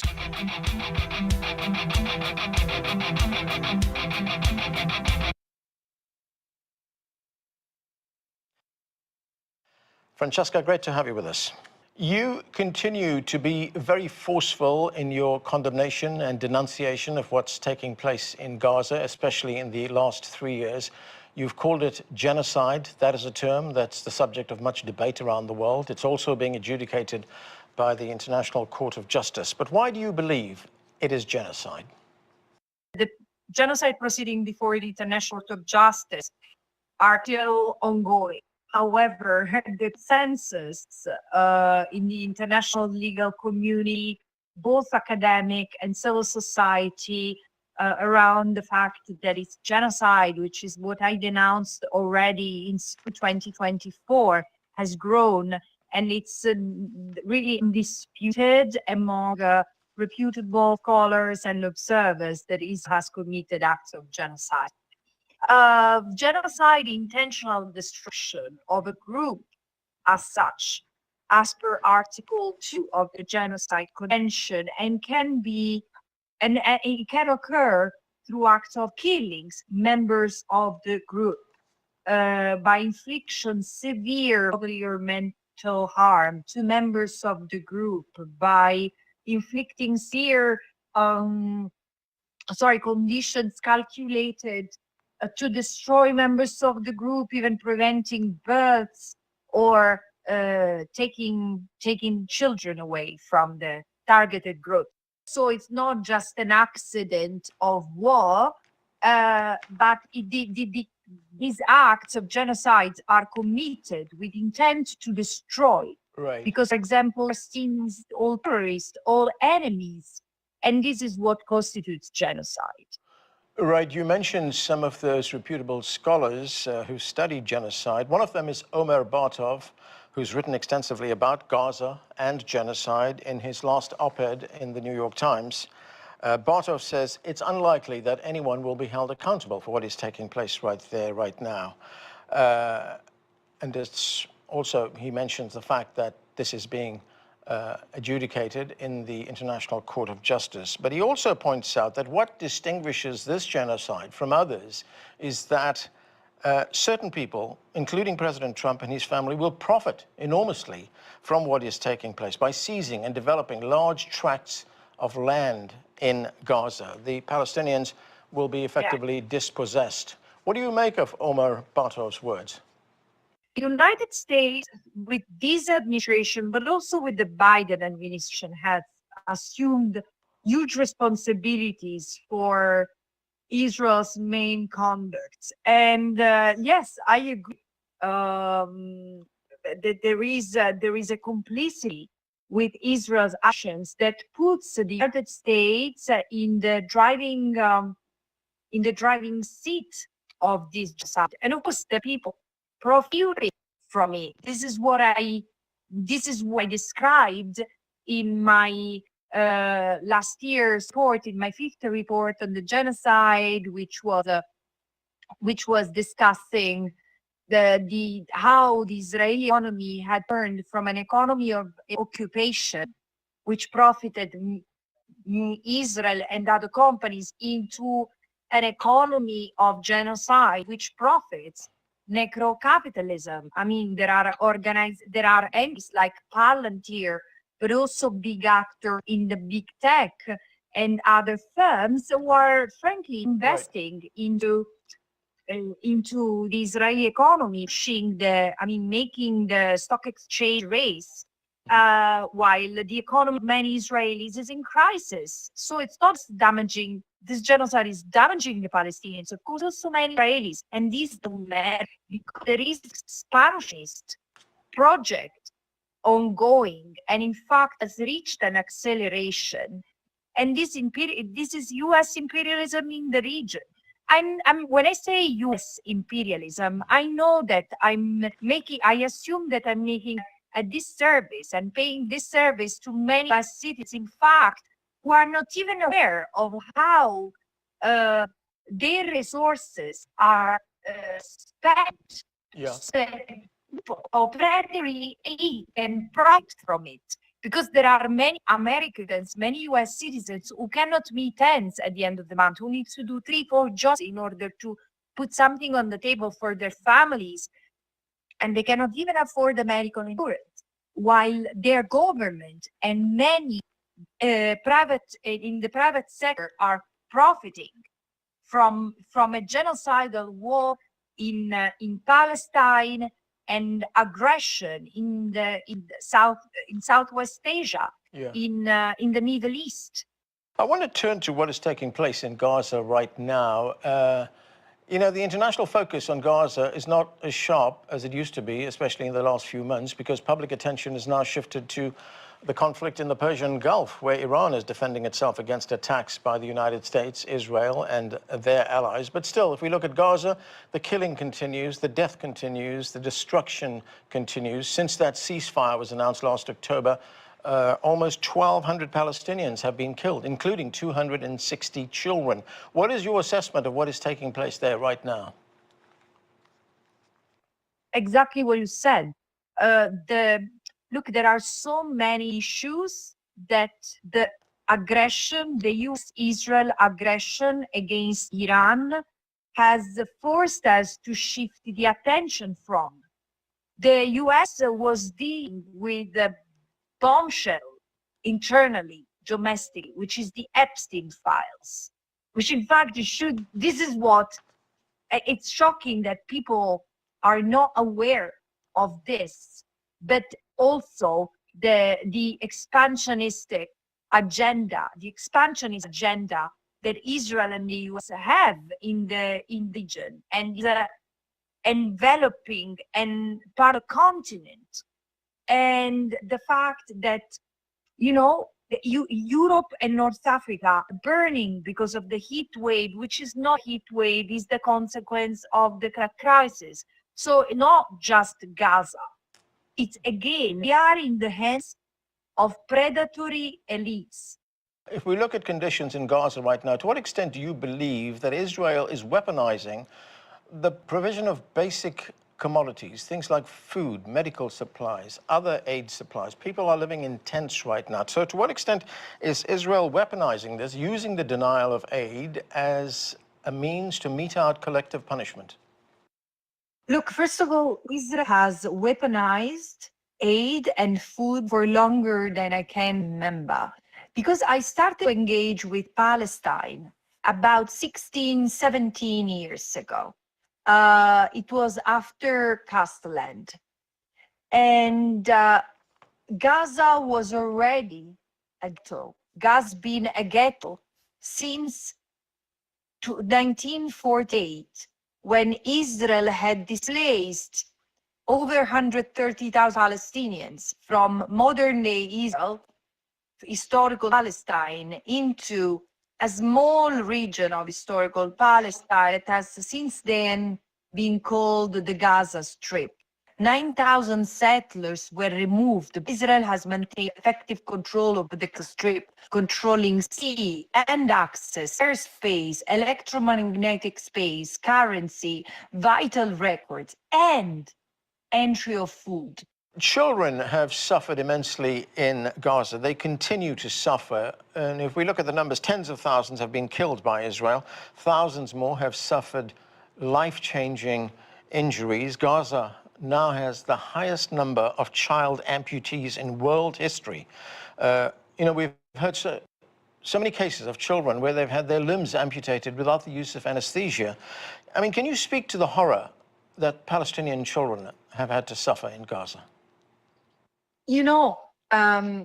As you said it, I really feel a punch in my stomach. I think that when I recite the statistics and the examples of the horror that Israel has created in Gaza, the men and women like you and I have provoked the children in particular. There is something that cringes inside me. And I don't get used to it. I've seen these children myself because a number of them have been evacuated to Qatar, to Egypt, to Jordan for medical treatments. It's very heavy to see children. It's very heavy to see children who have been left completely lifeless.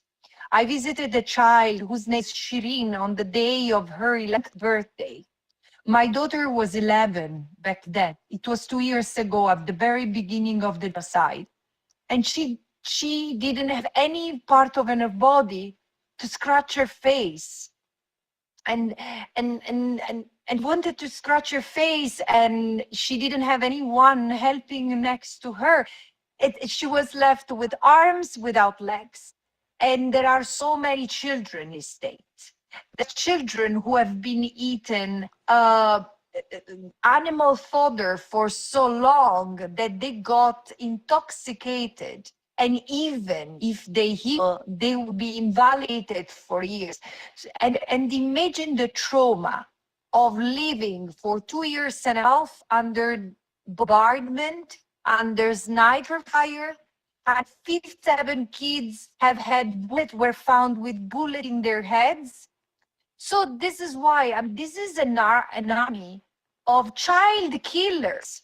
And there are factions of soldiers who report to have gamified the targeting children in their legs, in their arms, on their heads. In March, you presented a report to the United Nations Human Rights Council. It was titled Torture and Genocide. For the record, Israel slammed that report and accused you of anti-Semitism. But tell us about the evidence that you found that Israel was committing torture. And in your view, how pervasive is it? Is it deliberate policy? For the record, Israel has a list of anti-Semitism. Virtually anyone has raised an eyebrow at its actions, from the Secretary General to Pope. So, just to put the accusation of anti-Semitism on record. But look, when I looked into torture, the Committee Against Torture, with the treaty body mechanism consisting of experts, of mainly academics, and already confirmed in its deal the state of Israel that Israel is committing acts of torture as a state policy. So it was not such a novelty what I disclosed with my reports. The Committee on Go ahead, pause it, please. of Inquiry on I would also note that when she said that they're being run by a predatory government, it seemed like they cut and then he asked the question and then she's in a different position on screen. So that tells me there's a discontinuity, and I'd be interested in seeing the raw footage of that entire interview. Um, I also wanted to make a correction. I made a mistake earlier, and when we make mistakes, we like to own up to it here on the show. So I believe I said NDAA Section 214, and this time it's 219. There might have been a 214 in the past, and I misspoke earlier. So don't hang your hat on that. Always check your sources and facts and anything I present. I start with references. So let's just cut through me into the references, and then you get to learn. And that's called education, by the way. You hear about it from me, but you're incredulous and you say, is that really true? And then you go click it. For instance, there was a lot of talk about Greater Israel in the past two clips. Really Graceful mentioned it. It was just mentioned there by Francesca Albanese from the United Nations, and it would be mentioned later if we had time for it from a debate that there's like 20 clips we can't fit in the show tonight, so I'll go over that in a minute. But Greater Israel Project, have you ever heard of it, Scott? Yeah, I think so. I think it's come up a few times. It's a fascinating little thing that is probably anti-Semitic to talk about, but I'm curious to hear what you got. Well, I mean, there are those pictures of the soldiers with the patches, and there's Ben Gavir and the other people promoting it, and BB talks about it. But it's like it's one of those things out on the internet. Is it a thing? Is it not a thing? Is it a caricature? Like the United States military has what do they call those things? Morale patches, right? There'll be a bunch of stuff. And I have silly ones. Like, here's a morale patch right here. This one is fighting anti-Semitism, so don't get all upset. This is a morale patch. It's Velcro. You put it on something that you got Velcro on, Velcro patch, right? Morale patches. These are a thing. Doesn't mean it's a real thing just because a patch exists, because they would definitely never have space lasers. Although Israel's Minister Katz is bragging about space-based weaponry that might include lasers, it's not a real thing. It's a made-up thing. It's like an internet meme. Another internet meme is going around, and I was trying to get to the bottom of like who was the first to use the Greater Israel Project, like a greater piece of land than what they currently occupy. And, you hear a lot of different stories because they always make a big deal about, from the river to the sea, Palestine will be free. And they're like, Hamas was created in 1989, and they say that stuff, and that's bad. Okay. And it is bad. If you don't know any history and you're ignorant, it's bad. But if you know the 1977 Likud Charter says it in the first line, so it's good when they say it in 1977, bad when these other people say it in 1989, I'm confused. Well, I was even more confused with the Greater Israel Project, so I typed into a Brave browser. I was just like, who used it first? And then it told me that Theodor Herzl used it back on October 14th, 1897, and it told me the source was, wait for it, India Today by Shounak, Shounak, Sanyal, Senyal, on April 1st, 2026. And then some people would take that as an answer. I don't take that as an answer. That's not a primary source. That's somebody tweeting about it without any reference. I want to know the book, the volume, the page. Where is the original source that can be inspected? So they have that little thing under the AI answer where you can ask another question. And I said, your answer is not acceptable. And this is what came back. I said, this is not an acceptable primary source. Where is Herzl's diary in the entry on October 14th, 1898, please? The full text of Theodor Herzl's diaries is available as a complete PDF on the Internet Archive. So I'm going to click that link in a second. For the specific entry on October 14th, 1898, you can also refer to the digitized OCR text hosted on archive.org. Oh, thank you. Very, very handy. Note that the diaries were originally published in German, so they're going to be translated to English, and later translated into English by Harry Zohn. Zohn. The October 1898 entries cover Herzl's visit to the Middle East and his meeting with Kaiser Wilhelm II. When did he stop being Kaiser? That was probably during World War I times. Huh. Interesting, because there was a deal cut back in those days. Probably almost like not quite 20 years after this date, but it's like it's close to 20 years. 19 years after that date. So this is interesting. So now I'm going to right click, open a new tab. I'm going to right click, open a new tab, and we're going to see if they open. Now, if they don't open, we're going to take it to the archive.org Internet Archive time machine, and we'll go back in history. Let's see over here. We have a full text, complete diaries of Theodor Herzl, English, volume 1 through 5. Now, let's go back and check our reference. It was in, does it tell you what volume this was in? I thought it did on my other computer, and I copied the link and had it re-elaborate over here. So it may have, because I thought it was a specific, I got the number and the page and all that good stuff. So I have to, I'll get that during the break. But let's see if this other one opened. This site cannot be reached. So we're going to copy that. We're going to type in archive. We're going to type in Wayback Machine, hit paste, Control V for those of you playing at home. We're going to go there. And now we can see, oh, look, 2026, it no longer exists, but it used to exist. Let's just go back to the year 2025. Let's get one of these. Boom, boom. Let's see what's in the room. And the snapshot's coming out. Complete diaries of Theodor Herzl.pdf. Hey, look, the time machine still works. Complete diaries of Theodor Herzl. And it's not the actual book cover, but you can get in here, and I bet we could search through and we could find the answer. Now, there's the translated by Harry's on, and this is volume 1, so we'll have to see what the other volumes are. Now, the other part of this, while I have this on screen, I just want to read. The earliest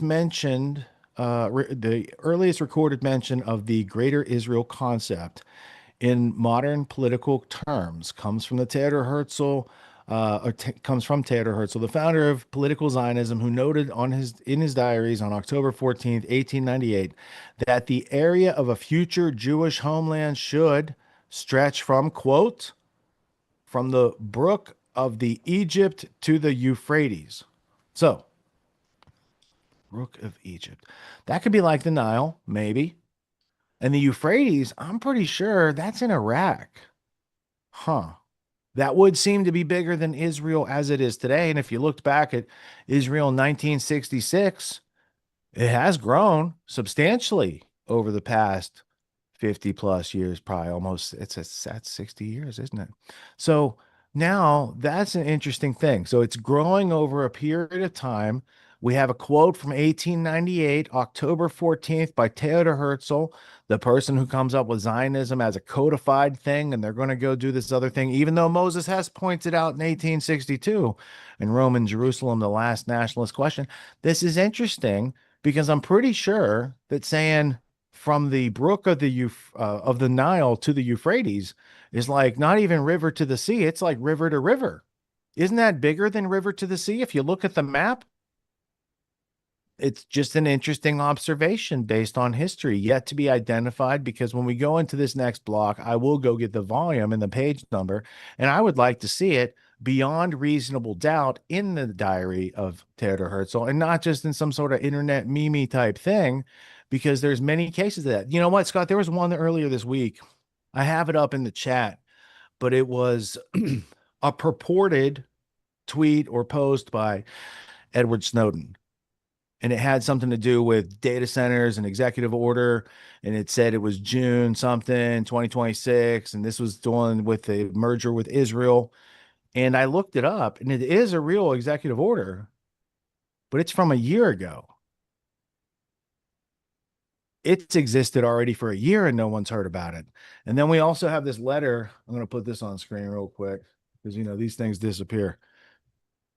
This is a letter from Bibi, June 1st, 2026, talks about his plan to draft a framework for U.S.-Israel defense cooperation. So if there's an executive order, and I'll get the link and click that, that exists a year before that's kind of shows premeditation and planning, foreshadowing of what, like if you map one point and you map another point, you know what you could do with those two things? You can draw a straight line through and you can kind of tell where they're going. I know some of you guys like flat world is a thing and the 2 points, it's hard to do, but you know, it's a thing for navigating real world type things as an adult. if you want self-responsibility and any semblance of freedom in your future, we need to not just be literate.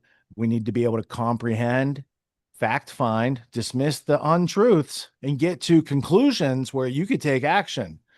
Because the non-action is allowing things like that executive order to float around for a year before anyone noticed it. And then it's simultaneously synced up with a letter from Bibi Netanyahu. He's coming to the States this week. He wants to go take a tour of New York because, as you'll see later, Mayor Mamdani had some words this past week. And, there's like, instead of addressing Mamdani's statements, Jerusalem Post chose to say, well, he doesn't have the right to dictate foreign policy, and this is outside the jurisdiction, and like they're questioning like the code and the rules and the things instead of like addressing the claims using logic, reason, and evidence. If you could do that, you probably wouldn't have to draw all these other distractions to say, well, he can't really do it. That doesn't really refute or debunk what he said. So it's interesting. I'm not into politics, but I'm affected by them, just like all of you. So, you got to keep an eye on these people because they have meetings where they take away your freedom systematically over time, generation after generation. And there's not much freedom left to take from everybody. So it's, good to pay attention to such things. All right. Now, without further ado, I will find those references for you during this break. We are going to, let me scroll down. All right. Now, time machine was just used on archive.org. We're going to take another time machine travel. It's quick, so it's time machine. We're going back to 1966. This is a short informational, look, somebody said people need to know about this thing. So someone had to sit down.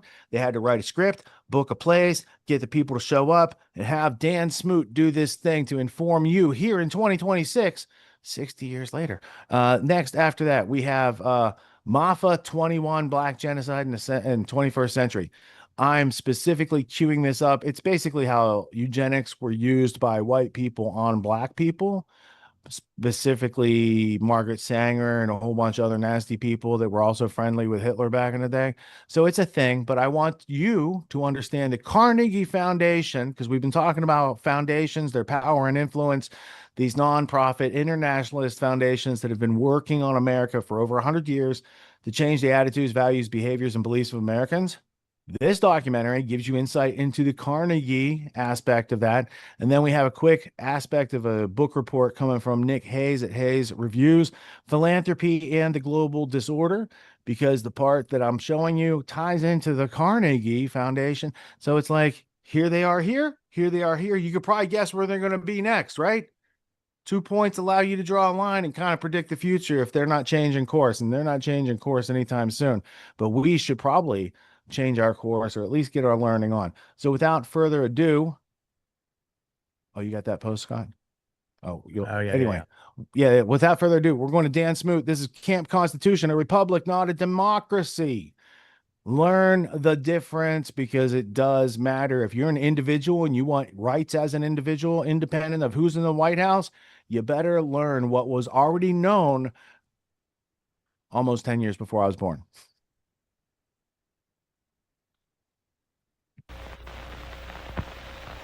A constitutional republic, not a democracy. The ideal of a democracy is universal equality. The ideal of a constitutional republic is individual liberty. A democracy always degenerates into dictatorship, which promises government-guaranteed equality and security, but it delivers nothing but poverty and serfdom for the people it robs and rules. America was founded as a constitutional republic to safeguard the liberties of the people against the tyranny of democracy or of one-man dictatorship. In this century, great strides have been made toward the goal of subverting our republic into a democracy. The foremost tactic of the subverters is subversion of language. By calling America a democracy until people thoughtlessly accept and use the term, the totalitarians have obscured the real meaning of our principles of government. That is a summary of my report on a constitutional republic, not a democracy. The full report after a message from my sponsor.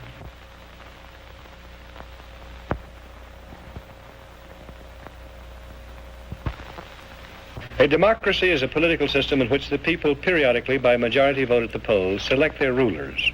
The rulers then have absolute power to make whatever laws they please by majority vote among themselves. In a constitutional republic, the people also, by majority vote at the polls, select rulers who make laws by majority vote among themselves.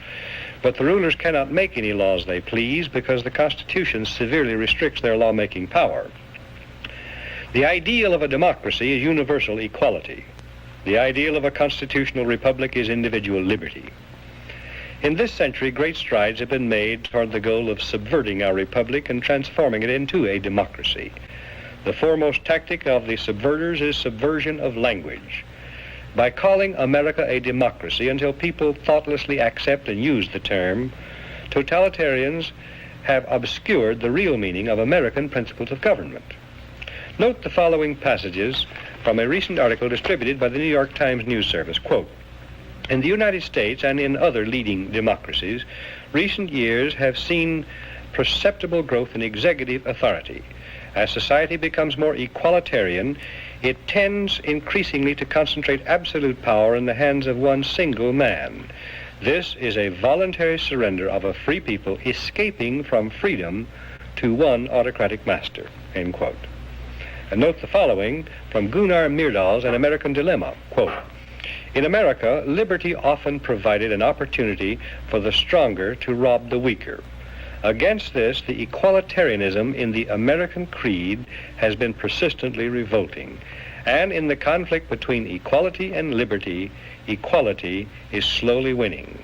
In America, conservatism has to a great extent been perverted into a cult of the Constitution. This is unfortunate since the Constitution is in many respects impractical and ill-suited for modern conditions.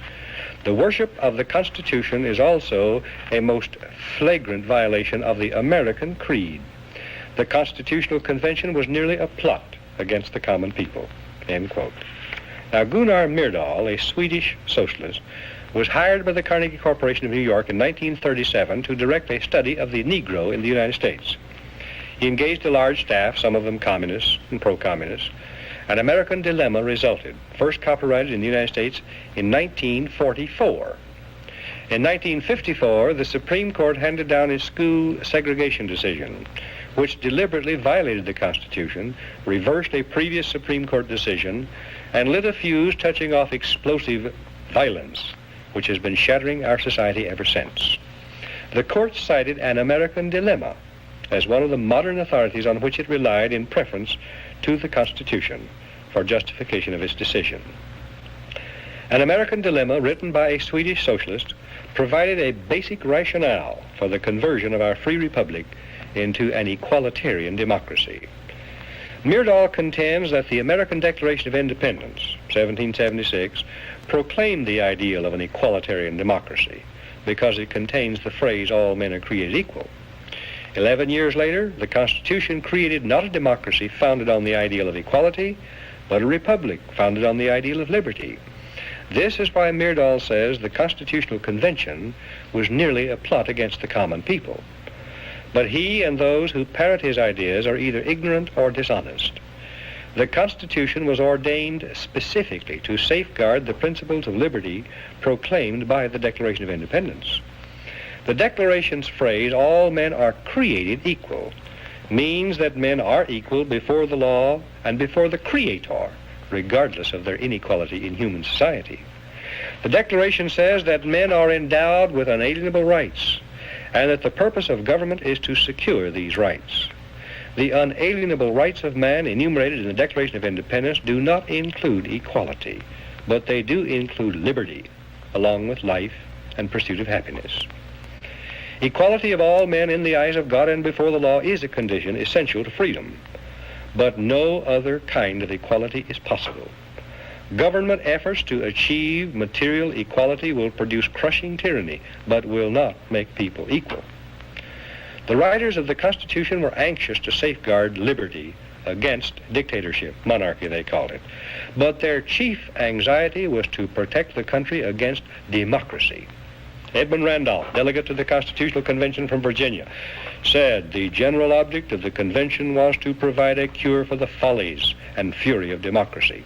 Elbridge Gerry and Roger Sherman, delegates from Massachusetts and Connecticut, urged the Constitutional Convention to create a system to eliminate the evils that flow from the excess of democracy. Alexander Hamilton, delegate from New York, said, "We are now forming a Republican government. Real liberty is not found in democracy. If we incline too much to democracy, we shall soon shoot into a monarchy."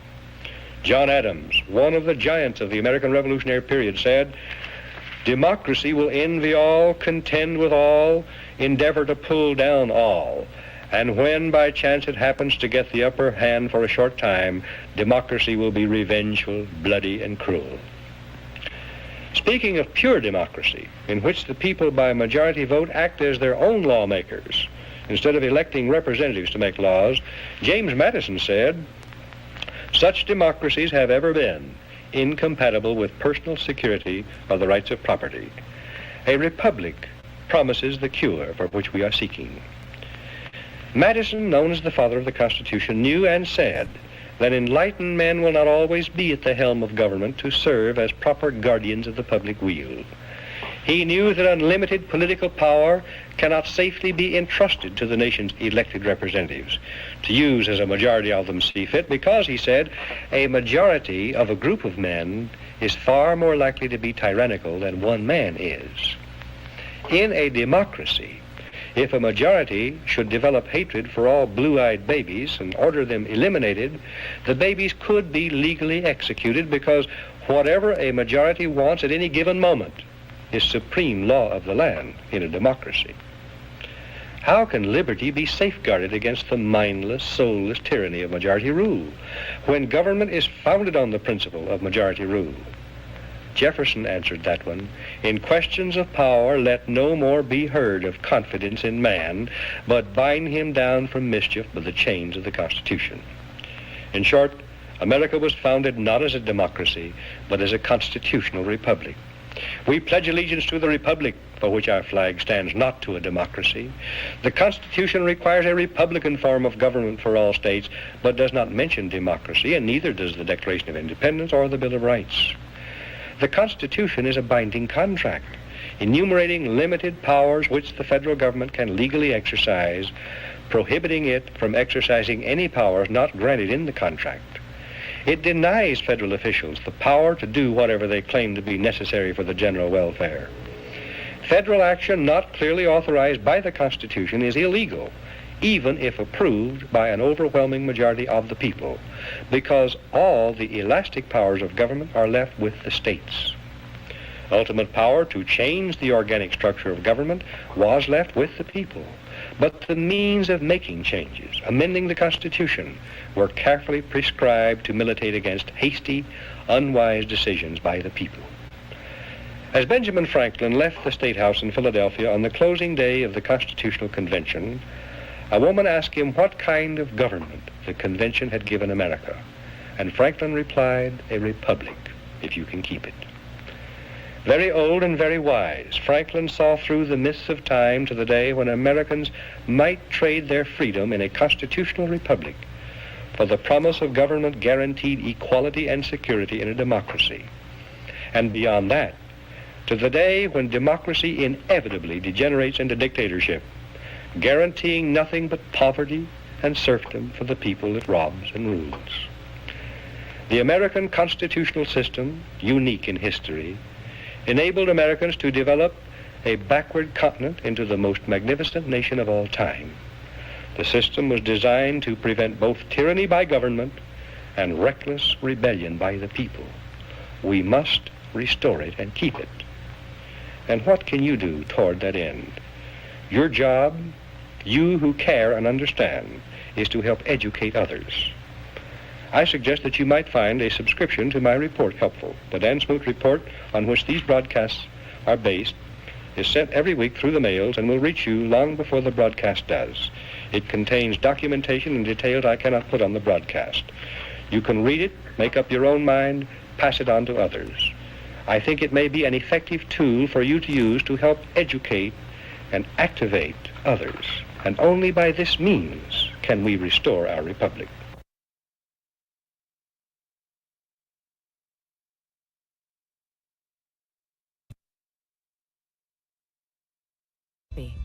The leader of the German nation, Adolf Hitler, has been able to construct a comprehensive racial policy of population development and improvement. The difference between the Jew and the Aryan is as unsurmountable as that between black and white. Germany has set a pattern which other nations must follow. Dr. Clarence Gordon Campbell, 1935, President, Eugenics Research Association, New York.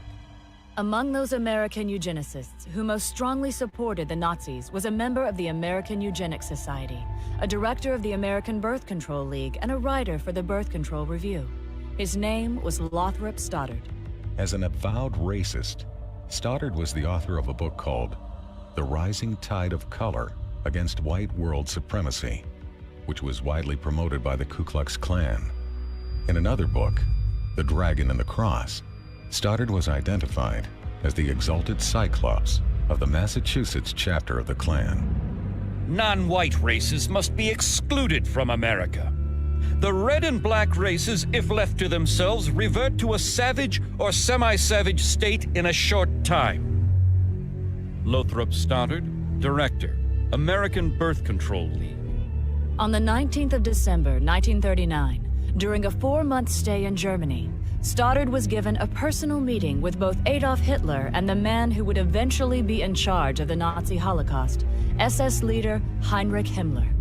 Later, when a course on race was introduced at Halle University in Germany, its instructor stated that it would be modeled on the philosophies of American eugenicists, including Lothrop Stoddard. Eventually, Stoddard's racial views would even be featured in Nazi school textbooks.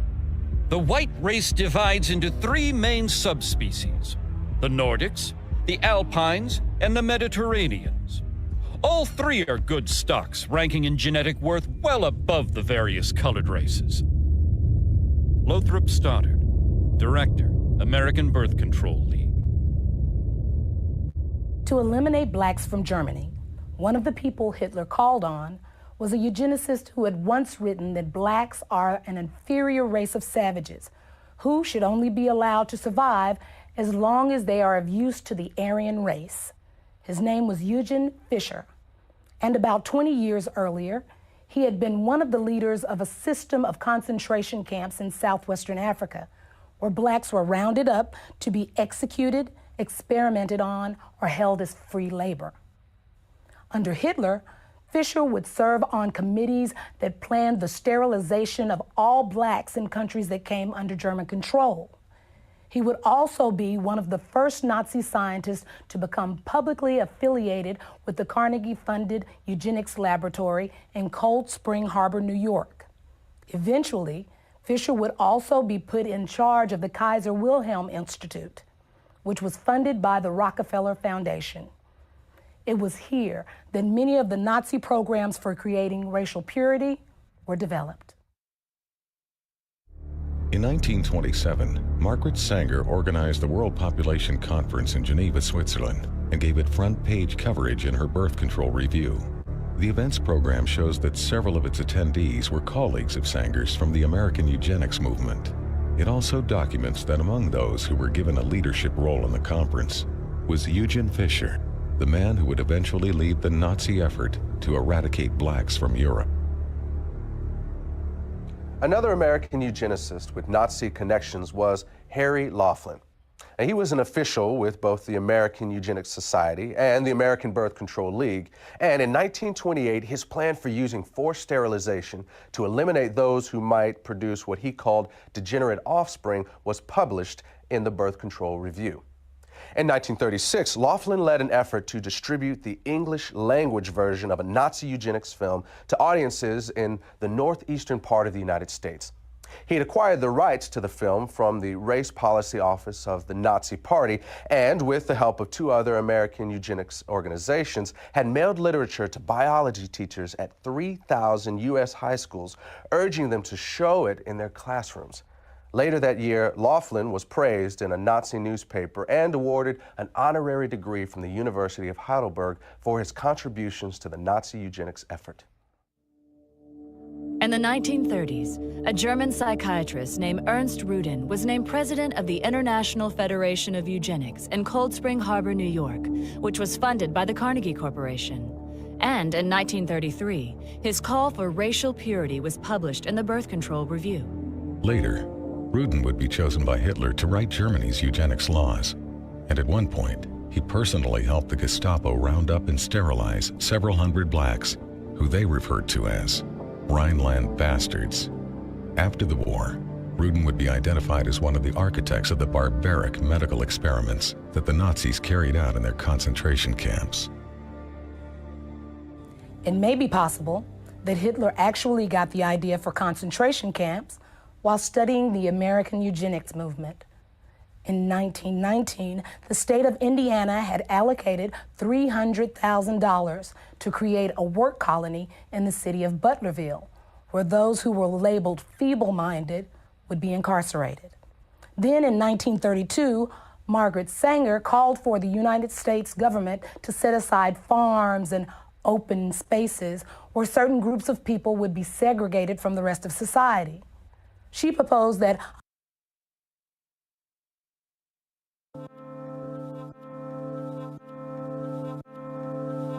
Welcome to Hayes Reviews. Let's get into today's preamble ramble. The first thing I'm going to be talking to you about is a report which came to my attention via ChatGPT.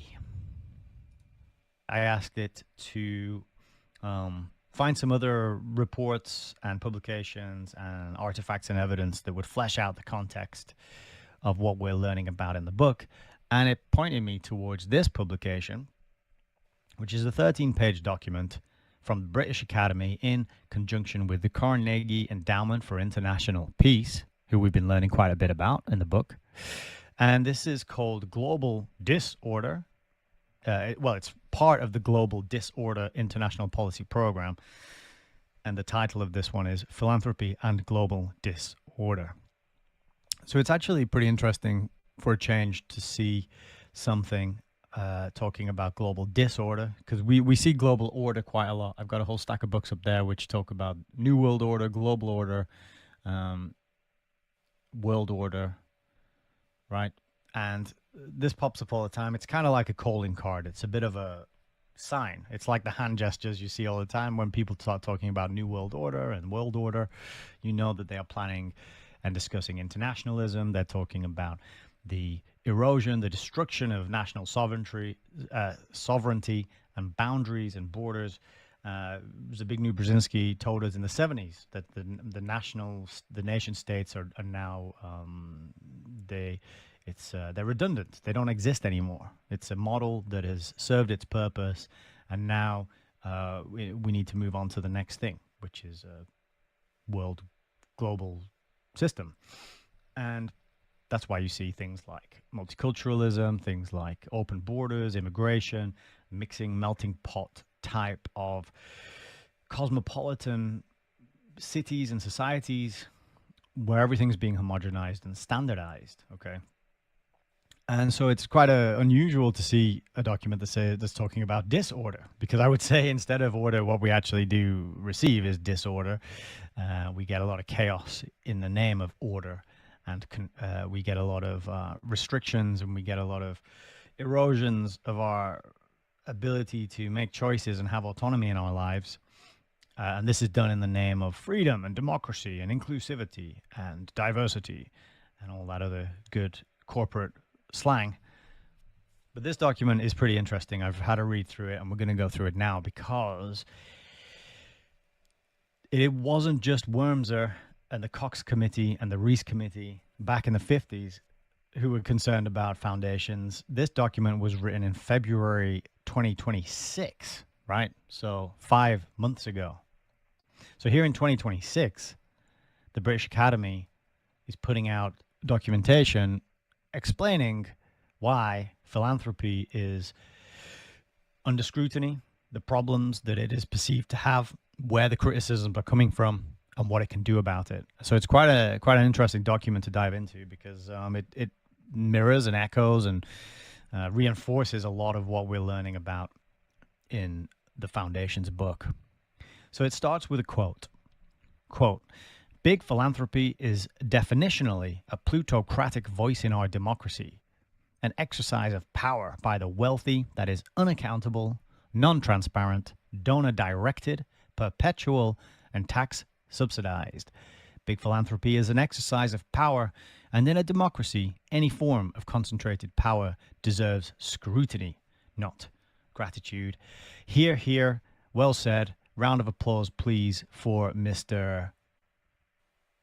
Where's his name? No, it doesn't give his name. It does further down. We will get to the name who is behind that quote very soon. But it's an excellent quote, and it sums it up very well. So the abstract of this paper is discussing the critiques of so-called big philanthropy within the global order.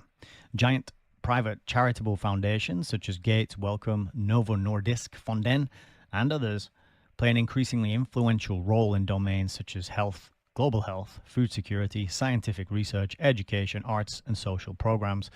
This influence has brought with it critiques from the left and right of the political spectrum, who argue that big philanthropy's influence is not only undemocratic, but that it can exacerbate the problems it seeks to address. Responses to these critiques have focused on philanthropy's capability for risk-taking and long-term thinking, qualities which are not found anywhere else in the global order. Philanthropies who wish to maintain their influence within the global order may have to lean more strongly into these capabilities and to become more accountable. So that's it in a nutshell. Okay, good. Pause it. Paper, this publication. Please. All right, fine work from Nick Hayes over at Hayes Reviews. That's a 47-minute video. You can catch it on his YouTube page. You can catch it on grandtheftworld.com in the show notes.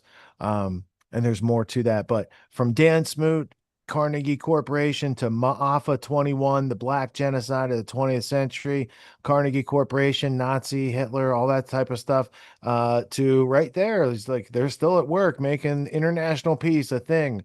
And they might not be doing the thing that everyone thinks they are. They might be a clever internationalist glove that they put their hand into, just like the Ford Foundation, Rockefeller Foundation, who was also heavily mentioned in that segment as well. I wanted to point that out because it's important. It's still going on today. And it's that type of history that was proven in the Reese Committee hearings, that if people just knew, they would probably withdraw their consent from such things. Scott, did you learn anything from Democracy versus Constitution that you weren't taught in school? Yeah, he was very well. He articulated it very well. You know, I hadn't put a much good thought. call to action too. How about that at the end, right? Yeah. I hadn't really considered that very much before really becoming an activist for freedom. You know, about what was it, almost 7 years ago, maybe 6 years ago. So like, you know, I was like, oh yeah, we live in a democracy. Like these words, these concepts, didn't really pay much mind, much thought, and just in learning the contrast between the two, it was well said. And then it was really like, okay, so then from there I learned about other areas of liberty and freedom, and like I think I've talked about this on the show before. Like my first really big red pill was Derek Burroughs' book, the Conscious Resistance trilogy. And then that really sparked me. And then I read like the New Libertarian Manifesto, all these things. And I'd already, no, I was, okay. So I was already a listener of Grand Theft World. And I remember you and Tony were talking about some of these topics, and you referred back to a Peace Revolution episode. And that's where I went back and listened to episode 93. I think it was your most recent one, like the libertarian. And I was like, whoa. And so that was the introduction of a lot of concepts that were new to me. And so that was a big one. But yeah, it's like that was kind of my progression of freedom. The cool thing is, at the time when I made that podcast, it was 2018. I did the whole history and evolution of libertarian philosophy, not politics, libertarian philosophy and economics.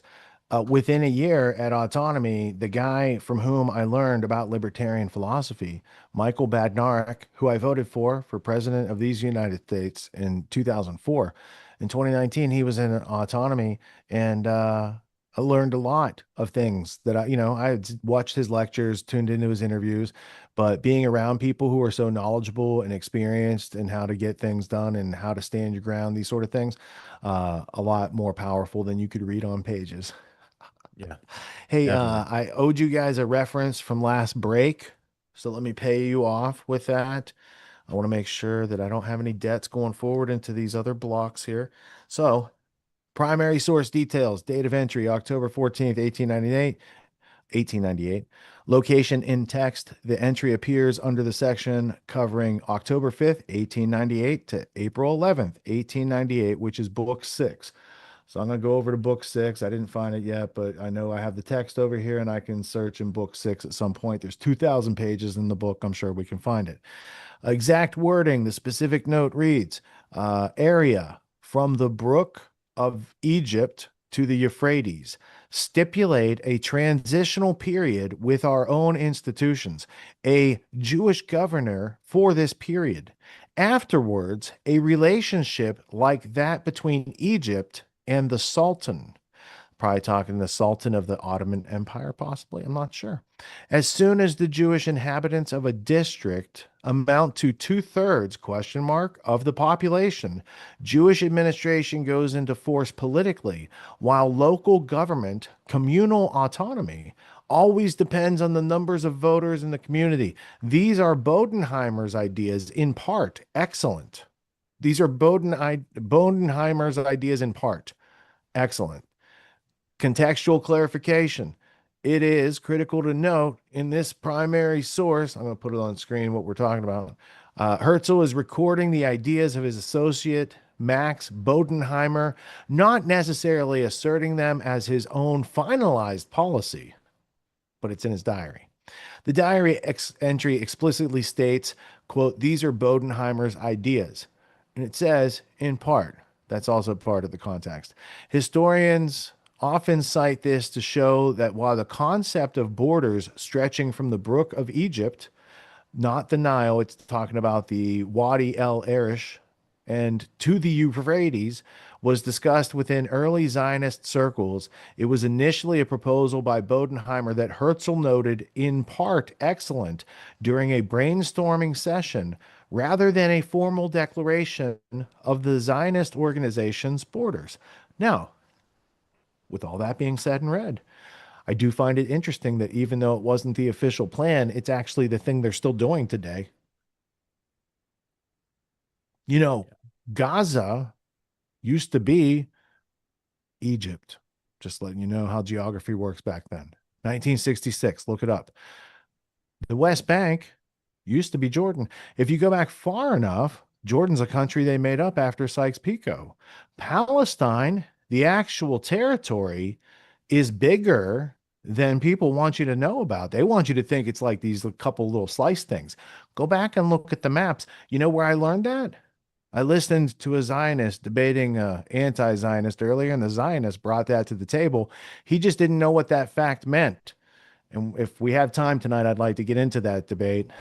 But we have a long way to go and a short time to get there. Yes, that is a Jerry Reed foreshadowing for those of you who obla. Let's go now. First, Scott, do you have comments on what we just saw besides what we just talked about?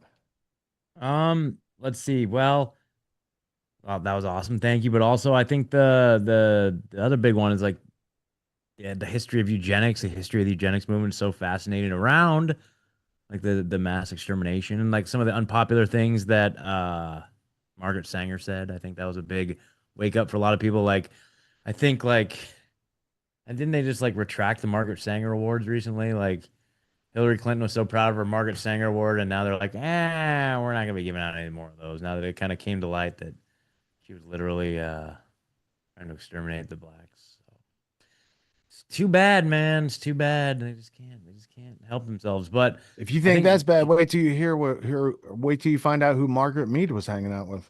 Oh God, yeah, great. Right. See, but it's just funny. I think because we did a whole bunch of in the Truthzilla days. We did a whole bunch of, because when I learned about this, I started reading like the Gamble, Dr. Gamble letter and all this stuff. I'm like, what? I was a bit incredulous. So we did a whole bunch of work around like the history of eugenics and all that fun stuff. And oh man, I forgot what I was gonna say. But anyway, it's fascinating stuff. You guys should look into. I found it. I found the thing. I just searched Bodenheimer. I didn't know how to use search in this document, so I just did Control F and typed in Bodenheimer. Discussed with, so this is page 720 of 1970.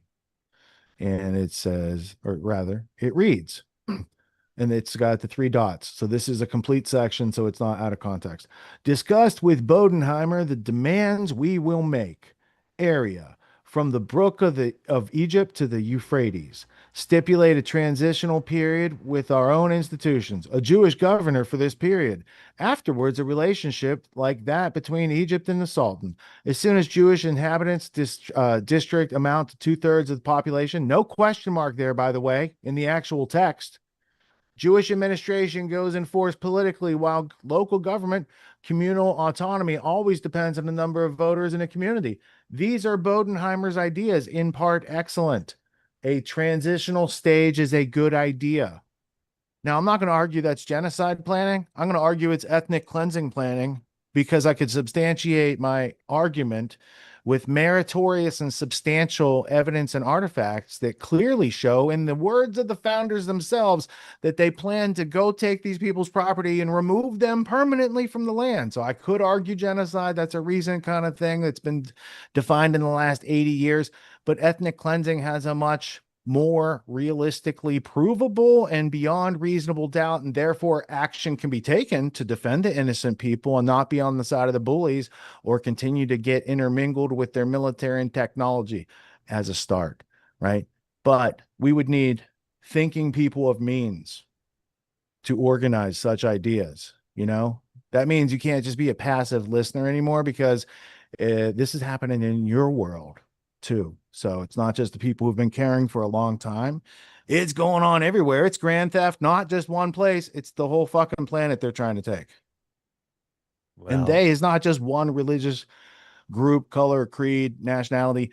Power and corruption attract the worst among all communities. Yeah. We're trying to become the new elite. We're becoming the new elite. Let's become the new elite. How about that? How about just people who don't tolerate the nonsense anymore? Let's just start small. Don't tolerate nonsense. We don't need to play games. People want you to play the game. Oh, we voted and changed something, like Eddie Murphy was telling you back then. Don't play the game. That's a bunch of nonsense. Learn how to take effective actions. You can't do that if you're broke. You can't do that if you can't move out of your mom's basement. You can't challenge authority if you can't stand at the podium and speak to the 3 people on stage who are in your town council. These are the things, right? So anyway, we're going to move on, because we have more show tonight than we can fit into tonight's time capsule. Let's say it like that. Before we move into other topics, there's a whole China section. I don't even know if we'll get to it tonight. We got to get there. I wanted to show you this. We're going to listen to a clip of this. So it's been 20 years since I put out my first podcast episode. So we are going to click over to renaissance.libsyn, liberatedSyndication.com, libsyn.com. The original host of the 9/11 Synchronicity podcast. It's a 2-hour episode. It will teach you how to podcast 20 years ago if you wanted to learn such things. But we're going to take a listen to maybe the first 10, 15 minutes of it. And then we're going to move on.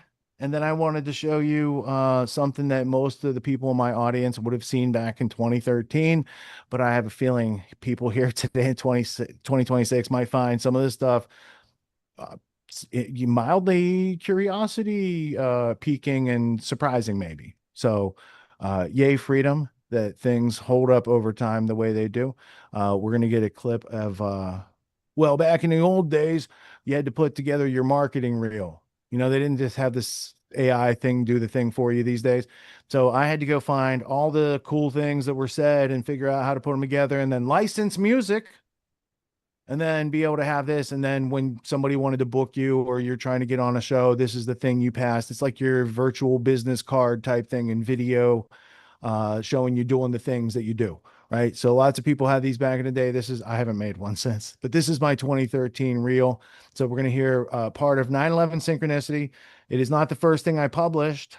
May 31st, 2006 was Project Constellation, but it is my first podcast episode, and it launched July 22nd, 2006. There were a couple episodes between then and the end of the month. I put out a bunch, but then I found my pace, and I think that listening to the first 15 minutes of this, it's going to give you insight that I had thought a lot about what I was delving into, and I'd gone through some preparation, And luck equals preparation, meeting opportunity. So let's continue to move forward, but we're going to take a second to recognize the milestone and accomplishment, but we're not going to sit down and take a break. We got to keep going. Let's check it out.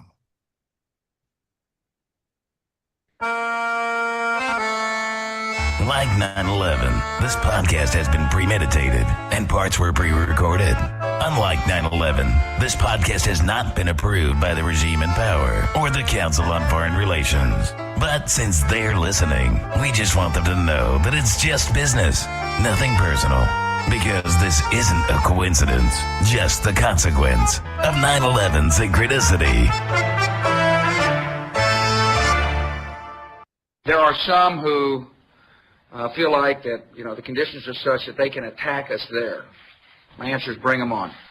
Ironically broadcast from Hartford, Connecticut, the insurance capital of the world, you're listening to 9/11 Synchronicity.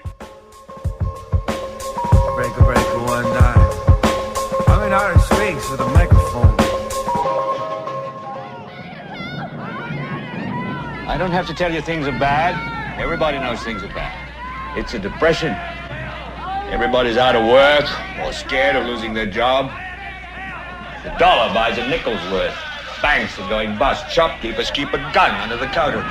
Punks are running wild in the street, and there's nobody anywhere who seems to know what to do, and there's no end to it. We know the air is unfit to breathe, and our food is unfit to eat. We sit watching our TVs while some local newscaster tells us that today we had 15 homicides and 63 violent crimes, as if that's the way it's supposed to be. We know things are bad, worse than bad. They're crazy. It's like everything everywhere is going crazy, so we don't go out anymore. We sit in the house, and slowly the world we're living in is getting smaller, and all we say is, please, at least leave us alone in our living rooms. Let me have my toaster and my TV and my steel-belted radios, and I won't say anything. Just leave us alone. Well, I'm not going to leave you alone. I want you to get mad.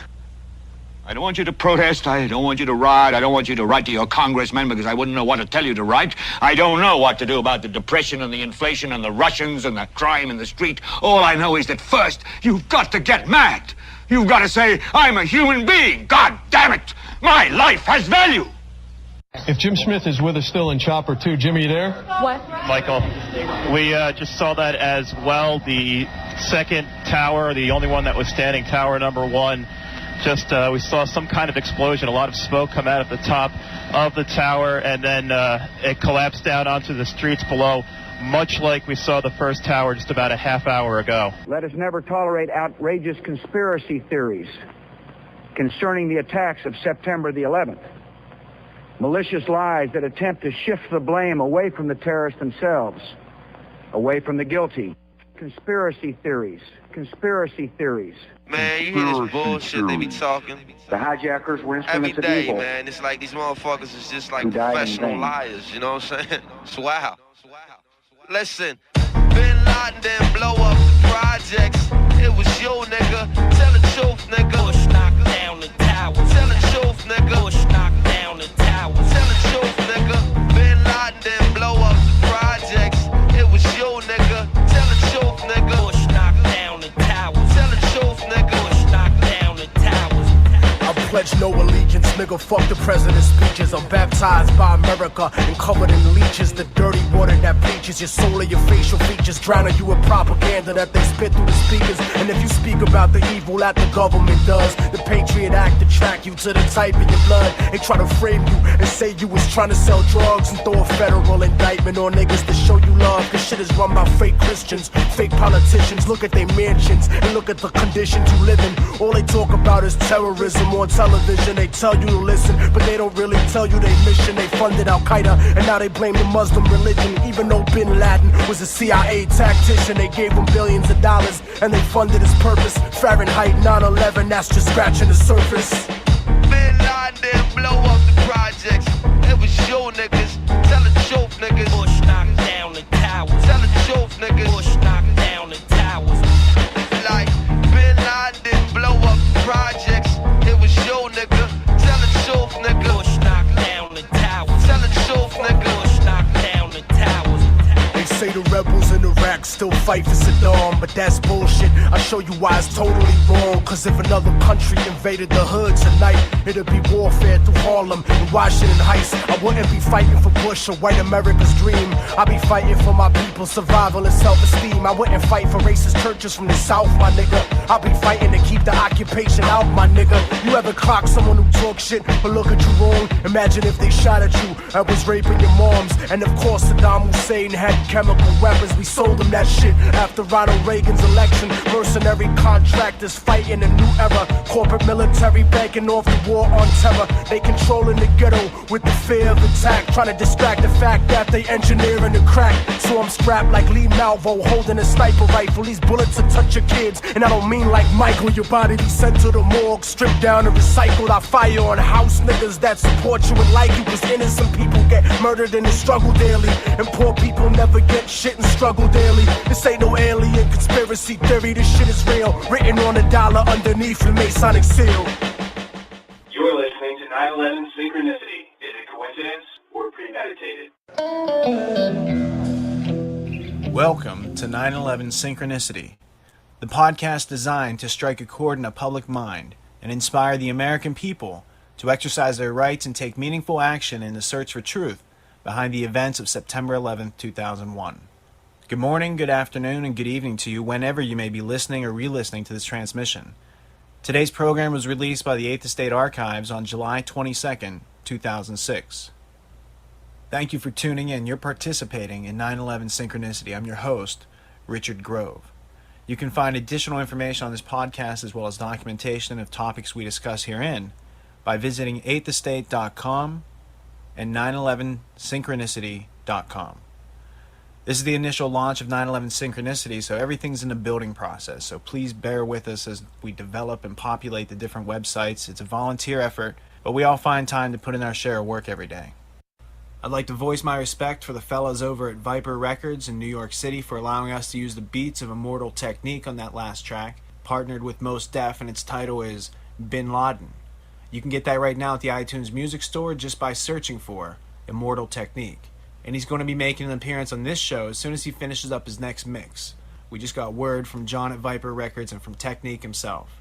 I'd also like to thank our webmaster, Liam Ferris, Rob in Illinois, whose donation paid for our podcast imaging and promos, Matt from universalseed.org, Michael Woolsey, Maria Heller of The Maria Heller Show, our multimedia master in Indiana, Eric East, and last but not least, my editor, producer, and fiance, Lisa Arborcheski, for her patience, inspiration, and support, without which this podcast would not have been possible. In the next few weeks, our guests will include hip-hop activist Sage Francis, the record-breaking filmmakers of Loose Change, Jason Burmis and Dylan Avery of Louder Than Words Productions, quantum physicist Fred Allen Wolf, who appeared in the film What the Bleep Do We Know, and Ty Rober, producer of the underground media meme Who Killed John O'Neill. Even though I had planned the launch of this podcast almost 6 months ago, as you may know, on Memorial Day 2006, Maria Heller published one of my virtual meetings to the internet, and since then, a lot of people have had a lot of questions about me and how I got here and where I came from. This podcast is also designed to help us all get to know one another, and that'll take a little time, but we need to develop our discipline of patience and attention. Today's launch might be beyond the attention span of some, and not fully satisfactory to others. But listen at your own pace and keep in mind that with podcasting, you have control over the time and space. So pause, rewind, fast forward. It's all about empowering you by providing you with the resources for data mining. So if the podcast is too long, don't feel pressured to keep up with the rest of us. And if you think that we need to present more information and more often, drop us a line. We've got a volunteer position open for you. As many of you listening either realize or remember, July 22nd was the date on which the 9/11 omission report was released to the American public. 2 years ago, I read that report, and today, you're listening to part of the action that I've taken. From this point forward, I assert that a president who acts like a dictator, who breaks the law of our land by which he was not appointed, a president who has called the Constitution a goddamn piece of paper, a phrase I could not even utter on live radio without a $10,000 fine from the FCC, a president who is intimately affiliated with the terrorists who attacked us, a president who supports the dissolution of the Constitution, a president who advocates the torture of children and illegally detained prisoners, a president who fails in every way to serve us, a prince whose character is thus marked by every act which may define a tyrant, is unfit to be the ruler of a free people. I have but one idea by which my words are guided, and that is the idea of experience. I have no way of judging the future but by the past, and I wish to ask the President, what has there been done by we the people to deserve being treated like terrorists, spied on, strip-searched, and patriot-acted? I think that if the President can spend $1.2 billion of our tax dollars on professional productions of fake news, which have been slipped into your nightly dose of conditioning like a date rape drug into your cocktail, the unsuspecting public may have bought in for a while. But listen to what someone can do with $100 and a little help from their friends. The President has spent billions on creating and protecting his regime's dreamscape of the official myths of 9/11. And look what one person and a few bucks can do. And just think, today's program is going to teach you how to exercise your free speech before it becomes an urban myth, before the double speakers simply erase it from the public mind. But before we get to today's content for episode 1, there's a few items that I think we should take care of. Number 1, we're going to need a stenographer. So if someone in the audience would like to interview for the job, email a copy of what you think today's program says and send it to us here at the 8th Estate. I'm doing this because it offers another layer of learning potential for each participant, and because I know that when I listen to other shows, I wish that they would provide me with the transcript and references so that I could research what they talked about and verify for myself. So a big thank you to whomever gets the gig. You're doing a service to your fellow participants. Number 2, you, the listener/reader, are defined as a participant for 2 reasons. The listener-reader is passive, and that's how we got into this mess. You're going to participate by researching and eventually sharing what you find with us and others, because I don't want you to believe anything I say. My role here is to be a guide and to teach anyone who doesn't already know how to search and find the answers for yourselves and when to ask for help. Number 3, there's a really diverse audience for this program due to the nature of its content. Our audience ranges from people in their teens to people in their 70s and beyond. Due to that fact, I will include both beginner and advanced material in such a way that I hope it brings people together and supports people cooperating, not competing, to find the answers. And together we're going to create ways to share them with people who are not yet tuned in. Number 4 is about understanding. I just want to set a baseline concept here, and I'll thank a fellow researcher named Jordan Maxwell for allowing me to use his metaphor to illustrate this. If you purchased a new house and you wanted to put something very heavy on the first floor, a thinking person would take the trouble to go downstairs, stand under the area to see if it would support the load. This is symbolic of understanding. The load in this instance is the issue of 9/11. And in order to understand or to stand under it and to observe this in its structure and foundation, you have to take the trouble to get to the foundations of 9/11 in order to decide whether or not the floor, which in this case represents the official myth, can support the weight of the facts. This then leaves us with 2 groups: those who go downstairs and look and understand, and those who look from upstairs and say, yes, I think this will hold it. Everyone who has taken the trouble to understand has agreed on one thing. We the people were lied to on September 11th and sadly, many days before and since. This program was designed to help people understand. Part of understanding is pattern recognition, a comparison between your real-time and historical perspectives. To demonstrate what I'm talking about, there are 2 references embedded in my opening statement. One from a Patrick Henry speech that we should all reread, and one from the Declaration of Independence. Whoever sends me the 2 quotes I just repurposed gets access to more information. That's kind of how it's going to work here. The more you participate, the more information you get access to, until you eventually mature and start to constructively share with others, just like we're doing here today. That's why episode 1 is about to show you how to do what I'm doing right now. The last essential step taught first, so that you're free when you're ready to go and do your own thing. But let's not get ahead of ourselves. First, we're going to need to learn from other people with experiences and insights. We're going to need to look for ourselves in order to explore and expand our sense of what's going on this journey, where we're all seeking to better understand the events that affect every single one of us. In order to do that, we've got a unique blend of guests because it's necessary to add many different ingredients in order to communicate the recipe for understanding 9/11. And much of the contextual information is outside of the traditional 9/11 community. So we'll be hosting 9/11 talk show circuit favorites, people you've heard from outside of the 9/11 research world, and even a few people you haven't heard of yet, but whose work is exemplary and relates key ideas necessary to understand the origins and contemporary quagmires linked by the 9/11 synchronicity. And lastly, we're all learning here, and I expect all of you to act as if you have the patience and the time to help anyone who you trust to be genuinely also trying to understand.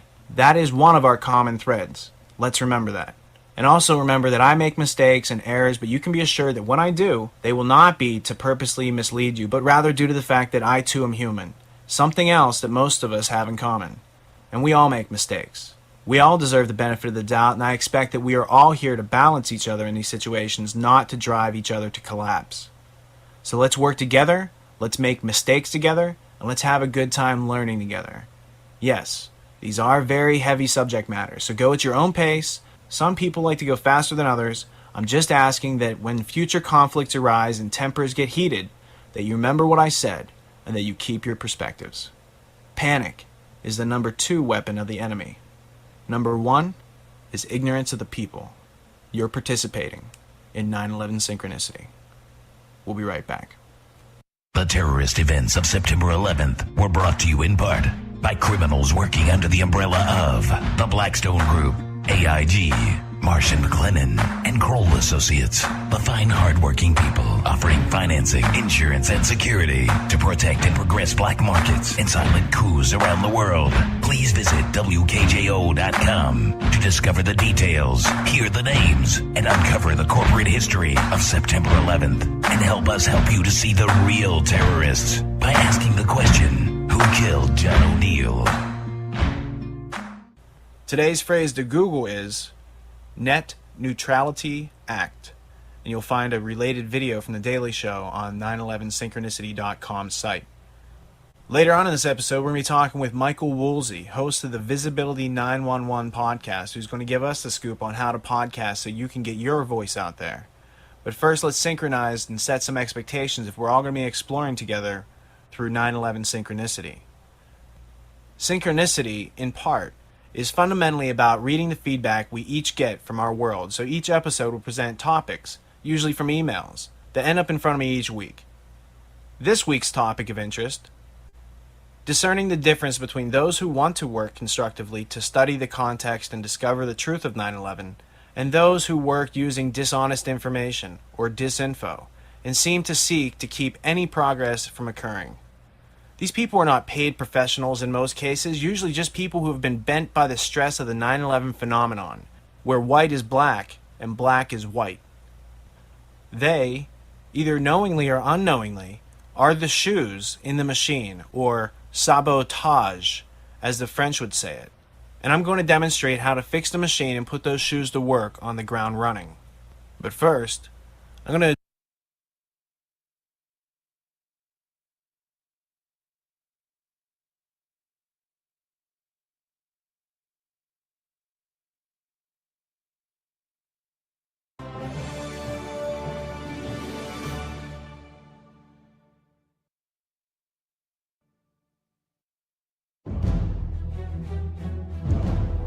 This transmission originated on April 23rd, 2006, and is addressed to the future of America. The man you are going to hear is a whistleblower who is pointing out who benefited from 9/11, what was behind it, the kind of software and alert system in place, and who made the big bucks on 9/11. His name is Richard Andrew Grove. He's an excellent speaker. He's a fearless American patriot. And ever since, Richard Grove has been an outspoken voice, not only against Wall Street fraud, but also for the reshifting of the way we think about and perceive information. Richard Grove, the founder of Tragedy and Hope Communications, has produced hundreds of hours of educational media for those who seek to free themselves from the collectivist paradigm. Richard is a master at reducing complicated propositions into pithy, substantive sound bites. Grove is the founder of Tragedy and Hope, a free multimedia database of the highest academic quality information, ranging from everything to philosophy to economics. So to talk about his personal story and journey to becoming a media revolutionary, I'm joined now by Richard Grove, corporate whistleblower and producer of The Ultimate History Lesson. Thanks so much, Richard. It's an honor to have you on. Well, what I see is something that A, could have been prevented, B, should have been prevented, and C, if the media had done its job, would have been prevented, because I understand that if you give this information to people, they would take action to protect their interests. And that's all I wanted to do at the end of the day, was to get this information out there so that they could protect their interests before they lost their money and their life savings and eventually their country, because the frauds add up to a big change that Americans don't yet recognize what this all means. But there's definitely a trend going on. There's actions being taken that all add up to a bigger picture.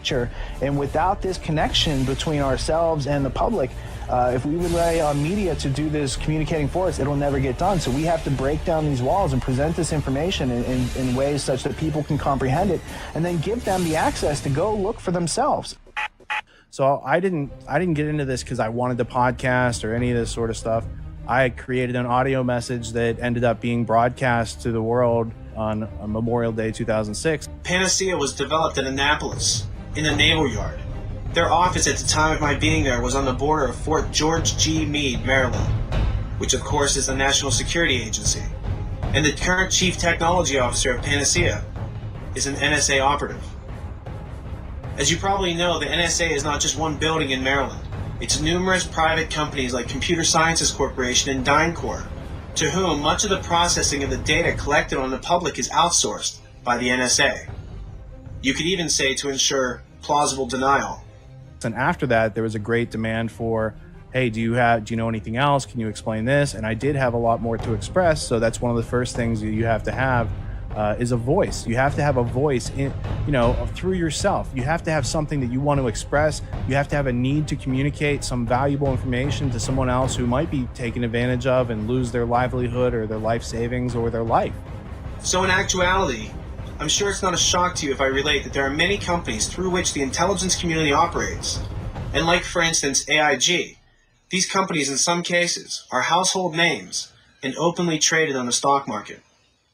And it's worth mentioning that the NSA doesn't have a secret relationship with AT&T and GTE and all the other telephone companies, because they are the telephone companies.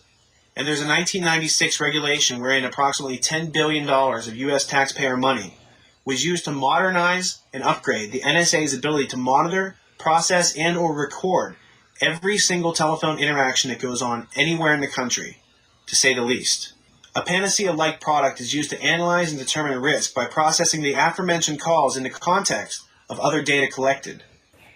I think that's just a sign that there's so many people in this country, when things can get that obviously irrational, that there's just no intellectual self-defense. There's no one left to form, a sentence, let alone a paragraph, let alone have the power to get it printed in front of millions of people anymore. And that's what I noticed. And no editor would dare print it anyway for fear the ads would dry up. My latest star whistleblower, who happens to be here tonight, his name is Richard Andrew Grove. He can attest that a lot of money in gold was made on put options and speculations that day, but he can also tell you how it was done. And didn't you say that they actually adopted some of the software that had these glaring errors that could facilitate money laundering themselves? Well, certainly. The SEC actually standardized on the exact software from the company that I was working for. A couple months after I filed my case, I saw a press release from the SEC and my employer, my ex-employer at that time, stating that they had used, they're implementing that software that I blew the whistle on that had the back doors to help regulate the markets. And so I just saw that as being so silly that I looked around for what type of investigative journalism was left in this world. And I'd taken my case to Lowell Bergman from PBS Frontline. And after a year and a half of working on it, he said, we can verify this stuff, but we can't print it. And like I said, luckily he's here tonight. Richard, where are you? Why don't you stand and take a bow for being a hero?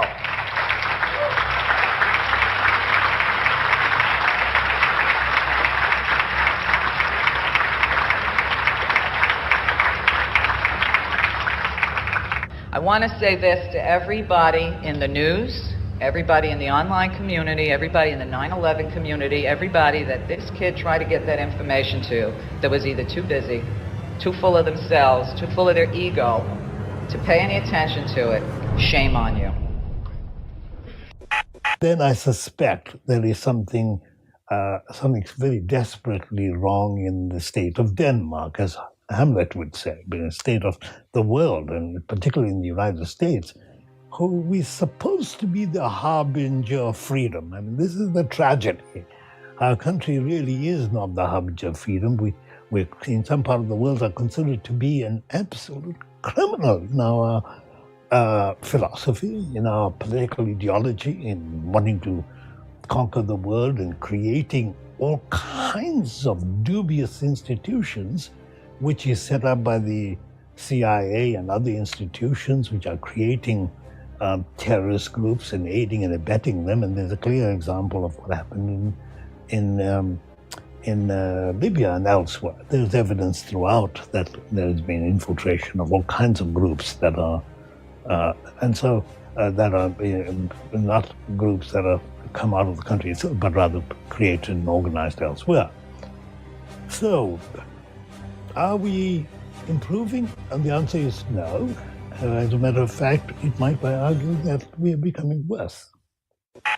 I guess the natural question then would be, if somebody is redefining what it means to be an American, and they're using this philosophy, call it collectivism, who might be behind this? Through history, could you cite some cases so that people in the audience who might think that this is kind of conspiratorial, we're actually talking about some deep history here, and I'd like to maybe flesh out some of the characters. One of the greatest conspiracies of all history was created by Cecil Rhodes. Of course, he didn't call it a conspiracy. He called it a secret society. Well, if a secret society weren't secret, there'd be no point in having a society like that unless it was secret. And why is it secret? It's because they have things they want to conceal. So it is almost by definition a conspiracy. Anyway, a lot of people didn't know that. I didn't know this when I first became aware of William Stead's writings of the last will and testament of Cecil Rhodes. Stead was the administrator of the estate and all of that. My eyes were popping out. I couldn't believe this. And of course, the writings of Carroll Quigley, the professor of history from Georgetown University, who was Bill Clinton's mentor. And all of these things came together. And in fact, I see on my vision of your desktop there on your right, the word hope is sticking there. That's the last part of Quigley's book, Tragedy and Hope. And I think that's what your whole series is about.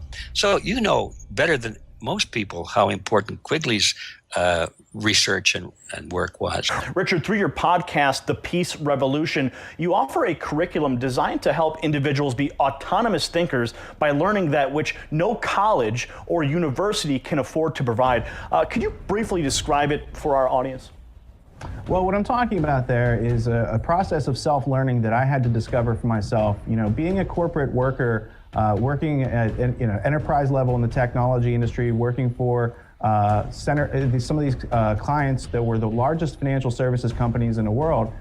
I found out during that process after becoming a whistleblower and what led me to media production that I needed to do a lot of learning for myself, and that on that path of learning, when I find things that are credible and unbelievable yet factual, I should create the media that shares that. So informally, it didn't start out as a curriculum, but over the years, it's the useful information that people are being denied through the traditional media and curriculums of universities. Specifically, what the theme is through the Peace Revolution podcast is the fact that you can learn anything for yourself without a teacher by using a method that delivers high degrees of consistency and certainty. And that makes what they teach as far as a compartmentalized PhD, Prussian PhD system, obsolete.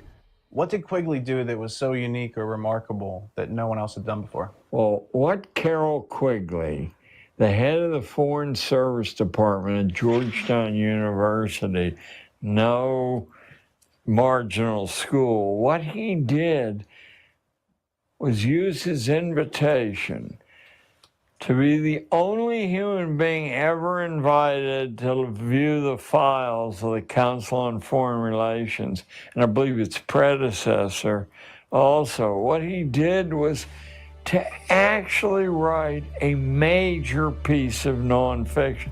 Must be 1,300 words long, pages long. Fairly small print, and he made the fatal mistake of being a superb writer and thinker, so that it's accessible to anyone who gets a hold of a copy of the book. That was quite impossible beginning 6 months after the book was published. And I can just see the manuscript must have been this big. So an editor asked to vet the thing and make sure, yeah. And after all, Georgetown, this guy's safe. Out it goes. Macmillan publishes it, sells out instantly.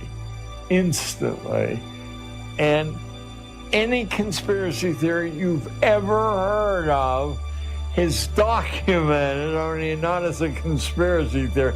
Gives you the name, the date, the time, the actual letters. Oh, good God. It's how they make another brick in the wall. Sure. And that's the craft of masonry. What many people don't know about Cecil Rhodes and his plans to create a secret society is that his goal was to change the logic of the United States Constitution in order to bring the United States back into the fold of empire. He says if King George III hadn't been so incompetent, they would have been having meetings in Parliament in New York and England every other year. But the point is, for your listeners, is that Cecil Rhodes devoted almost all of his vast wealth to the creation of a secret society. And the purpose of this secret society was to conquer the world, literally, using certain techniques that would not be visible to the common man. This is a good way to get out of the Depression. Good way to cow dissidents in the population always is to declare a national emergency. Then you have an excuse for foreclosing freedom of speech. If you do look at history, conspiracies are the engine of history. Almost every event, major event that ever occurred in history happened not because of some kind of a spontaneous rising of the masses or some spontaneous falling of a boulder that happened to hit somebody over the head. No, these were planned, and usually they were planned in secret, and everybody should know that. Anybody that scoffs at the idea of conspiracy, I feel sorry for them, because it tells me they have never read a history book. You find that a secret society of like-minded men stemming from the last wills and testament of Cecil John Rhodes was enacted in order to bring the United States back under the control of British dominion. That was their ultimate goal. And so ultimately, you are controlled in almost all aspects of your life. And some of us accept that because it gives us privilege and power and money and status. So this structure has a lot of attraction to it. And this is the attraction of the 1%. I mean, these are psychopaths. And all of us have become some small psychopaths in our respective jobs. We are a sick humanity. There are some wonderful people, of course there are. The average person, I think, down the street is a wonderful person. But we are what Chomsky calls manufactured people. We are manufactured individuals. We are not ourselves. We try and be very much individuals with a pathology and psychology and love and care and humanity. It's there. As a matter of fact, you can see it with our grandparents and their parents, but you see very little with the progress of humanity. So do we have civilization or barbarism? I would argue that we are in the stage of barbarism. We must recognize that. Richard is the founder of Tragedy and Hope Communications, which creates educational media intended to provide individuals with the educational resources necessary to attain PhD-level mastery of history and philosophy. Richard, it's a genuine privilege to have you back on the program. America was created as a nation that cherished and protected individual liberty, yet today it is arguably one of the most collectivist societies on the planet. As a historian and student of culture and social control, what do you feel is at the root of America's decline? Well, Gary, it's a pleasure to be back. As you mentioned, the cultural phenomenon known as compulsory schooling, the forced schooling, and schooling as a term is the removing of individuality. So what we have as an education system is not really about education, rather it's about removing the individuality and curiosity from students, ruining the integrity of their minds. And psychological warfare is simply a population that is willing to believe things that are not true, and they won't question declarative sentences to actually get to the bottom of what knowledge is in that instance. They'd rather believe it, and that's one of the main problems in this country. Little has changed in the past 40 years, except I think maybe the methods that they're using and the level of propaganda that's, that the info war that's being waged on the audience. Can you speak to how journalism has changed in the last 40 years and how maybe you've even adapted and evolved to overcome some of those challenges? Well, first of all, Watergate was not really an investigative story. I mean, that was the presentation to the public because Bob Woodward and Carl Bernstein became very famous. In fact, almost as famous as Nixon for tracking down this unbelievable story of corruption in the White House. But in fact, that story never would have been given to them as two cub reporters by Ben Bradley of the Washington Post if he didn't already have it in his pocket. Because at risk was the reputation of the paper, the Washington Post, the survival of the Katharine Graham empire, which included the Washington Post, and associated investments and businesses. So the myth was floated that investigative reporting was alive and well, when actually it had been on the decline for some time, even in the early 1970s, and that has done nothing but that decline has continued to this day. Richard, all this has happened without our country being conquered by a foreign rival. How have the values of Americans been surreptitiously changed over the past century, and in what way? Well, I think it's been incremental, and though we haven't been physically conquered by any rival, we've been psychologically and mentally and intellectually conquered in our minds by reverting back to a stimulus response mentality. And instead of putting, thinking back in between our stimulus and response, that is our choice to think or not to think in any given situation. When you outsource that thinking to someone else, when you believe what they're saying, when they're using a declarative sentence, which is an argument, it is a conclusion, it should be justified by a proof of existence in order to be knowledge.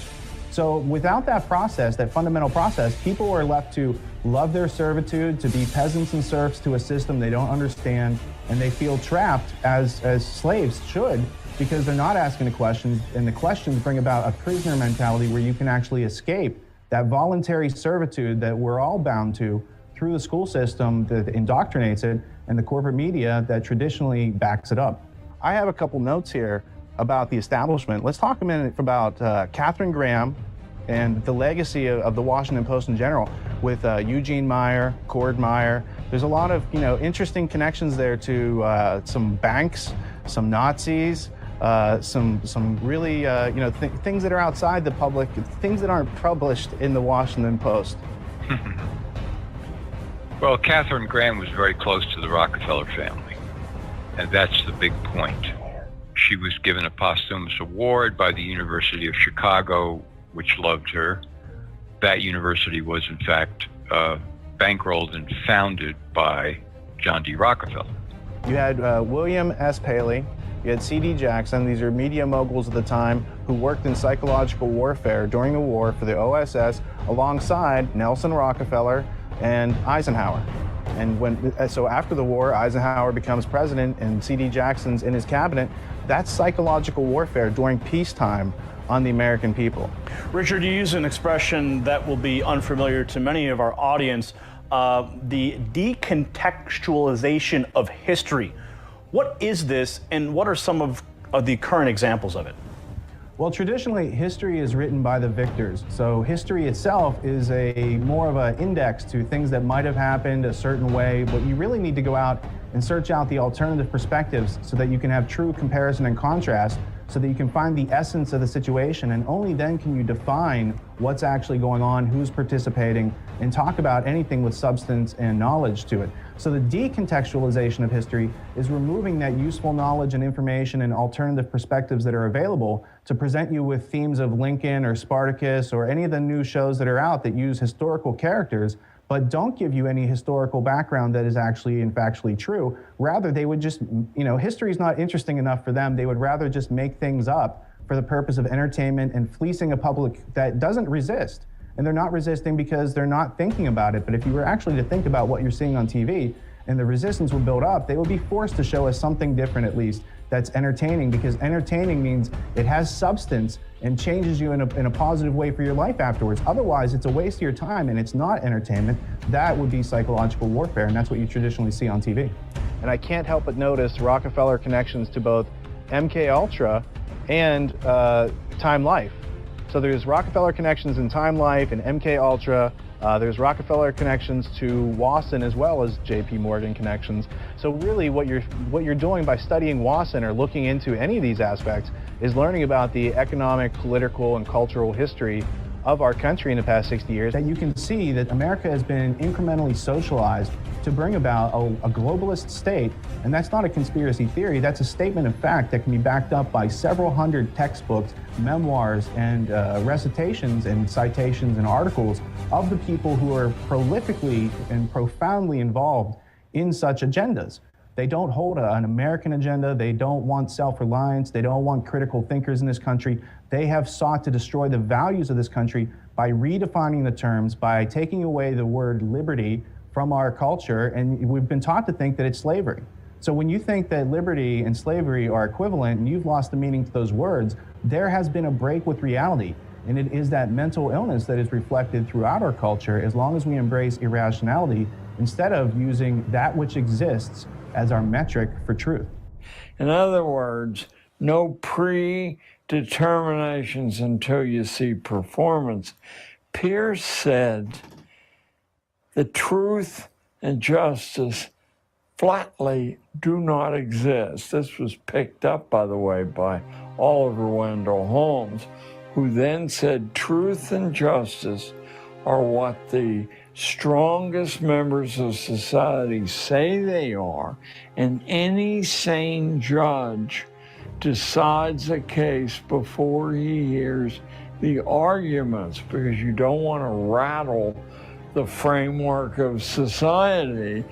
I mean, this is big time radicalism. Of course, they didn't see it that way at all. They saw it as nitty-gritty truth, and all these superstitious, sentimental additions had occluded the fact justice is what strong people say it is, truth is same thing.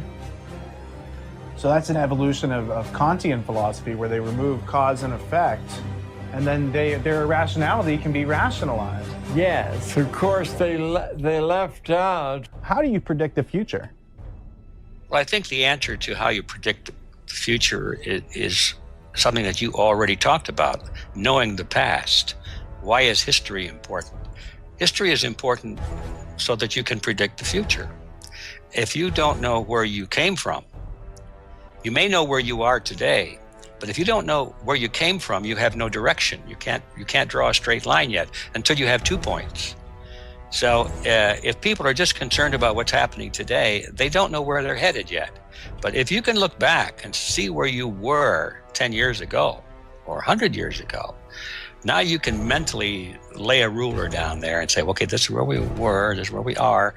You don't have to be a genius to project a straight line now. You can say without fear of contradiction that unless there are some major changes to change the direction in which we're heading, we're going to get to where we're headed, in other words. And so predicting the future is simply a matter of knowing where we were and being very coldly objective in terms of where we are today. Then the rest of it is real easy. It's a wonderful world, but when I see the gatekeepers, those who are in power, I have it makes somebody who's conscious of this world and this beautiful world very sad. Yeah. And that's The Future is Calling. The subtitle of this describes it a little bit better. The subtitle is An Invitation to Change the World. Modest little challenge there, but that's what we intend to do. We will change the world. Well, the future is calling, and this is your invitation to change the world. What idea could you express to the audience that you want to propagate through time? One idea. Individualism is superior to collectivism. That's it. Once people really understand what that means, once they understand what is this thing collectivism, and what is its constructive opposite, individualism, then 99% of all of the issues that perplex people today and worry people, they just disappear, they melt, because you can see the underlying philosophy, the justice of your decisions based on a truth. And just what truth would that be? Well, you've got to read and find out, but I'll give you one little quickie. Collectivism believes that the group is more important than the individual. Individualists believe that that's nonsense because, first of all, there is no group. Group doesn't exist. Group is an idea. It's a mental concept. It's an abstraction. You can't touch a group. You can touch people, but not group. It's mathematical. So if you base your model of the state as being the assumption that the group is more important, the group which doesn't exist, is more important than individuals which do exist, you've made a terrible mistake, because someone's going to come along, some leader, great leader, said, I speak for the group. I speak for the majority. And you will do what I say because it's in the best interest of society. And if you disagree, into the ovens, sort of. It's the way it works. That's my idea I would like to leave out there. Figure out, first of all, what is this conflict between individualism and collectivism? And then the conclusion is, individualism is superior to collectivism. And with all that being said, if you'd like to know more, don't forget to stop by tragedyandhope.com, fly with us on Twitter to stay up to date on thought-provoking news, and download our podcast, The Peace Revolution. Reprioritize some of your time and fill your mind with useful knowledge. That's how you grow in the right direction. Tragedy and hope. It's like putting together a puzzle, and what you discover as a result is yourself. Until next time, thank you for tuning in and not dropping out.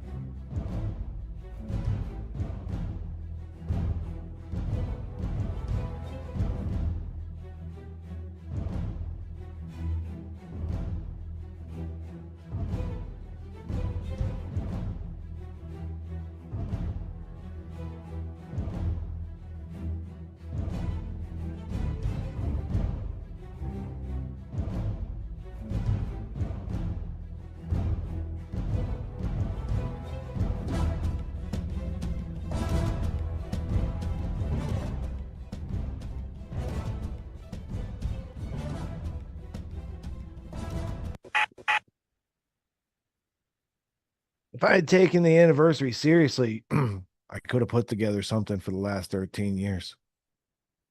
Right? Because it's 2013 and 2026. That's 13 years ago, right?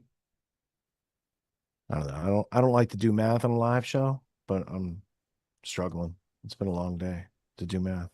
Scott, you're muted if you're talking. Oh no, I'm just listening, man. That was good stuff. That was good stuff. Is it 13 years ago, that video? Yeah. All right. Did you connected with Immortal Technique and all that? You buddies? Yeah, I actually got permission back in the day. I didn't know any better, so I got permission and made sure I could play that song. And you learn as you go. Yeah. Did you ever chat with him? You learn. No, but I talked to the dude at the Viper Records, the manager, whoever makes his records, producer Oh, it dude. said like back he's in the coming on day. next week. I'm like, oh damn. Anyway, I just emailed him, so hopefully Yeah, we he can might. get him I on. haven't listened to the episode. I know Sage Francis was the rapper that I was having on in the next episode. Oh, And, gotcha. yeah. Cool. Well, hopefully he'll be on. I told him about our little because he lives in New York, it looks like. So I told him about our little shindig in New York City. I was like, dude, if you want to do Bin Laden on stage, I might be able to make some arrangements. Well, I did want to pick up on the synchronicity of another brick in the wall and mention that. Oh, wait, press the right button. Roger Waters is going to be at Turning the Tide 9/11 25 years later. There's a whole bunch of cool people speaking at this conference. I'm going to scroll down. The website is turningthetide911.org.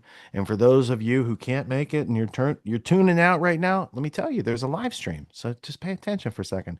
Yes, they have tickets. They have a full schedule. You can see where it's going to be. This is the live stream area there. Down here, speakers. Look at all these cool people. And then I was squinting. I didn't have my glasses on. I'm like, oh yeah, I am. I'm in the picture right there. Check that out. And I think it goes Roger Waters, Burmis, and then me speaking on Friday, September 11th. And so that's going to be an exciting event. And I'm looking forward to seeing some of these people that I haven't seen in a long time. I'm also looking forward to meeting some of these people whose fine work I've respected. Oh, Phil Turney's going to be there Sunday. Oh, I might have to go back now. I was planning to make it a one-day thing, but that one name right there, I was like, maybe I should go hang out. So we'll see. I'll play it by ear, as they say. But yeah, that's over here at turningthetide911.org. And you can learn about the event details, keep up on the news, get tickets, donate, watch the live stream, all that good stuff. Yeah, and dude, I'm gonna be there too. You guys, I'm gonna be there Scott's too. gonna be there. Richard's gonna be there. You guys, come. He was hang. going first, then I heard about it, and then things happened, and you gotta do things these days because sitting around like Yep. I have for the past 20 years isn't getting us anywhere. So I'm gonna have to, do more than stand behind my desk. I guess I have to go outside my house, Oh, and my dude, so property, yes, and off the mountain. invitation to everybody listening. Come hang. Come to the conference. Buy a ticket. Support Richard Gage's efforts. Come hang out with the Grove and me. Come and- socialize. Hopefully nobody's hanging. Just for the transcript aspect of things in the world. You know what I'm saying? Come hang They're out. already. There was a lot of things in that reel still going on today. Very interesting. There's a lot of things I was talking about in 2006 that also seem to kind of be going on today. And I was talking about a different president. Do you think that's accidental, or do you think maybe the system just is like that and produces the things that we see it produce? And if we want something different, we're probably going to have to make something different. And if we don't have it right now, we probably need to make ourselves a little bit different in order to do the things that we haven't done. We're going to have to step up and have a little fun. So I do want to keep the mood light. We're going to have, there's some heavy information coming up. So we're going to have to be serious, and then we'll have some laughs, and then we'll learn some more, and then maybe we'll laugh a little more. I was going to make it just about 9/11 from here to the end of the episode, but we have another month before the conference. So I'll just leave the last segment to that. And we will cover the China section of this show. I also want to help you guys just understand what I'm dealing with here. This is the block that's about to play. This is all the stuff that we don't have room for today. And then down here at the bottom, we have the last stuff in the show. So there's probably a lot of these stories that deserve to be covered, but they're not going to be able to be covered. One of those stories was, there was a group that got kicked out of Spain in 1492, and they went to the Netherlands that has Amsterdam over there. They kind of became a banking power. They bought a little island called a Manhattan, and then they took over the England place over there in 1688, the House of Orange. William of Orange from the Netherlands, financed by these banking types, took over the place. And that's called the Glorious Revolution, I think it's called back in the day. Anyway, 1688 might be a little bit early on your timeline for such things, but I encourage you, it's not that far into the past. And the people back then were struggling with many of the same things that we're struggling with today. And maybe together, if we learn in a decentralized kind of individual way, we can find solutions that haven't been found heretofore in human history. And that would be pretty exciting. And I think that's a story that we should all write ourselves into that script, because otherwise the script they're offering, their draft sucks. So if you want it improved, you're going to have to learn to write your own script in life. And that's going to take a little bit of learning. Now, in this, we're going to see, this is really just, I don't care that Clavicular, who's like a person who hits himself in the face with a hammer to look bad. Like, I'm sorry, look, I'm naturally handsome. I've never had to hit myself in the face with a hammer before to get any of my goals attained in life. But, you know, different strokes, different folks. I don't have a problem with that. That's his individual right. He's not hurting other people. Although I do think he involuntary, possibly, allegedly drugged somebody one time, because we did have to cover that story one time. But he went to Israel. And he's on a little tour, and they give him a little guided tour, and he's partying. He's got a little IDF PR chick with him and stuff. And that's all well and good, too. Piers Morgan, like I said, my critique of Piers just got banned off of YouTube. Piers Morgan says he's war crime maxing. Nice nomenclature. Well tagged, Piers. Well, you know, so I don't really like him, but I can say that's a good move right there. And then Clavicular is bragging about being on Rothschild Street. I just thought, for context of some of the other stuff I have to lay out, might as well put that on the record tonight. So we have Piers war crime maxing with Clavicular. A sentence I never thought I'd have to say as an adult. Next up, we have a new hit. You know how some bands put out something and all of a sudden it's just a #1 hit and everybody's listening to it? Well, that is what's called 10-7, a conspiracy theory. Yes, from the makers of 9/11, a conspiracy theory, over with the Corbett Report. They have thoughtfully taken the same exact almost script, you might say, and applied it to a different situation that should not fit the script so easily. But him, her, and whatever, like where my picture used to be in the old video, now they got a 10-7 video. Thankfully, I'm not in this one. And he does a damn good job, especially, you know, coupled up with his, dynamic duo with Brock West over there. The ability to be so concise, succinct, on point, make people laugh, make it shareable, make it an internet hit that's going to be evergreen and people 20, 30 years from now can still learn from it. Well played. And it inspires me to do likewise in long form content. Of course, I can't do it all in 5 minutes. I leave the expertise to the experts. Scott, did you see that video yet? Do you know what I'm talking about? Which one is this? 10-7, a conspiracy theory. It's like 10-7 in 5 minutes, it might be called. No. Okay. Well, yeah. As Burmis would say, buckle the truck up. And then we have, after that, a small message. Now, there are not many things that I would agree with Mayor Mamdani on. I'm not saying I agree with what he says here. I'm just saying he made everyone stop, look, and listen. So in terms of marketing, like, he did all the things. Do I think he's doing it for clicks? Hell yeah, he's doing it for clicks. Do I think he's actually going to do the things he's talking about? Hell no, is he going to do that? Does he have the right to do it? It reminded me of the scene in Young Guns, where Billy the Kid cuts a deal with the governor, and then you see the governor going out of town, and Billy the Kid's not getting out of his handcuffs. And the line was something like, the governor, it's not that the governor lied, he just didn't have the power to do what he said he was going to do.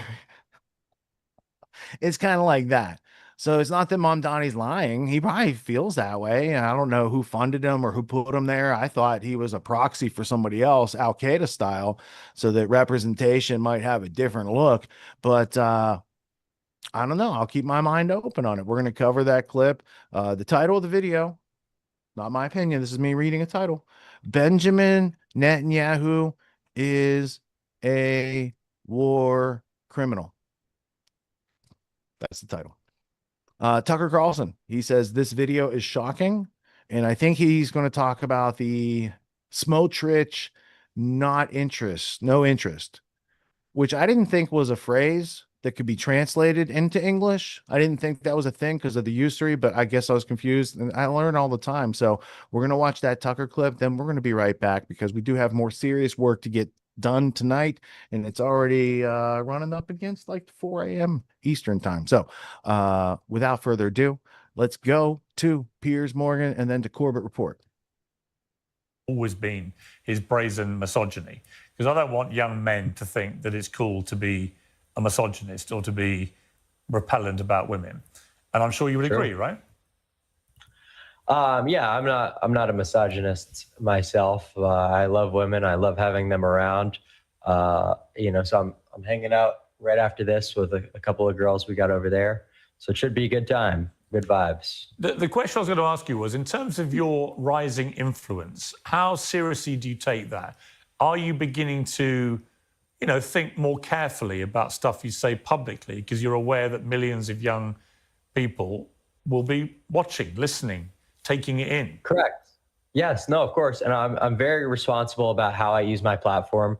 And I think I reflected that quite well in the tweet that I made the other day, that I find it kind of ridiculous how one of the Israeli reporters was trying so passionately to get me to choose a political stance about the foreign conflict. And I said, look, I'm not an expert.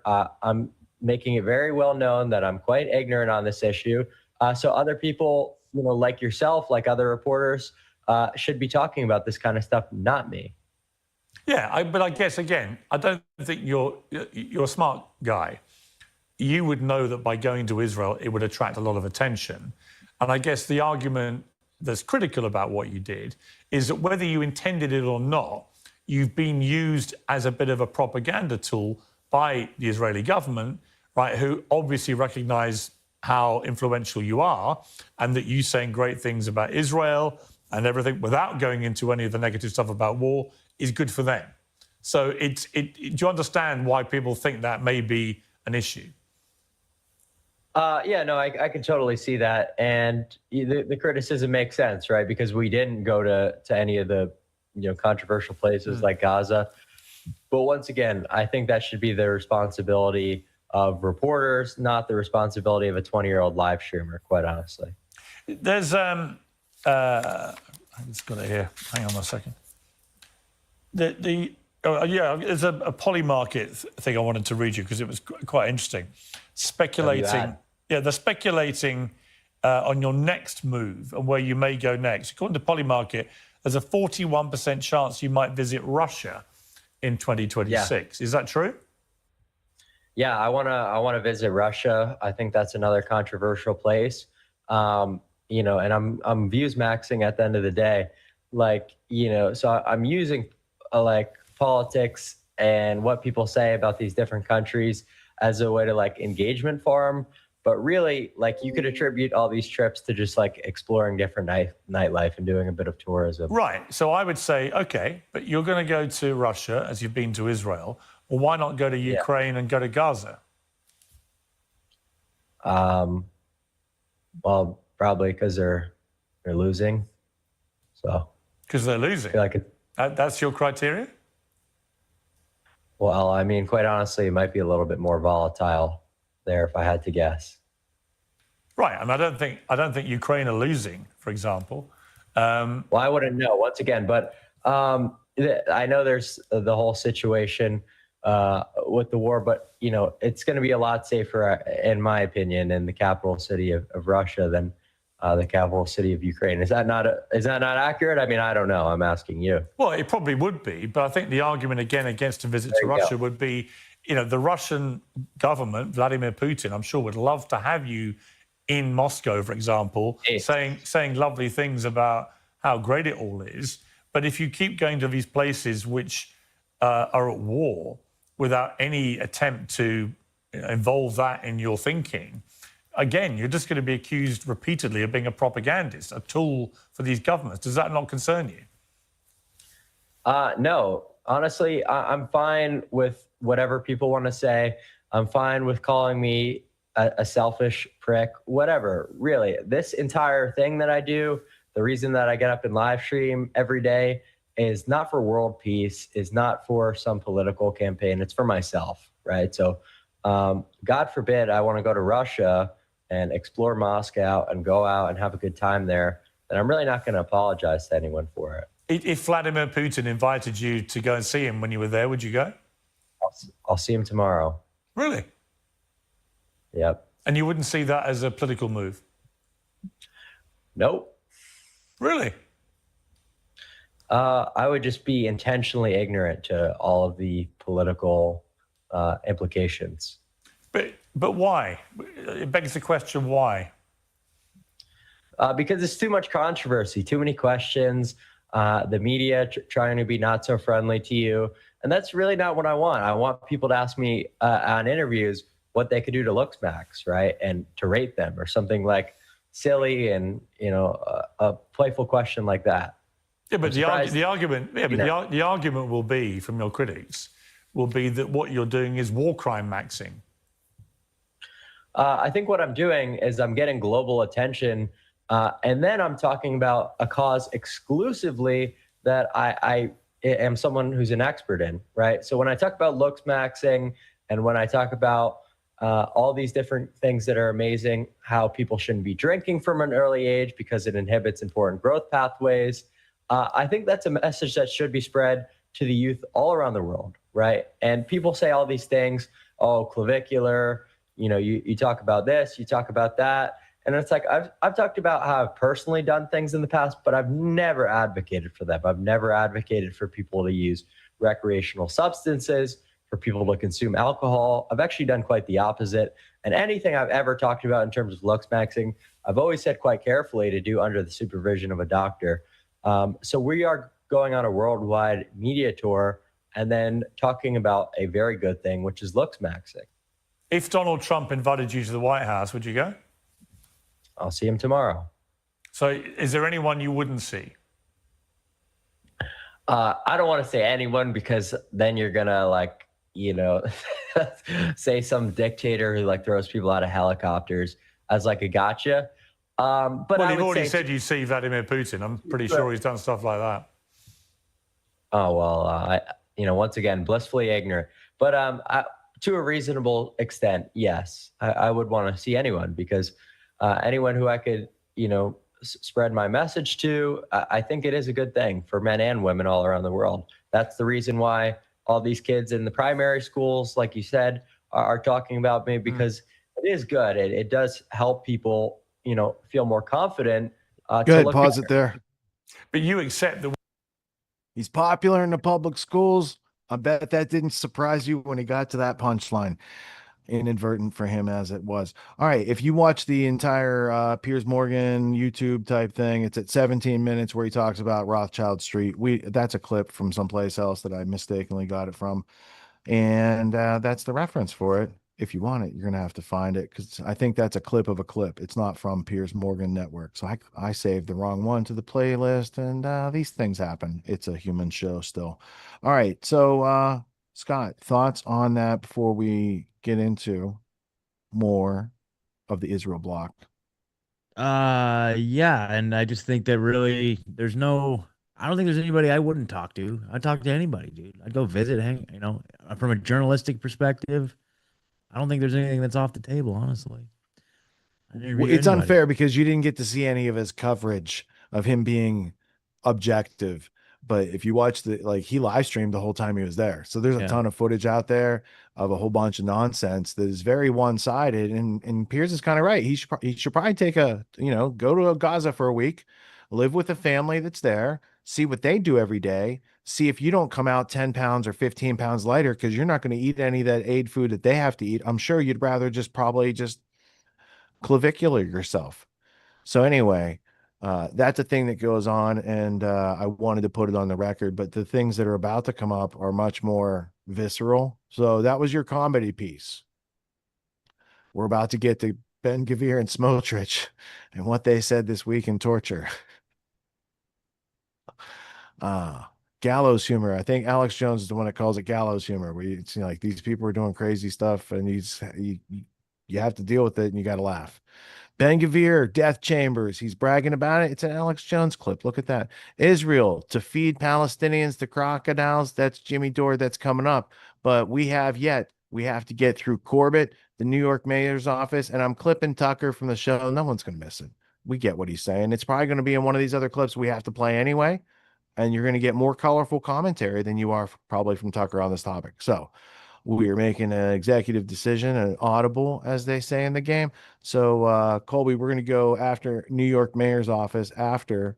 So it goes Corbett, New York Mayor's office. Then we're going to the Ben Gavir, Alex Jones clippage. And that's going to come to us from X because it's not allowed to be on the YouTube. Can't have it on YouTube. So we're going to go over to the X. And I don't like X still because no one sees my stuff over there. But the few who do, I do appreciate you. I'm just saying there's 20,000 followers and I get, 98 views. It's not going out to my followers is what I'm saying. It's not your fault because you're just an audience member.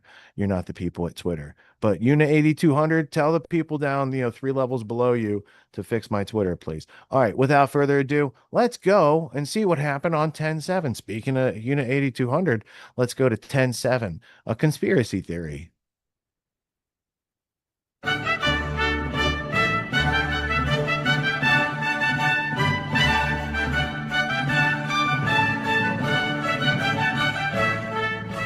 On the morning of October 7th, 2023, approximately 6,000 Hamas soldiers flying paragliders and riding motorcycles skirted around the most heavily defended security wall in the world, somehow evading the fences, observation towers, cameras, sensors, barbed wire, and remote-controlled machine guns dividing Israel and Gaza.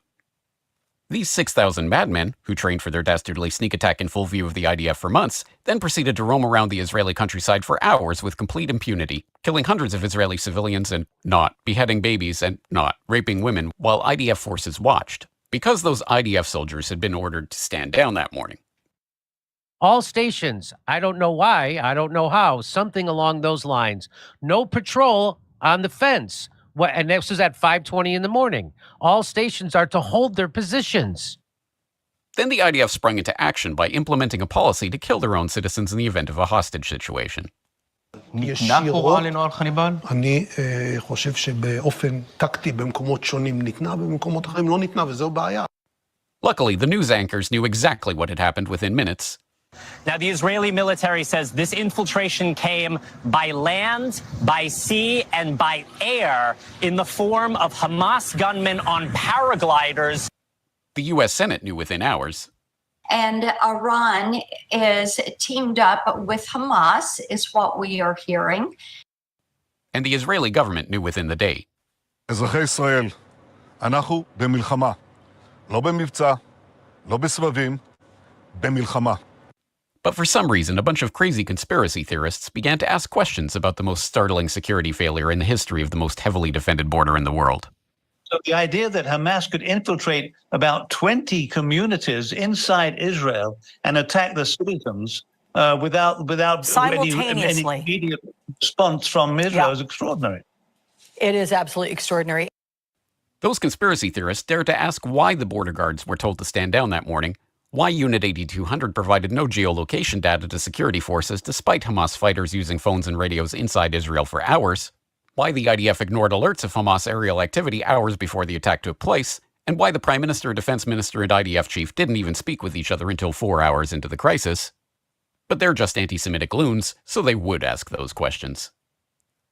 Even so, the IDF provided answers to all the hard questions in their comprehensive after-action report, concluding that the Israeli army had failed in its mission to protect Israeli civilians, because no one could have predicted Hamas's intentions and readiness for a wide-scale surprise attack.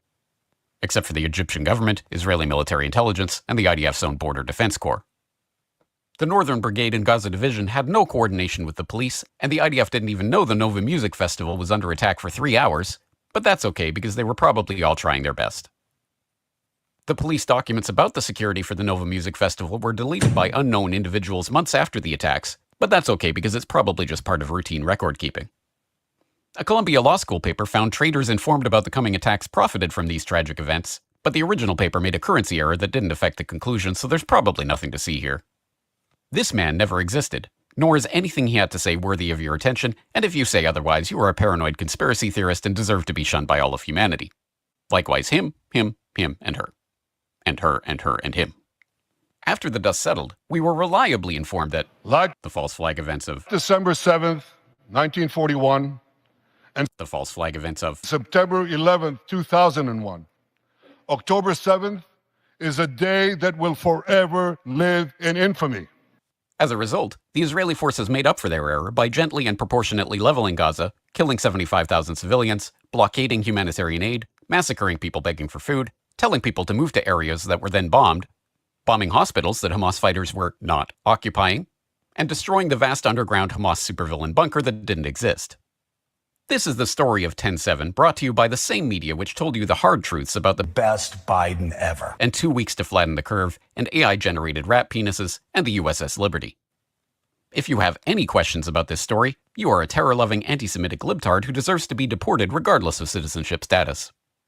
If you love the government of Israel and/or peace, tranquility, cooperation, fresh bagels, and this adorable baby, you will never express doubts about any part of this story to anyone. Ever. This has been a public service announcement by the Friends of the IDF, the Epstein Influence Network, AIPAC, the ADL, the Israeli government spokespeople in the media, and the Likudniks. Because ignorance is strength. Benjamin Netanyahu is a war criminal, the architect of a horrific genocide against the Palestinian people. He is responsible for the killing of more than 73,000 people, for the maiming of tens of thousands of children as those who survive undergo amputation without anesthesia, for the targeting of neonatal hospitals and maternity care centers, denying newborns even the chance to live, for the countless people he starved as he blocked food and humanitarian aid from reaching them, for the gunning down of hundreds of aid workers and journalists. And just last month, the UN confirmed that Palestinian children continue to be deliberately targeted and killed by Israeli armed forces, more than 8 months after the so-called ceasefire. The list goes on and on, all as we, as Americans, pay for the bombs that do the killing. There is a reason the International Criminal Court issued a warrant for his arrest.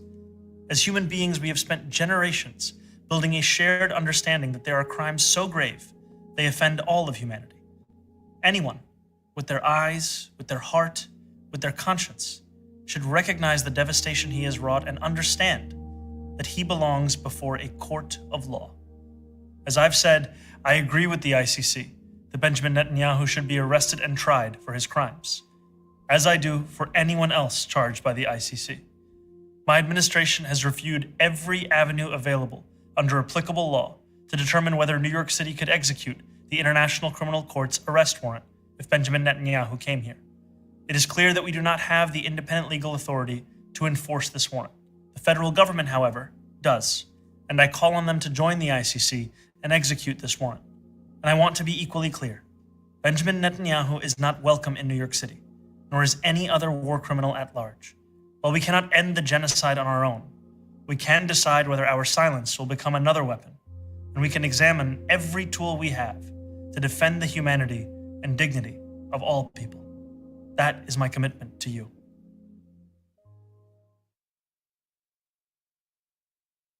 I mean, Ben Gvir really runs Israel now, their national security head. They admit that. And I mean, in the same day, he's like, I've got this death chamber where I kill people now at this base we built. Let me take you outside. I put crocodiles in here to eat people. And like, it's not a joke. He doesn't know how crazy it looks, but he does. He's like, I want to scare people. I like to terrify people. And then in the same day, he goes and storms Al-As Hamas with 4,000 people. And then, before that, we caught some people trying to ship rice in on a flotilla. And then on TV, he slaps women in the face and knocks them to the ground that are in handcuffs. A big fat dude slapping women on TV. Like, it's just like, because he can.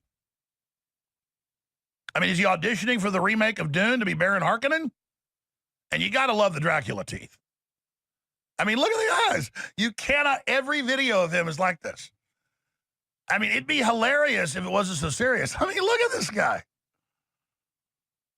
Good God. That's who runs Israel right now. Megalomaniac, completely disconnected from reality, totally psychopathic.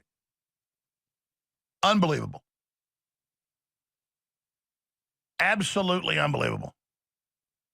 Oh, and there's the finance minister 2 days ago. Oh, this is ideal. Americans killing for us. We don't have to do anything. Yeah, it's destroying the economy. That's great. At least it hurts Iran, too. It's kind of like Longshanks in Braveheart. And he says, fire with the archers is into the whole army. And he goes, well, sir, our army's there, too. They're battling. We'll kill our own people. And he goes, well, we'll get them, too. I mean, what must it be like to be in that head? Like you look like a jack-o'-lantern. You look completely psychotic. You run around and beat women that are handcuffed on TV for no reason. You have crocodiles and you're at a torture facility where you kill people. And Israel's got like, 30, 40,000 kids they grab every year, as young as 5. They take off the torture centers. And I mean, just God knows. I just know I support all this because I don't want to go to hell. In fact, the Bible says do whatever the entire leadership of Israel says, and if you don't, you're going to hell. And again, that means Herod, who cut John the Baptist's head off, John the Baptist deserved to have his head cut off, and John the Baptist is in hell, Herod is in heaven, and Jesus went against the government of Israel. He was killed too, and you got to say, well, you don't go against the government of Israel, you go to hell. So Jesus is in hell according to, it actually says that in the Babylonian Talmud. It actually says Jesus is in hell bathing in feces and semen, boiling feces and semen, because he challenged the rabbis. I guess it's really the government of Israel. Now, the argument is from the rabbis is you can find any rabbi saying whatever you want at any time. And that's true, too. There's lots of nice stuff rabbis have written, too. I've read a lot of it, but there's some that are crazy and that happen to be in charge right now. And they got crocodiles and torture centers and stuff like that. Look at these guys. I don't think the elevator goes all the way to the top right there. So, but at least Ben Gvir's always happy. I know this. He can go out for Halloween without even having to put on an outfit because he does have Count Dracula teeth. So that's always a good sign. Count Crocodile Man. I'm trying to think of a name for Ben Gvir. Absolutely hilarious if he wasn't so dangerous. Oh my God, help us, Lord. It's like looking at Kim Jong-un. Kim Jong-un looks like a little fat demon too, but not as creepy as Ben Gvir. There's a creep factor with him waddling around. Real time, uncensored. I just don't feel like the leaders of the Israel government are real concerned about staying within the confines of law, be it international or domestic in their case. When they all protested in favor of prisoner by guards? My name's Garland Nixon. I am standing in for the one and only Jimmy Dore. Israel is crocodile plan to stop Palestinian prisoners escaping. Government like a moat? I'm guessing. Government removes legal protections for Nile crocodiles as Ben Gvir pushes for detention compound ringed by reptiles. Wait, so they were endangered? Because why would they have legal protections? The crocodiles, they're endangered. Well, the government's removing their legal protections. Let us continue. The Israeli government has stripped Nile crocodiles of protected status. Are they? And then it's good for the crocodiles, paving the way for crocodiles Muslim. I guess so. Well, let's face it. They got more protected. The Palestinians didn't have protected status, but crocodiles did. So in Israel, you would be far safer to be a crocodile than a Palestinian. And now they're going to mix the two together, which is in a way that I think is going to be basically in violation of international law. Paving the way for a proposal to build a detention facility for Palestinians surrounded by the reptiles, Israeli media reported. Environmental Minister Idit Silman signed a decree on Wednesday reclassifying Nile crocodiles as a specially managed wild animal, a new legal category that allows the state to keep the animals for security purpose, according to Israeli news site Ynet. In the decree, Silman said Israel security forces could now keep crocodiles under specific conditions. According to Ynet, the move went against the advice of the Environment Ministry's legal advisor and environmental groups. Oh yes, Israel's real concerned about a legal advisor because they never want to violate the law. The decision follows months of pressure from National Security Minister Itamar Ben-Gvir, who in December proposed building a prison encircled by crocodiles. Does he know how crocodiles work? And it sounds like he's not an expert on crocodiles by any means, because I know it sounds cool in a cartoonish way if you're like a mad science, like a Dr. Evil from that movie.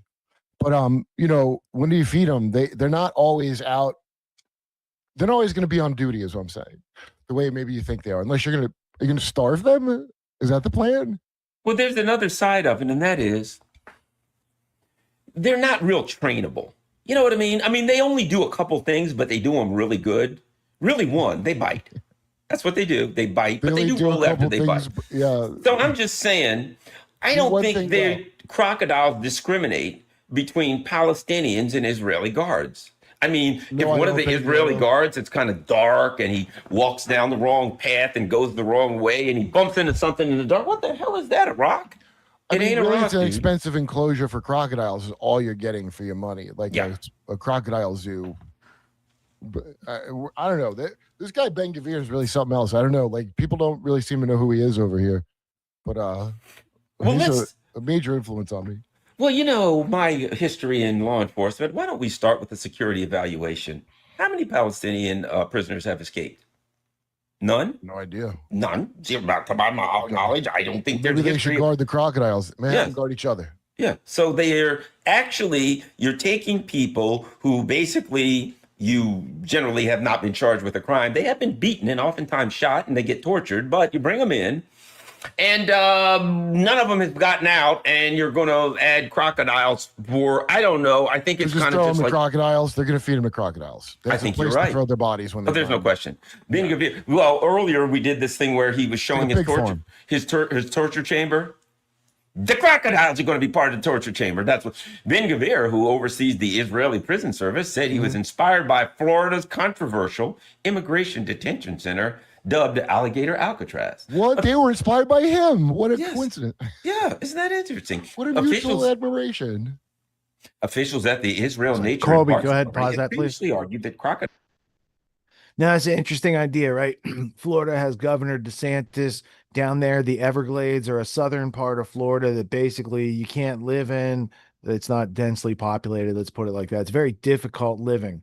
And the animals down there, including up to like 20-foot pythons and stuff like that, they have alligators and they're copious, right? So if you build a prison in an area like that, that's an interesting, kind of Alcatraz-y type thing. Now, Israel's not Florida, although some people think it is. Israel is an arid climate. And crocodiles like water. Palestinians like water too. And you know what else crocodiles like? They like to eat a lot of meat every day. And you know what the prisoners in the prison being guarded by the crocodiles don't get access to? A lot of meat every day. So they're starving. So not only are you threatening them with, if they escape, they're going to get eaten by crocodiles, but they have to watch the crocodiles get fed every day and get watered while they, the Palestinians and their families, have been suffering and separated from each other, et cetera, et cetera. So I'm just not sure about the logic on that one, but I'm not sure logic is required on their end to make decisions like that. What do you think, Scott? No, definitely not. I mean, so now we're just feeding prisoners alligators, like. Cool. I'm sure that'll be the next thing. They ran out of meat for the crocodiles, and now they just have to keep them alive by feeding them prisoners. I don't think that's a good idea. I'm just saying I don't think they would cross it off their list of, oh, that's too far. No, it seems like that's less extreme than some of the things they do. So. Do we? Let's see. I have a meme here. I'm trying to get it on screen. It's a screen meme. Now, this was going to be like toward the title of the show this week. And I sent it to Scott. I said, the title for this week's show is Israel Elephant American Living Room, because there is a Peace Revolution podcast episode called The British Elephant in the American Living Room. And those stories are not contradictory. They do actually go together. It's called the British Israel World Federation. But over here, you have this elephant in the room, and this person has put this phrase on it. And down here, you have Americans afraid of being called anti-Semitic. So that's interesting, right? Because a lot of people have noticed in the past week that America was taken over by another country and not a shot was fired. It's interesting, right? You know what took America down? It's like if you send an army into the jungle to fight another, group of people, but they get taken down by malaria. right? In this case, the malaria that America acquiesced to is a hyphenated word. Took away a lot of people's freedom so far. It's pretty interesting, especially if you extrapolate where the dot is, where the next dot is, and where this goes into the future. Very interesting. Interesting. Maybe we should change where these dots are being put if we want to change our direction. Just, course correction, pivots, these types of things that adults, self-reliant people know how to do, adapt, evolve, overcome, because we asymmetrically problem solve every day. But for other people, it's very clunky or not at all possible in their minds. So there's a lot, we got a lot to do, and we only have a couple hours every week to get together and have this little educational forum. But I think we had a pretty good workout this week. And at this point, I know Scott has to get up and go to work in a few hours, and so do I. So, Scott, where can we find you during the week? And then I'll set up the last block for tonight's crescendo. If you guys want to follow me and all my business escapades during the week, check out Free Frame Nashville. We got a lot of cool stuff going on over there. We got Facebook ads. I'm basically utilizing the leverage I have on there because I have like 3,700 followers for my clients. I'm saying hey, you've got a smaller account. I'm cross posting on their account and my account. So it gives them access to my audience, and so that helps gain their followers. And so basically, you can see all the content I'm creating for my clients over on my Instagram, so you can see what done right looks like if you're in a similar trade.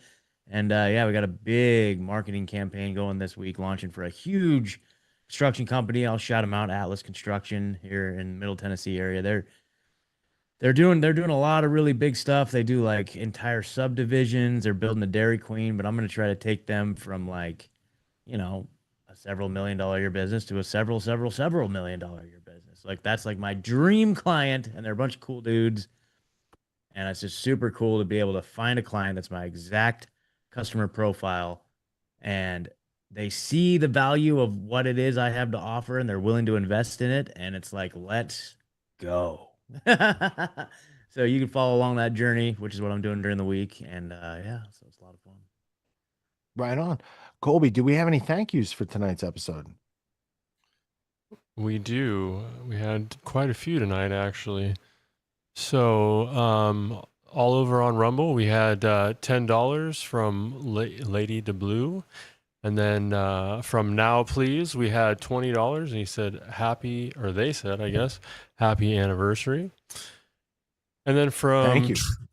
Right, Tropes, we had $10. Dono Train, who's next?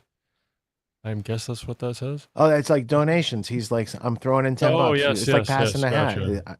I get it now. Interpreting real time at 4:30 Yep. or whatever time it is. Thank you. All right, and then we had $10 from J Murray 1. Said choo choo. Oh, of course. There's the train. Choo choo. Thanks, guys. Well, and thanks to Tropes for starting a trend there. Right. You did a little thing and somebody else did a little thing, and you should do that continuously every day for other people as you go through life. That's a good learning experience right there. Nice. Yep. All right, so last one here is I am only half awake, kinda. That's appropriate, I think. $20 says thanks for the great work as always. Well, thank you all for those kind words. I very much appreciate it. And it's part of the inspiration that helps keep a person like me up to the wee hours of the morning, trying to do their best for you and whoever you share this podcast with. I do have one more quick thing. I couldn't resist clicking other things in the show card because I'm like, oh, there's just one more meme. Okay, so National Housing Party of UK posted this. Jews were kicked out of Britain in 1290 by King Edward. They were banned for 350 years. Interesting. I wasn't aware of this, but Harrison Smith over at the InfoWars, he posted this. Guess how they got back in? LOL. So this is Grok, and this is not a woke Grok. This is freshly lobotomized, just like last week. Harrison Smith asks Grok, did the Jews finance William of Orange? Thoughts? Yes. Specific Sephardic Jewish bankers in the Dutch Republic provided key financing for William of Orange's 1688 invasion of England, the Glorious Revolution, but it was not a monolithic Jewish plot. Well, I don't recall anyone asking if it was a monolithic Jewish plot because such things are ignorant and probably don't go on. But was there a substantial role right? Just like, where did George Washington get his funding? Where did the Confederacy get their funding? Where did Lincoln get some of his funding? There's a lot of interesting roles throughout history, and you can't be judgmental of one person, place, group, thing. That's just ignorance. You have to use the specific evidence from the incident that exists in the timeline, and then you have to adjudicate from there if you wish not to be ignorant. And instead of wishing not to be ignorant, you could just get your learning on. That's my recommendation. Now, tonight's roundup in this last block, we have a countdown to the 25th anniversary of 9/11. So this is from a YouTube channel called Big Shot. Meet the man who built New York City with no money.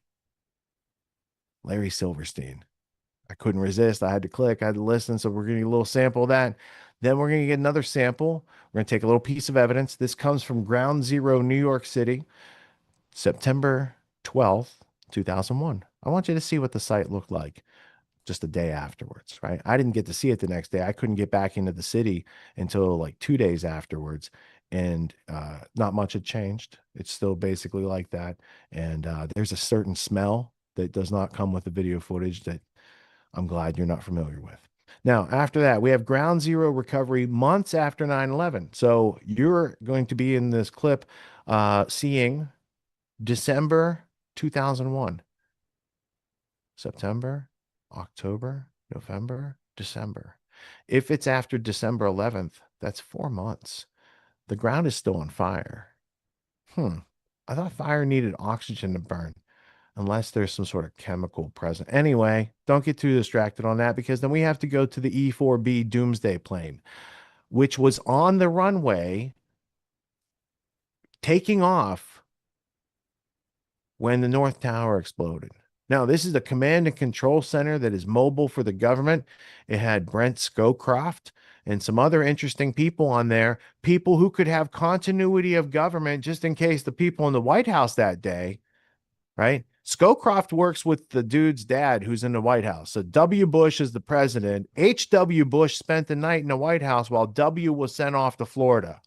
So I'm not going to say W. Bush brought down the towers, but if you look at his old man and who he worked with and where those people were in command and control of a nation's infrastructure on 9/11 and their connection to the Nazis and their connection to this other nation state and group of bankers, it's a pretty interesting thing that you're not going to see on National Geographic or the History Channel. I mean, you could watch those things and get smart on certain things, but the things they're not allowed to talk about are probably the things you might want to study in life, because these things are measurable, important, and have a gravamen, a specific weightiness to the meaning of all these things. Because if we keep giving up our liberties and freedoms and privacy in the name of protecting us from terrorists, and the people who are doing the thing to us are the real terrorists, we might want to change our tactics at some point. I'm just laying that at your feet, So without further ado, the last few clips tonight involve Jeremy Reese, 9/11 conspiracy solved, names, connections, details exposed. I was reviewing this past week because it's one of the, the top 10 of 9/11 good research on these topics. So I was refreshing myself to go to the Turning the Tide conference on September 11th this year. And again, I'm watching the first couple minutes of this thing while I'm doing something else, and I hear, Richard Grove, Silverstream Software Project Constellation. So there's going to be a little bit of that in the first, 10, 15 minutes of this documentary that's coming up. But don't let that distract you, because there's a lot of other good information beyond what you might have already heard earlier tonight in that 2013 clip that we played. So without further ado, I'll leave it with you like this. Thank you guys all for tuning in and not dropping out. It's been really fun doing the past 20 years. I look forward to doing whatever it takes to keep us moving forward to our freedom, whether it takes another 20 years or maybe it just takes a couple years of people learning, because I think it's an exponential curve, and we are here where it starts to go to the asymptote. That means a lot of people are going to be figuring out what's going on very quickly, quicker than ever in history. And hopefully some of these episodes have been foundational elements of your learning, education, and your lifestyle of freedom that does exist well into the future. Thank you guys. I'll see you next week. Thank you to Scott. Thank you to Colby. Thank you to Cody and everyone else who makes this show go round in the background. And have a great week. Be kind and gentle to each other. Peace.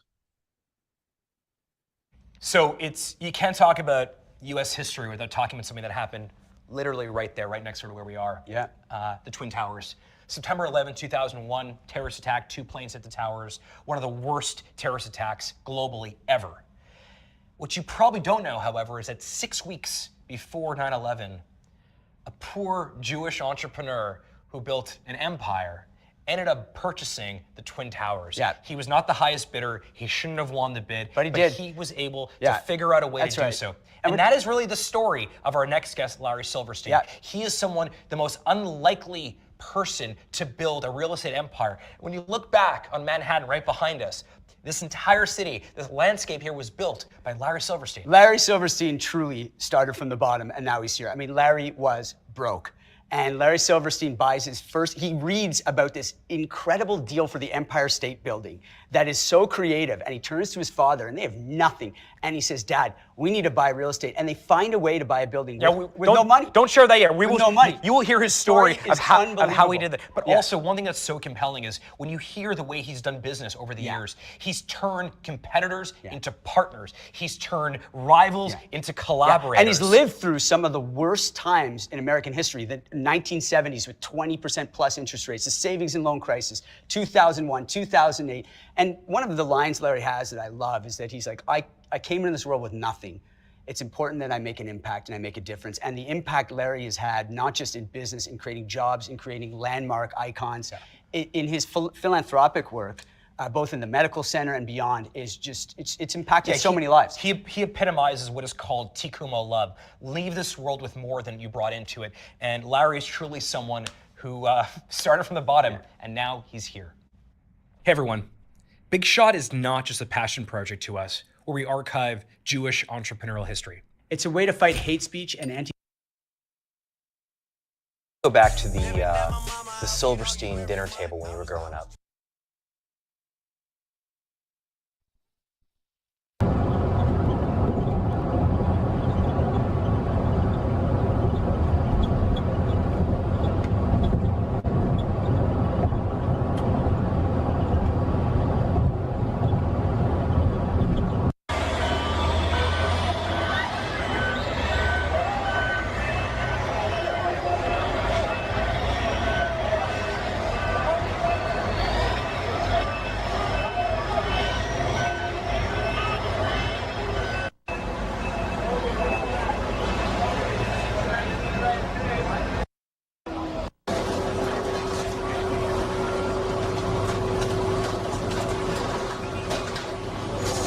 Hey, pause it for a second. All right, so there was a piece of what looked like airplane aluminum in that wreckage right there. And before you go jump into conclusions, thinking that came from a plane that was identified as something that you're not going to find a chain of custody for that. And if you look closely, there are pieces of plane that are, how would I say it? In New York City, you have a street, you have a sidewalk, you have a building. Oftentimes they're doing construction on the building and they have this metal scaffolding set up around the sidewalk, and there might be like some, planking on top, and there's a opening and you could walk and cross the street. Okay. And they'll have a garbage can at the corner and they'll have a street light. Now, upright in between the scaffolding and everything perfectly placed is an airline apparent engine, which in later footage is now scattered in the street. So I have a problem with the prop placement if you have a chronological timeline of the footage of things that go on. And when you have contradictions and discrepancies in the props and the timeline, and they're in different places and they're not having a chain of custody back to the thing that everyone just assumes it came from, Flight 11, Flight 175, Flight 77, Flight 93, like that's a whole lot of assumptions that have led to a world of pain for the past 20 years as millions of people have been killed in the name of defending America from 9/11's terrorists. So we need more detail. So anyway, I just wanted to point that out. Please scrub a little bit forward and then we'll go to the next clip.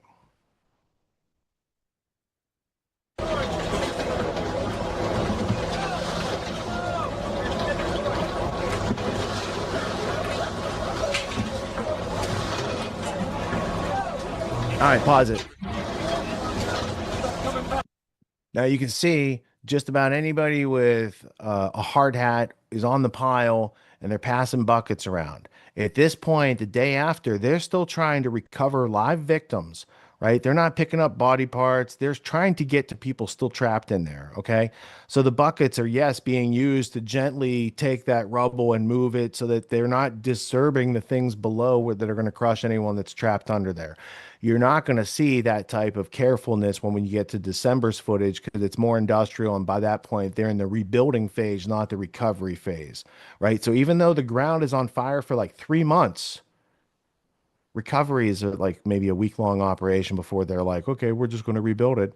And all of a sudden they already had the plans because Larry Silverstein in 6 weeks, like, you know, he had only bought the World Trade Center 6 weeks before the event. You just learned that fact, right? But you've also heard last week or the week before, Larry Silverstein said he had new designs for World Trade Center 7 in April of 2000. Write it down on the timeline. Work it out. I don't know the math. It's too early in the morning for me to do those type of calculations. But I think there's something there. Let's keep going to the footage. Thanks, Colby.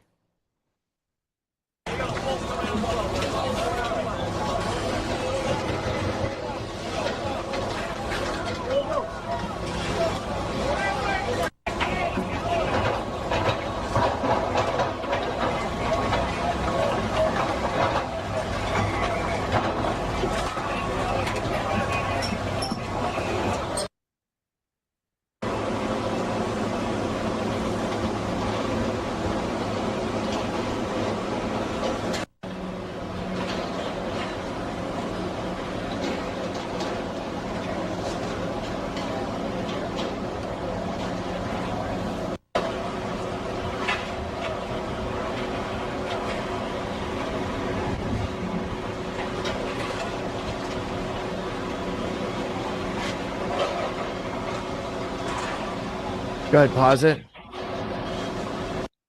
So you see the destruction of a lot of emergency vehicles there. What you see standing are like the lower first the lobby, floor 1, floor 2. So it's like the first 30 feet. The only things sticking up out of the ground are these things that used to be the lower outside boundary wall. Where's all the stuff that was in the middle of the building for 110 stories above that? Why is there not like a 300-foot pile of debris in front of all the people we're looking at? Do you see any problems with like physics or things take up space and don't go away unless they're destroyed type of things going on? It's just an interesting circumstance that you really haven't seen before. So it is interesting to look at. And you can find the entirety of any of these clips that we're about to briefly show you. They'll be all in the grandtheftworld.com show notes for this episode. Let's go through a little bit further and then we'll cut to ground zero recovery months after 9/11 to see what it looked like by then.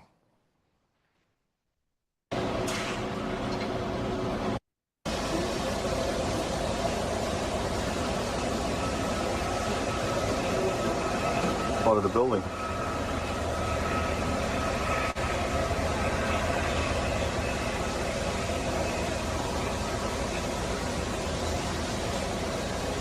American Express building. Okay, pause. Okay. So that's interesting what you're just seeing right there because I was able to put together I was like, what are they showing? I'm like, oh, that's the inside of the Winter Garden. So you would have the North Tower, then you'd have West Street or whatever street is down there. It's like West Side Highway. And then you cross the street and you have Merrill Lynch and American Express. And then behind that building, you have this big glass, like atrium place where people eat and stuff like that. And it's called the Winter Garden. And it's modeled after the Winter Garden, probably for the Russian royal family or something like that back in the day. Anyway, Winter Gardens exist. It's a place, it's like a big greenhouse, right? Winter Garden. And so pieces of the building didn't fall straight down from gravity. They were projected across the street, over buildings, down through all that glass ceiling that you just saw get broken right there. All right, without further ado, Colby, let's go to the 9/11, 2001, months after the ground zero recovery and see what's going on.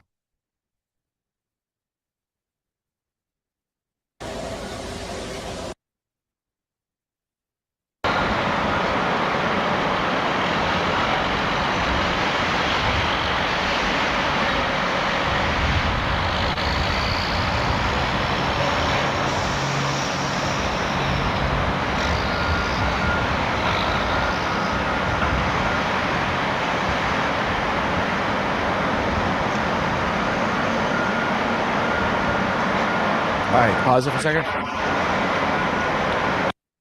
We were about to see smoking undergrounds in a second there. It looks like they have removed a lot of the building material and they're cleaning out the bathtub that is the lower 6 floors foundation of the trade centers, and they have to be very careful. In fact, at one point during that recovery renovation deal, they sprung a leak and they were worried about it flooding down there. It's a place you have to be very gentle in construction terms. So let's go ahead, cut back to that footage.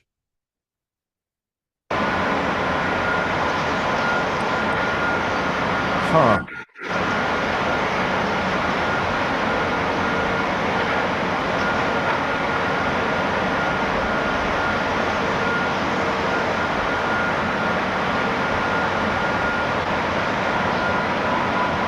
Okay, scrub forward a little bit.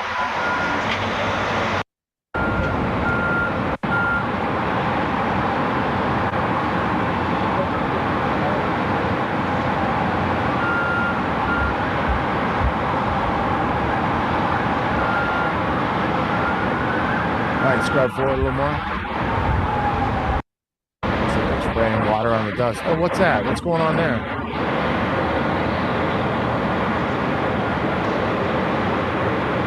Huh. Looks like it's the brown smoker. Fast forward a little more.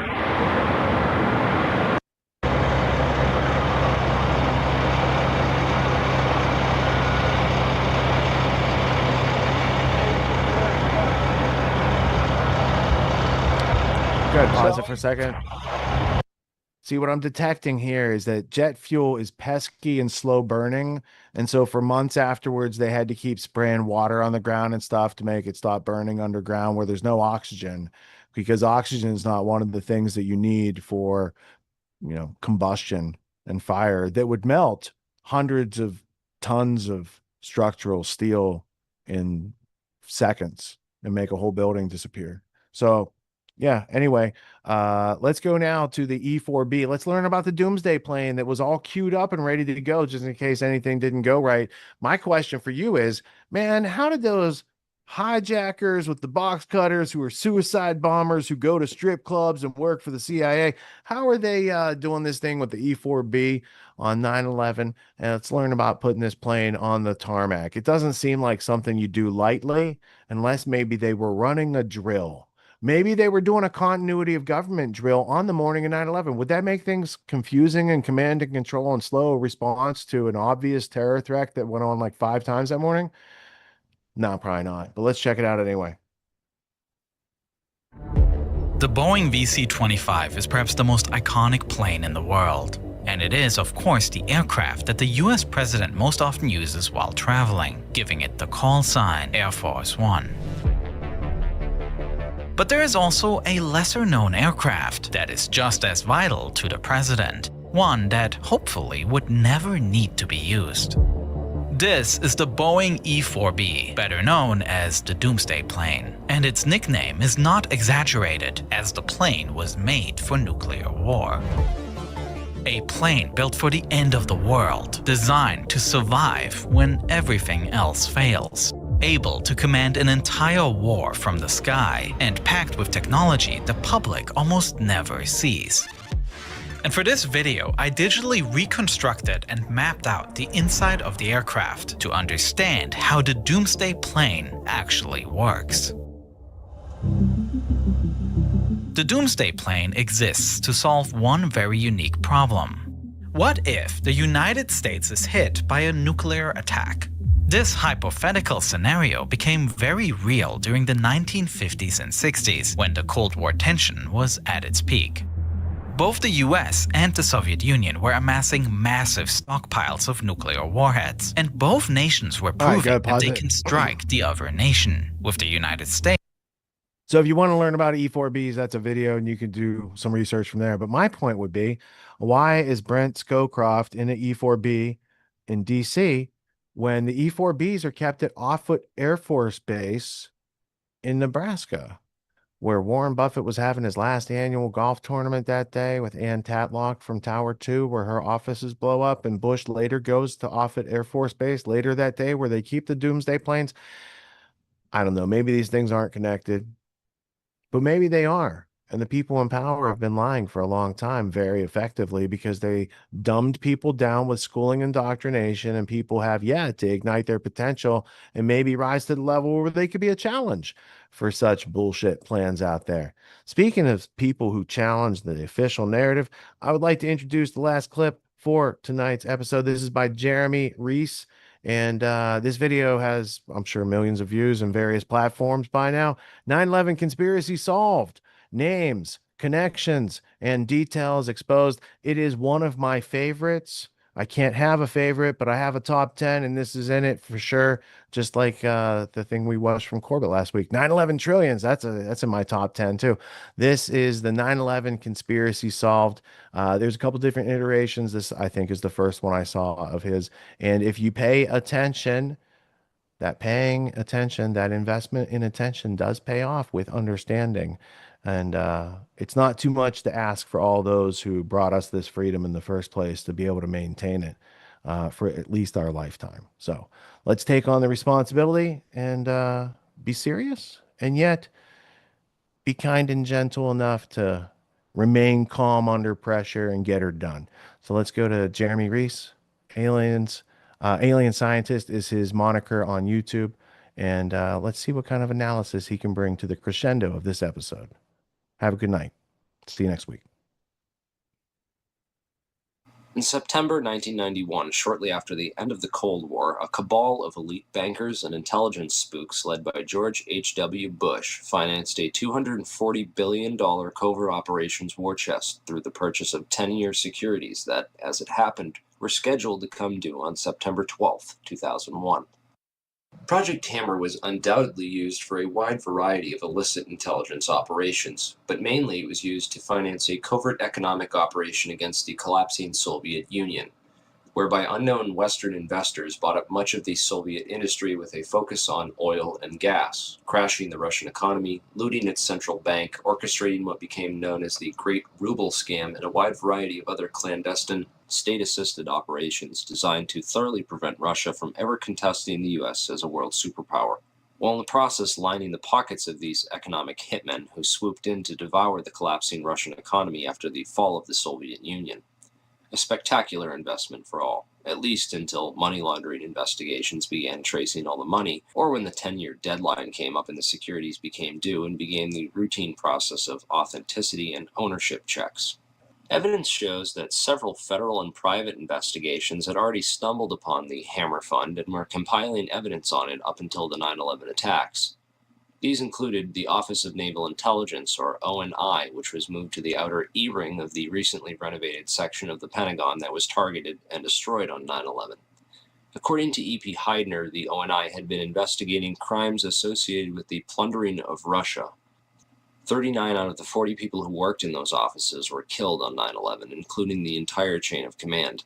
The Pentagon's financial accounting offices in that same wing were also an obvious target, as were the passengers on board Flight 77, many of whom coincidentally held top-secret clearances and were connected with Pentagon black operations. Agents of the Office of Naval Intelligence had also been investigating financial transactions which were linked to securities being managed by those securities dealers in the World Trade Center that were also targeted.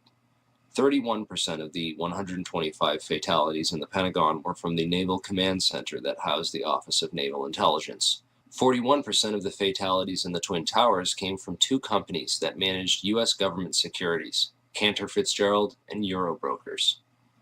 There were three major security brokers in the World Trade Center: Cantor Fitzgerald, Eurobrokers, and Garbin Intercapital.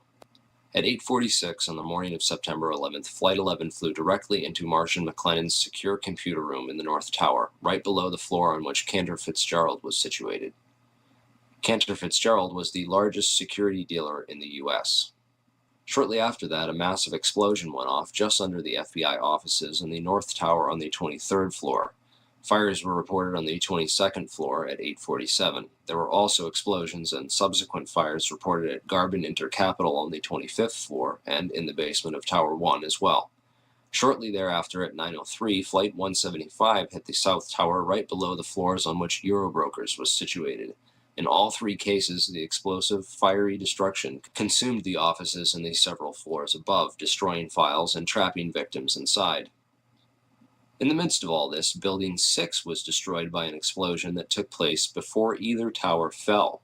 This secondary explosion took out a portion of the building which just happened to include the El Dorado Task Force's offices.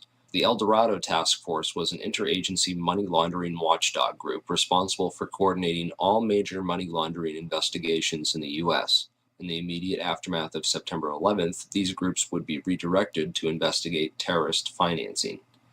Building 6 was located directly between the North Tower and World Trade Center Building 7. While large portions of World Trade Center 6 were gutted by explosions and later by falling debris from the North Tower, the building itself did not suffer a global symmetric collapse at near freefall acceleration as did Buildings 1, 2, and 7. FEMA photographer and 9/11 whistleblower Kurt Sonnenfeld took some interesting pictures of the U.S. Customs Vault in the basement of World Trade Center 6, which was found completely empty and left with the door wide open. All of its contents appear to have been looted during the attacks. There is also evidence that gold was being looted from the vaults beneath World Trade Center 4.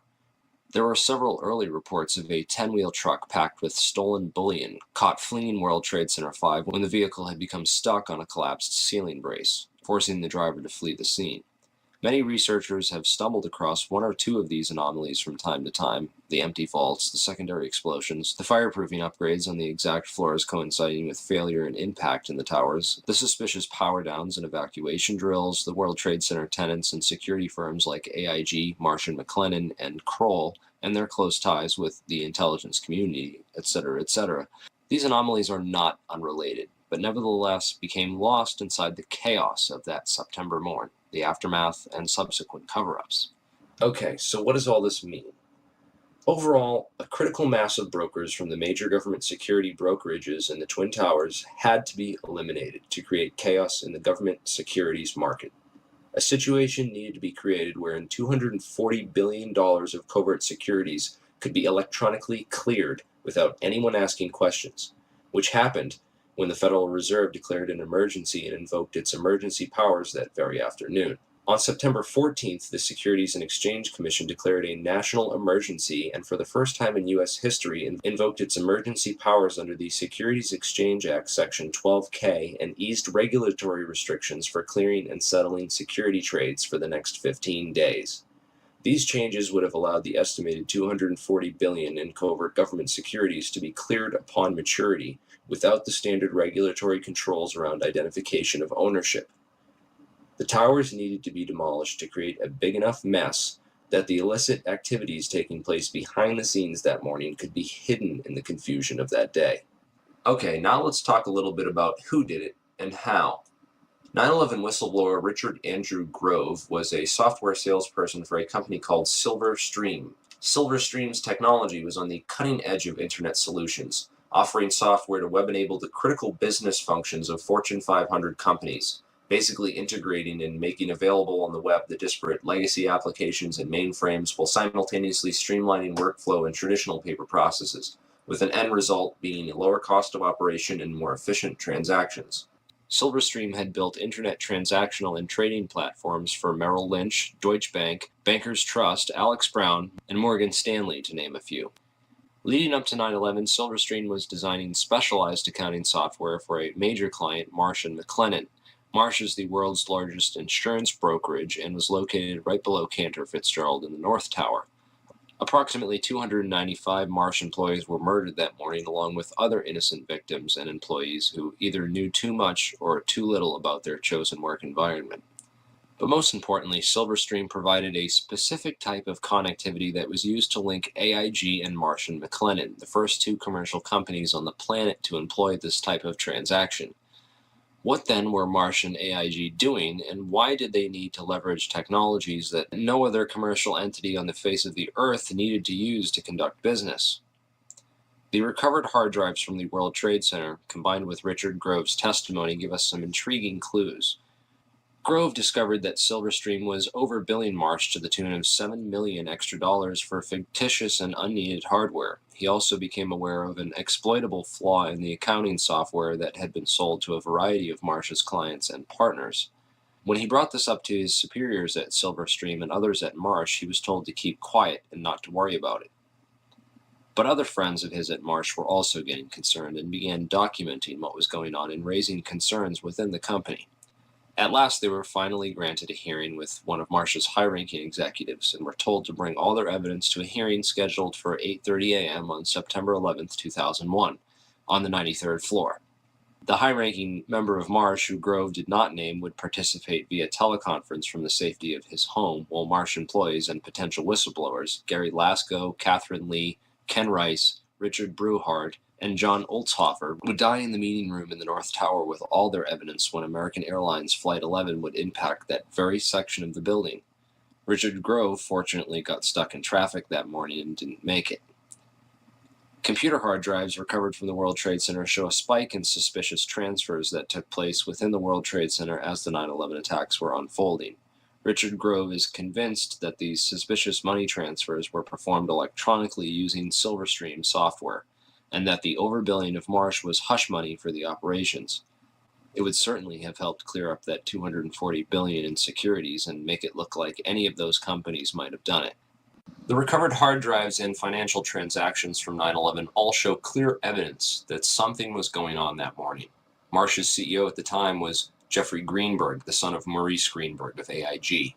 Most insurance companies were hurting badly in late 2001 after $40 billion in insurance settlements had been paid out for the devastation caused by the 9/11 attacks. Yet one insurance company did not suffer quite the same losses as the other companies did. American International Group, or AIG as it turns out, is much more than an insurance company. With its long ties to the intelligence community, AIG was founded by OSS operative Cornelius V. Starr, 2 R's, the uncle of Clinton's friend Kenneth Starr. AIG currently operates a complex network of shell companies and other entities which operate internationally and have been used for clandestine intelligence gathering and other covert activities for decades. The company that ran security in the World Trade Center, Kroll Associates, was owned by AIG. The CEO of AIG on 9/11 was a guy named Maurice Greenberg, who was actually nominated for the position of Director of Central Intelligence after he authored a report for the Council on Foreign Relations, of which he's a high-ranking member, where he advocated that FBI and Drug Enforcement Agency agents operating abroad should not be allowed to act independently of either the ambassador or the CIA, lest pursuit of evidence or individuals for prosecution cause major foreign policy problems or complicate ongoing intelligence and diplomatic activities. Of course, this type of policy is essentially a continuation of things like Executive Order 12333 and the CIA-assisted Contra cocaine trafficking that went on as an immediate result. These backdoor agreements open the floodgates for government drug money laundering and narco-trafficking.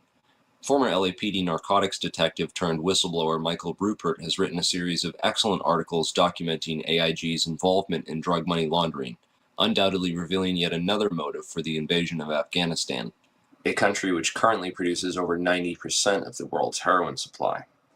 Drugs are arguably the most profitable commodity on the entire international market, and drug money was undoubtedly a motive behind the invasion of Afghanistan and consequently the 9/11 attacks. While companies like AIG launder the drug money for big banks, the actual drug production and trafficking can be traced back to the same Iran-Contra affiliates like Richard Armitage and Frank Carlucci. Unfortunately, that rabbit hole is a bit too deep and off-topic to get into here. I will mention that DynCorp was heavily involved, as well as Stewart Air Force Base in upstate New York, where the 2 flights out of Boston crossed paths simultaneously and shut off their transponders before making their way to the Twin Towers. Many researchers believe that the MENA operation was moved to Stewart Air Force Base after Barry Seal got whacked.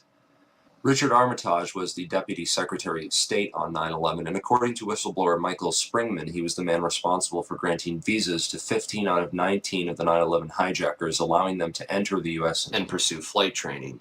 Frank Carlucci is the chairman of the Carlyle Group and was in Washington, D.C. on 9/11, having just met with George H.W. Bush and the brother of Osama bin Laden on Carlyle Group business.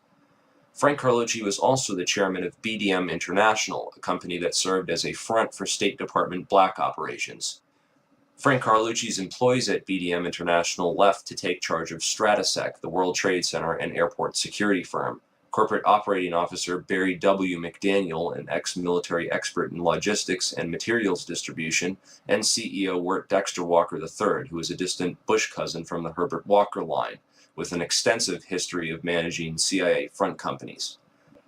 Marvin Bush, the president's brother, was also a board member at Stratesec. Although Stratesec maintained contracts for security upgrades which were set to expire on September 11, 2001, they were not the company officially charged with World Trade Center security. This role was assigned to a risk management firm called Kroll Associates.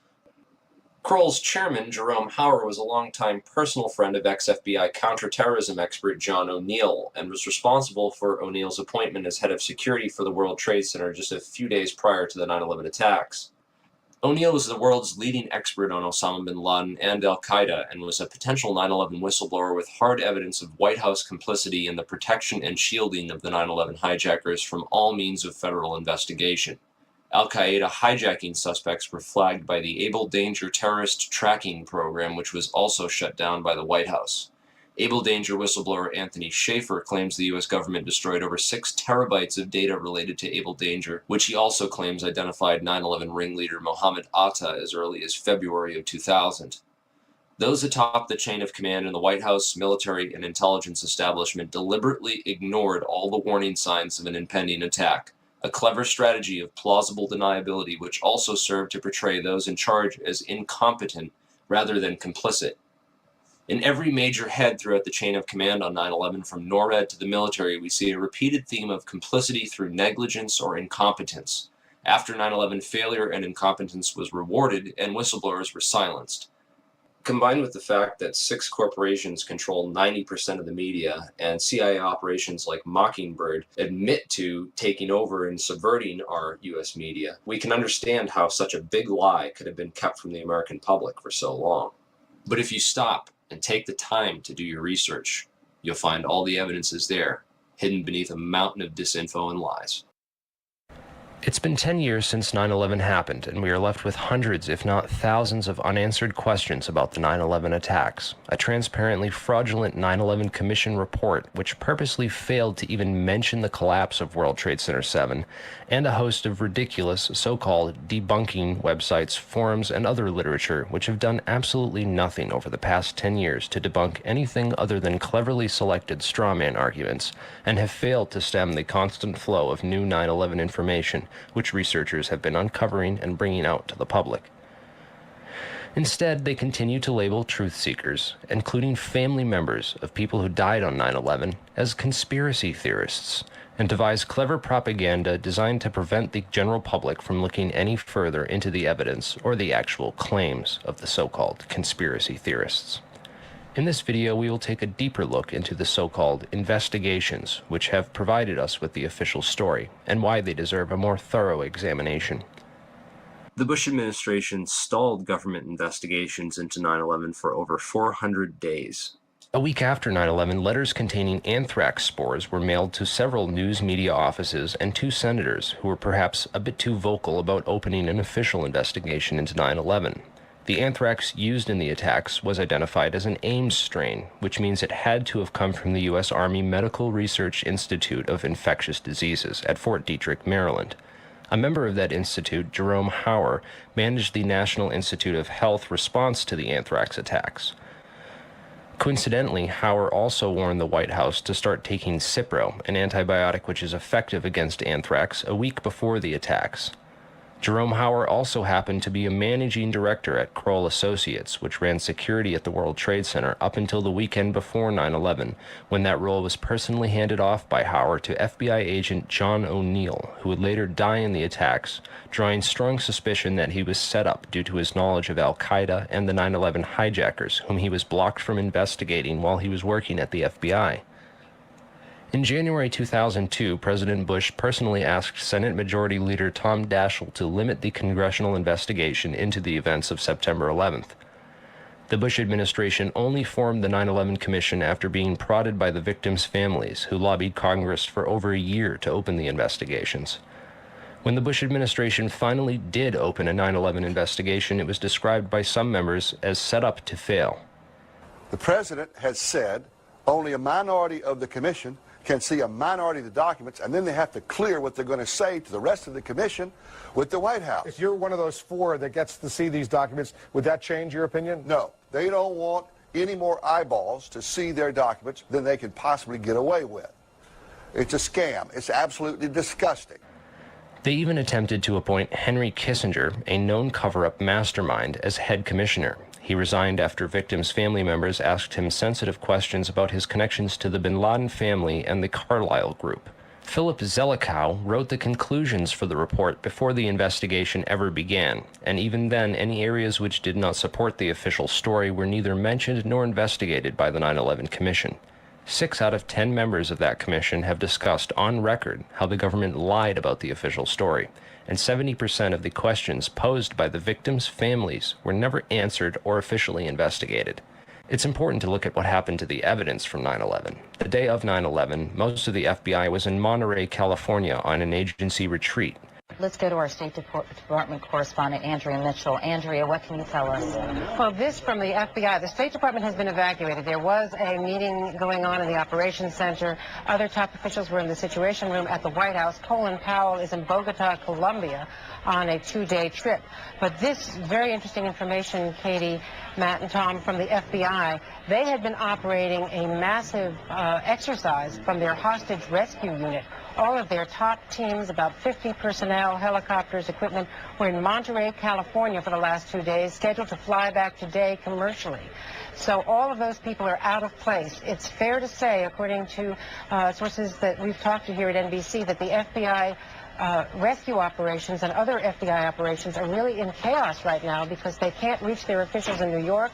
All of their phone lines are down, and now you've got all of their special experts on this stuck in Monterey, California, trying to get a military flight back because there are no longer commercial flights. So they are seriously out of pocket, and there is a real breakdown of the FBI anti-terror coordination team, which is, of course, the principal team that would lead any effort and was so effective under Jim Kallstrom in New York City during the World Trade Center bombing and the TWA explosion, which, of course, turned out not to be terror.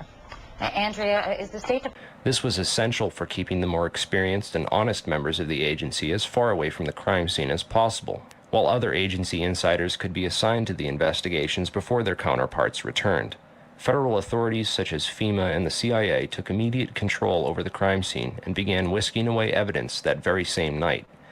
Turner Construction, one of the primary contractors at Ground Zero, occupied the 38th floor of the North Tower and was involved in performing the fireproofing upgrades inside the towers. It has been noted that these upgrades were completed in the 3 years before 9/11 on floors that match up almost identically to the floors of impact and failure on 9/11. Once the cleanup was fully coordinated, the operations were consolidated under the control of 2 primary contractors, AMEC Construction Management and Bovis Lend-Lease. These are the 2 companies that were originally assigned to the areas of Ground Zero that included the North Tower, AMEC, and the South Tower, Bovis. A truly surprising fact is that at the time of the attacks on 9/11, AMEC had just completed a $258 million refurbishment of Wedge 1 of the Pentagon, which is exactly where American Airlines Flight 77 impacted that building. Arguments over the size of the hole of the Pentagon and whether it was a plane or a missile are, in my opinion, a convenient distraction from the much bigger picture of why that section of the building was targeted and by whom.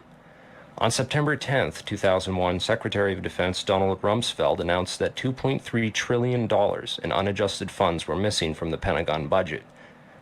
The very next day, the offices whose responsibility it was for tracking that money down were destroyed when American Airlines Flight 77 impacted that very section of the building. The only off-site backup for the Pentagon's black budget financial records was a secure federal office building in the World Trade Center complex. Strangely, it too was destroyed on 9/11. World Trade Center 7 was the largest CIA headquarters outside of Langley, Virginia, and housed offices involved in several large-scale federal investigations into massive stock market and accounting fraud. Not surprisingly, World Trade Center 7 was the first to be cleaned up and the evidence destroyed at Ground Zero. So if the Twin Towers in Building 7 were brought down in a controlled demolition, and the scientific evidence points to nanothermite, then who could have produced this and who could have put it in the buildings and how did they get it there? In the impact zone of the North Tower was a company called Marsh & McLennan, which at the time was the world's largest insurance brokerage company. One of Marsh's executives was a guy named L. Paul Bremer, who was also the chairman of the Congressional National Commission on Terrorism from 1999 to 2000, and the U.S. ambassador at large for counterterrorism from 1986 to 1989.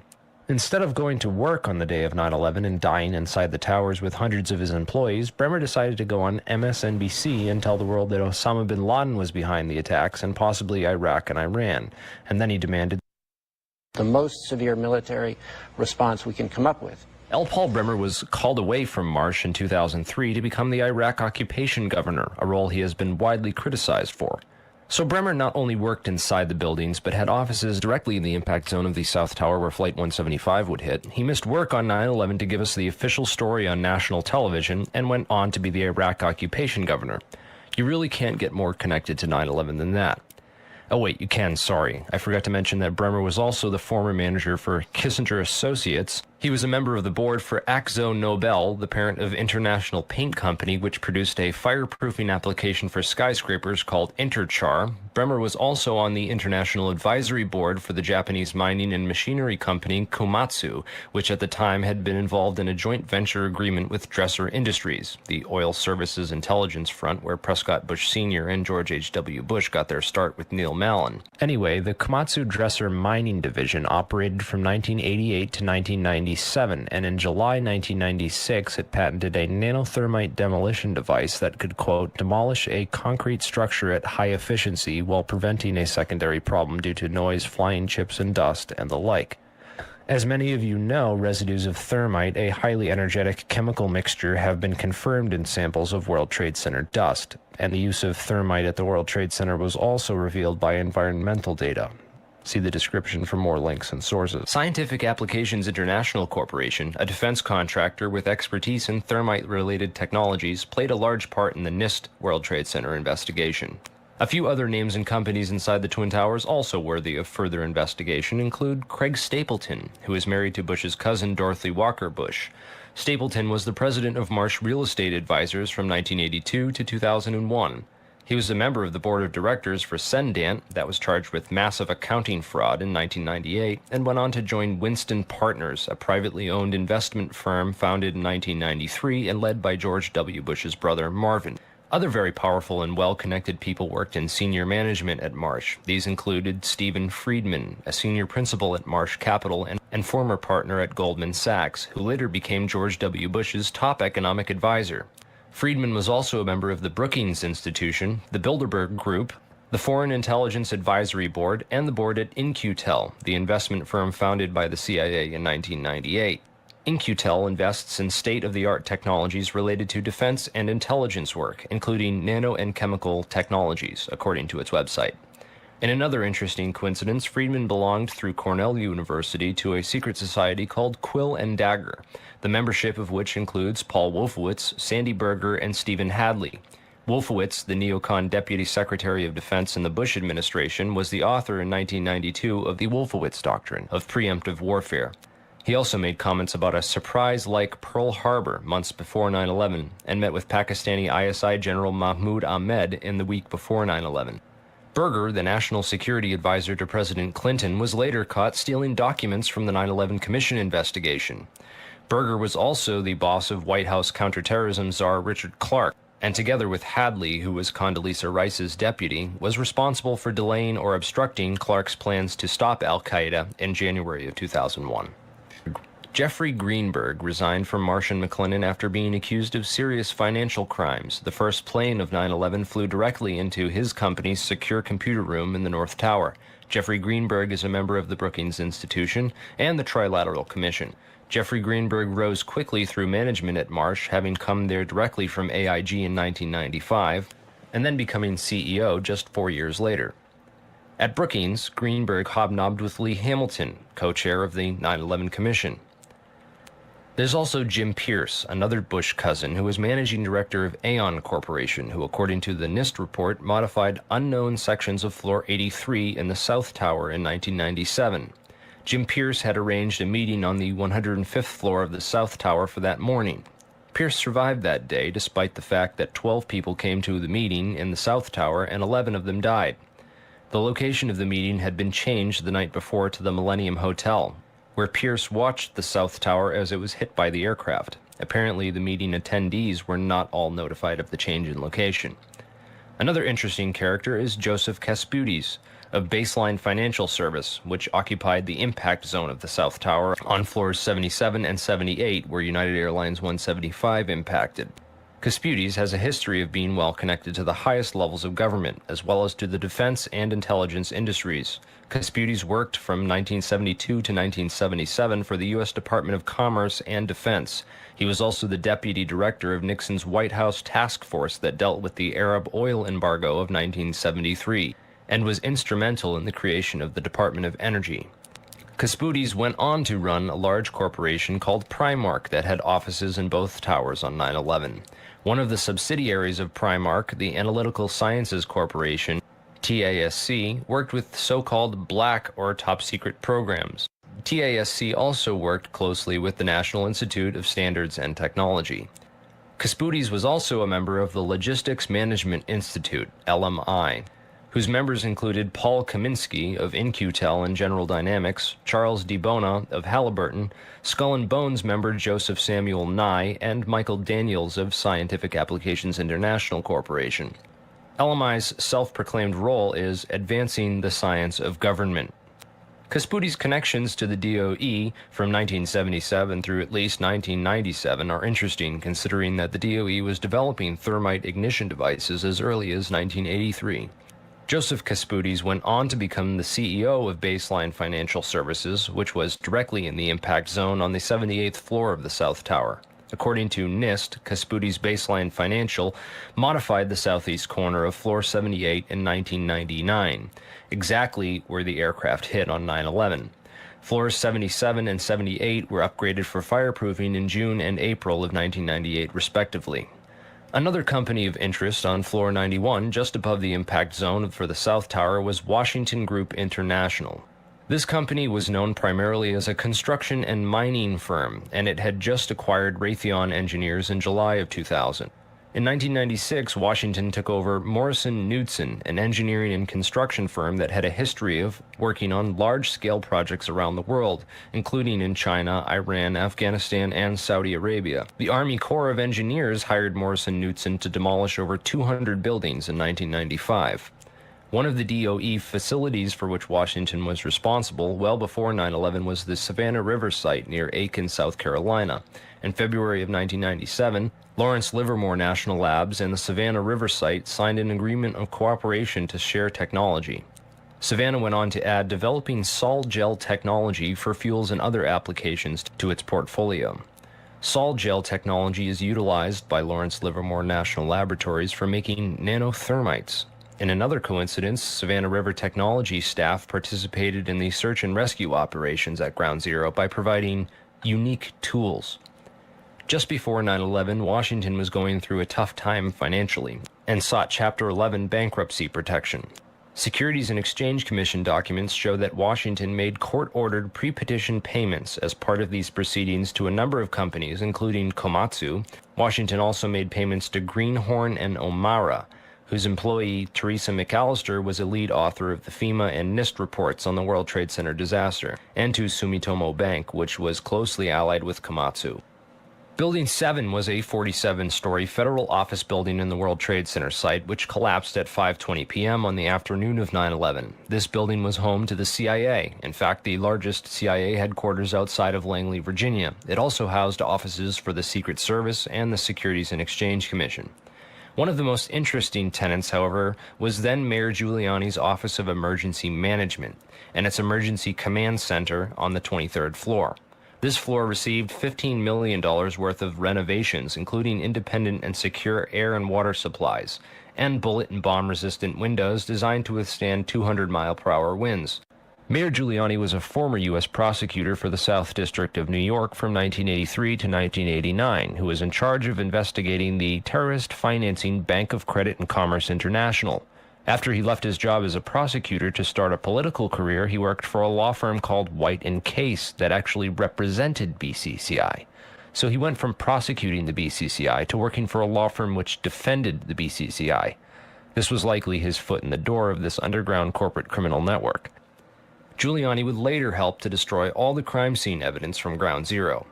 Giuliani's sidekick on 9/11 was Police Commissioner Bernard Kerik, who appeared to be coaching some of Rudy's actions that day, keeping him away from the media and even answering questions for him about explosives in the buildings.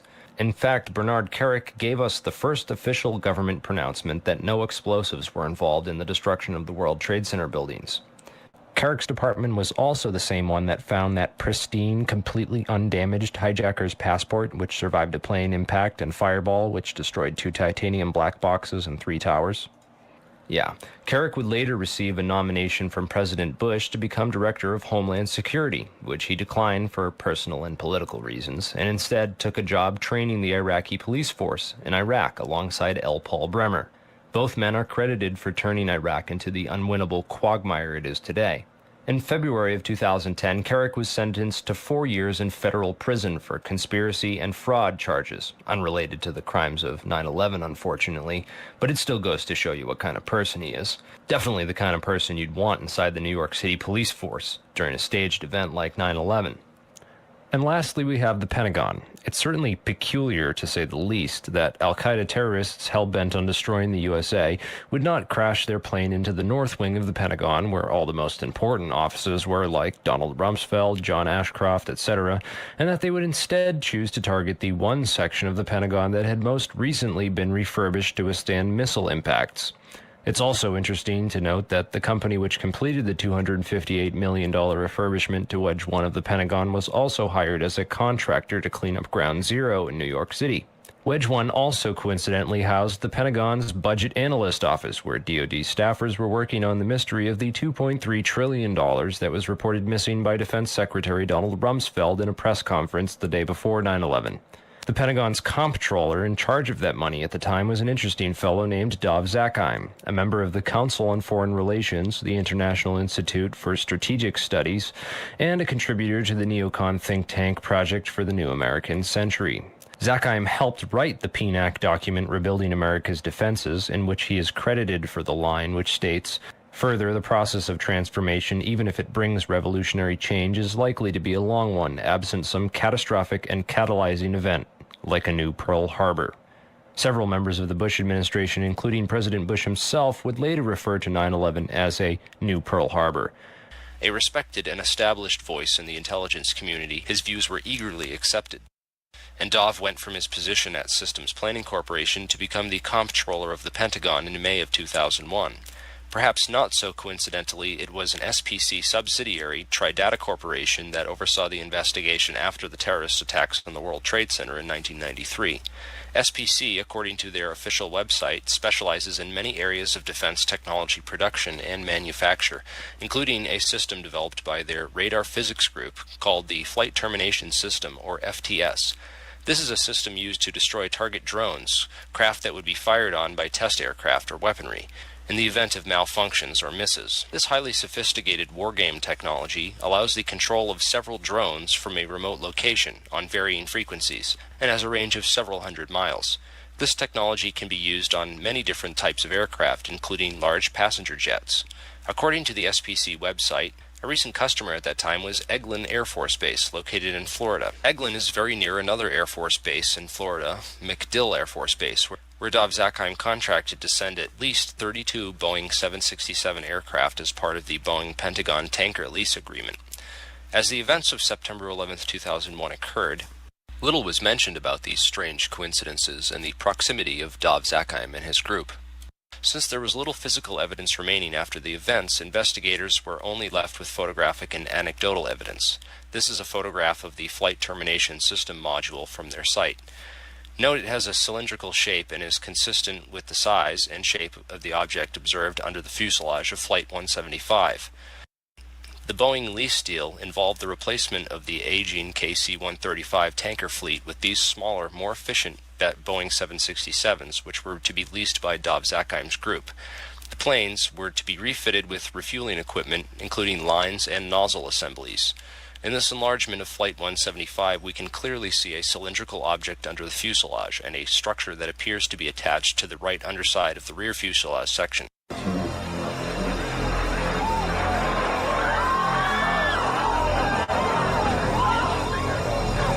That was When seen in comparison, it is obvious that the plane approaching the Trade Center has both these structures, the FTS module, and the mid-air refueling equipment, as configured on the modified Boeing 767 tankers. Of particular interest is the long tube-like anomalous structure under the rear fuselage area of 175. This structure runs along the right rear bottom of the plane. The equipment attached to the underside of the plane which hit the World Trade Center is identical in every single way to the Boeing 767s issued by Dov Zakheim. Whoa, whoa, whoa. Bring it back. The video you're watching now came from Loose Change First Edition. Did you catch that? It appears to show the FTS pod self-destructing just before impact.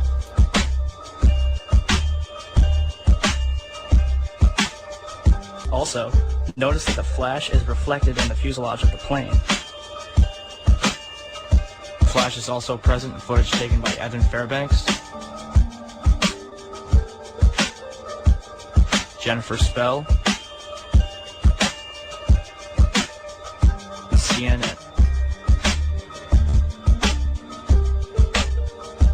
Al-Qaeda certainly couldn't have died this equipment at Logan International Airport. And even if they did, the flight crew would have noticed it. So where did this plane come from? Another interesting piece of 9/11 evidence is the last 12 seconds of UA-175. Since every amateur videographer in New York City had their cameras pointed up at the burning Tower 1, the second plane strike was filmed from nearly every conceivable angle. Expert analysis of this plane leads to some startling revelations. First, there is the expertly controlled flight characteristics of this plane. During its last 12 seconds of flight, UA-175 made a single corrective maneuver so perfectly timed and executed that it's unlikely it was piloted by human hands. One of the things that jumped out at me when I looked at the footage of the video of Flight 175 as it went into the World Trade Center is it appeared to me that there was something on the under fuselage of that aircraft that did not belong there, at least not with a commercial airliner. Now, I'll tell you where I have seen attachments that look like that on military aircraft. So the question you have to answer now is, was that the commercial airliner that hit the World Trade Center, or possibly was it an aircraft that looked very similar but was a military type airplane? All the recorded sources, all the different photographic evidence that was produced by CNN and ABC, they all show this pod. It's there. You can see it with your own eyes. And in my professional opinion, that there was a pod attached to the bottom of that aircraft, and therefore it was not United Airlines Flight 175. If you take a careful look at the flight paths of American Airlines 11 and UA-175, the two flights that took off from Boston's Logan Airport and crashed into the Twin Towers, you'll find a major clue. Not only did both these planes cross paths directly over Stewart Air Force Base, but they did so at the exact same time. Another odd synchronicity is Flight 93, which had been sitting on the tarmac delayed at the airport for nearly 40 minutes with no explanation. Originally scheduled to take off at 8:01 a.m., it was delayed until the moment that Flight AA-11 crashed into the North Tower at 8:43 a.m. Another interesting piece of evidence that ties Stewart Air Force Base to the center of this 9/11 conspiracy is the white mystery planes spotted over Washington and the Pentagon. Through careful investigation, we've been able to map out the flight paths of these two ominous aircraft, which have been identified as E-4Bs, a type of aircraft that the military uses as mobile command posts. What concerns me is that both of these aircraft took off from and landed at Stewart Air Force Base. Another interesting coincidence I found was that Flight 93 turned around directly over Hopkins Airport, and Flight 77 turned around directly over Tri-State Airport.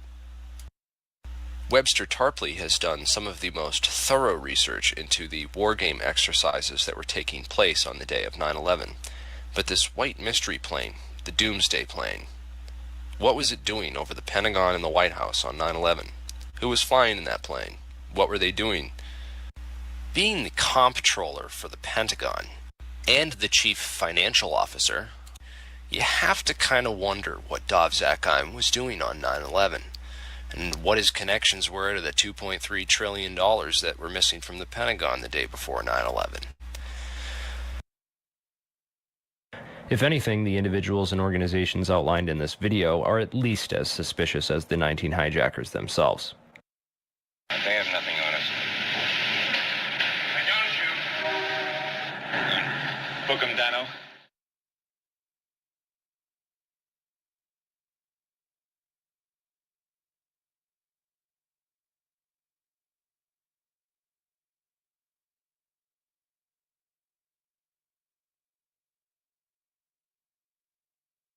Anything in there, even a kryptonite, which is pretty much why Batman is the best superhero ever.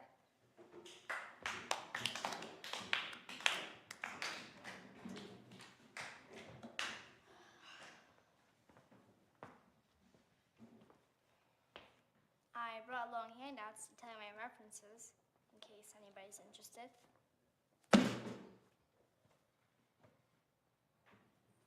Hello, my name is Eve, and my show and tell presentation is on how the World Trade Center buildings were brought down by controlled demolition.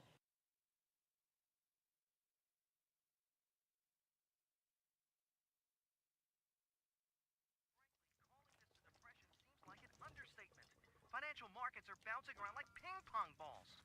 Unemployment, it's the highest it's been in decades. Terrorist attacks have more than doubled in the past few years alone, and the list goes on. And our government, despite its infinite wisdom, seems to think that the appropriate course of action is to huddle together in red and... I can't reach my 5-star chef potential when you listen to Apocalypse Now.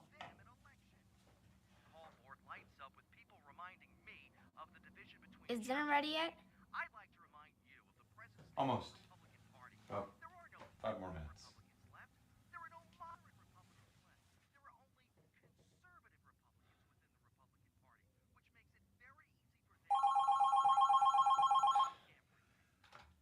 Hello? Hello, Mr. Lumley? Speaking? Hi, this is Miss Keaton. Eve's teacher? Oh, okay. What's up? Well,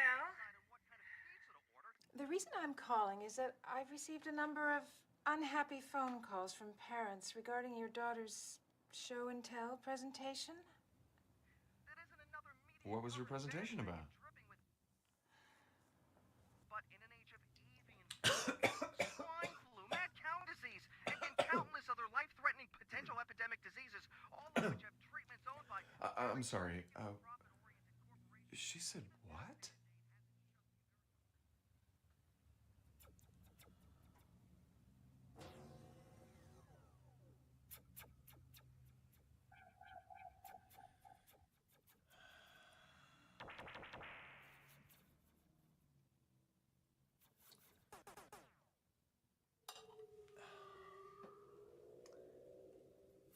Hey, Eve, Yeah? do you want to talk about your mother? What about her? I miss her too, you know. I know. Has that been on your mind lately? I mean, I know you've been watching the news a lot. Is it because of what happened to her? No. Okay.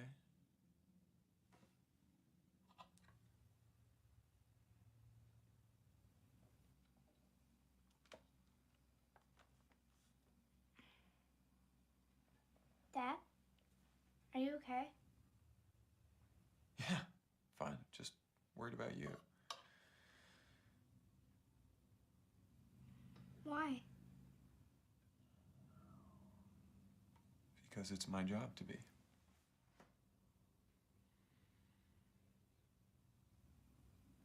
Okay.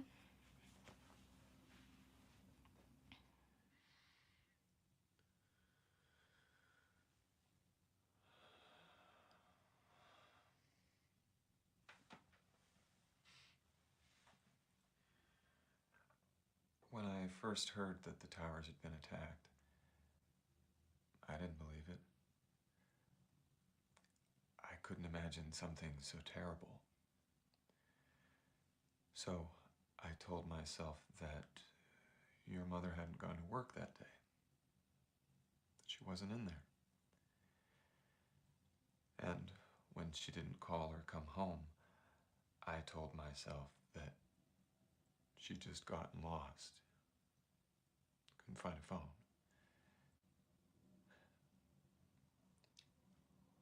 I still tell myself sometimes anything, so I don't have to face the truth about what happened that day.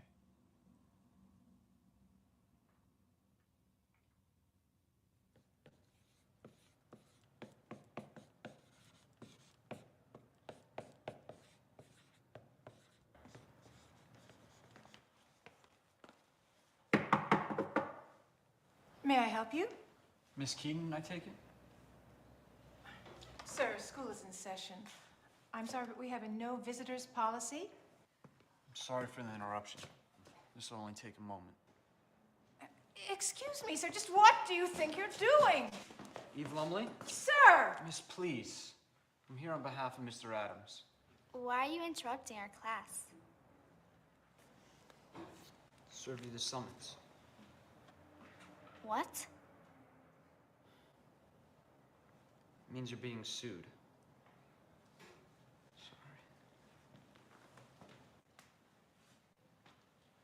But I'm only 10.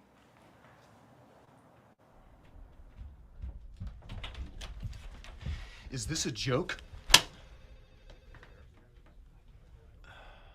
It's not a joke. It's an appropriate response. Your daughter seems to think that she can say whatever she wants. And now she and her class know that there are repercussions for poor choices. You mean like my fist in your face? All right, sir, you know, I'm a lawyer. I'm used to being threatened. I understand that you're upset. So am I. Now, why don't you take a seat and we can discuss this? How in the hell can you think you're justified for picking on a 10-year-old girl over a show and tell presentation? I returned home late yesterday to find my wife very distressed. She said our son didn't want to be an American anymore. So I went upstairs to talk to him, and to my dismay, the reason for his confusion was because of some malicious propaganda that your daughter presented to the class. I then called Ms. Keaton to ask her to repeal the propaganda, but she refused. I can't believe I'm hearing this. It's a classroom, not a courtroom. And my son attends that classroom to learn, not suffer. Can't do this. Sir, I am very well aware of what I can and cannot do. Now, if you'd bothered to read the summons, you would find that I'm not suing your daughter, I'm suing you. And that is only under the condition that she does not apologize. So, she has to say she's sorry or you'll make her sorry? You haven't thought this through, Mr. Lumley. Schools aren't interested in extremist views. They have a way of tainting reputations and spoiling future opportunities. Now I suggest for your daughter's sake that you persuade her to see how sorry she should be. You want an apology? I'm sorry, you can't act like an adult. I'm sorry you're so petty. But I won't apologize for my daughter expressing herself, and neither will she.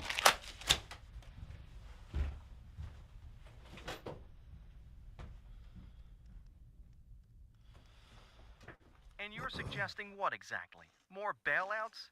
More government-sponsored corporate bonuses for the people who got us in this mess in the first place? No.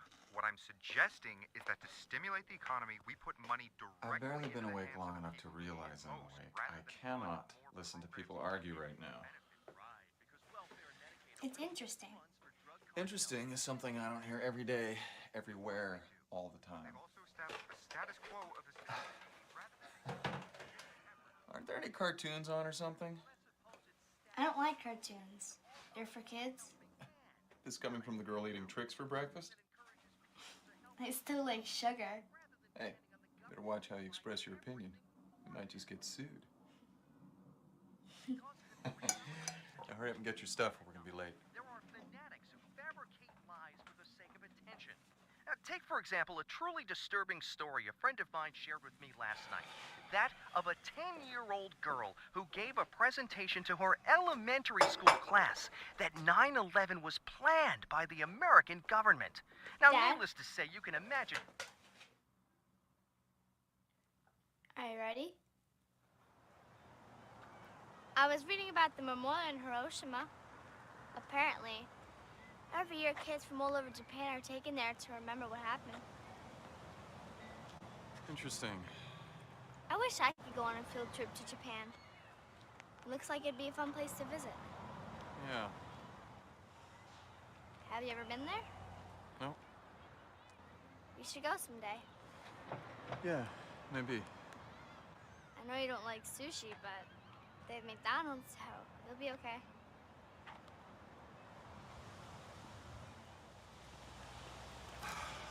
See you after school. Dad? Yeah. Have a good day at work.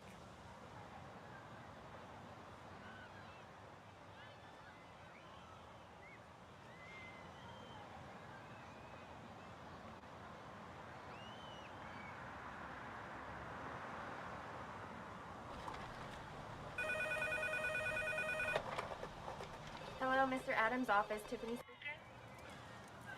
Hi. This is Mr. Lumley. Have a word with him? Hold, please.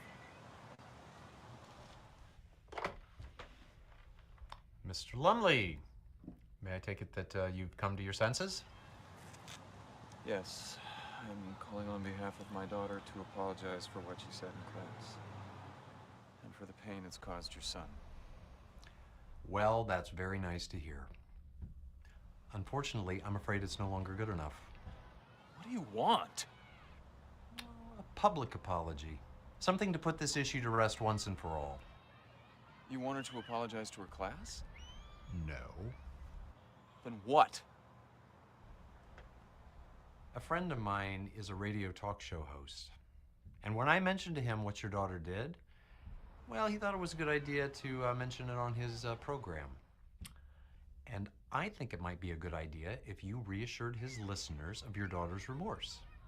I mean, after all, we wouldn't want this thing to cause any more harm than it already has, right?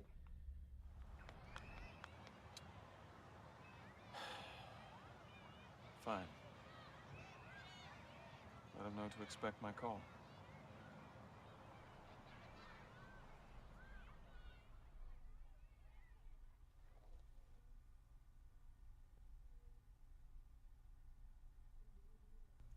And in 5, 4, 3.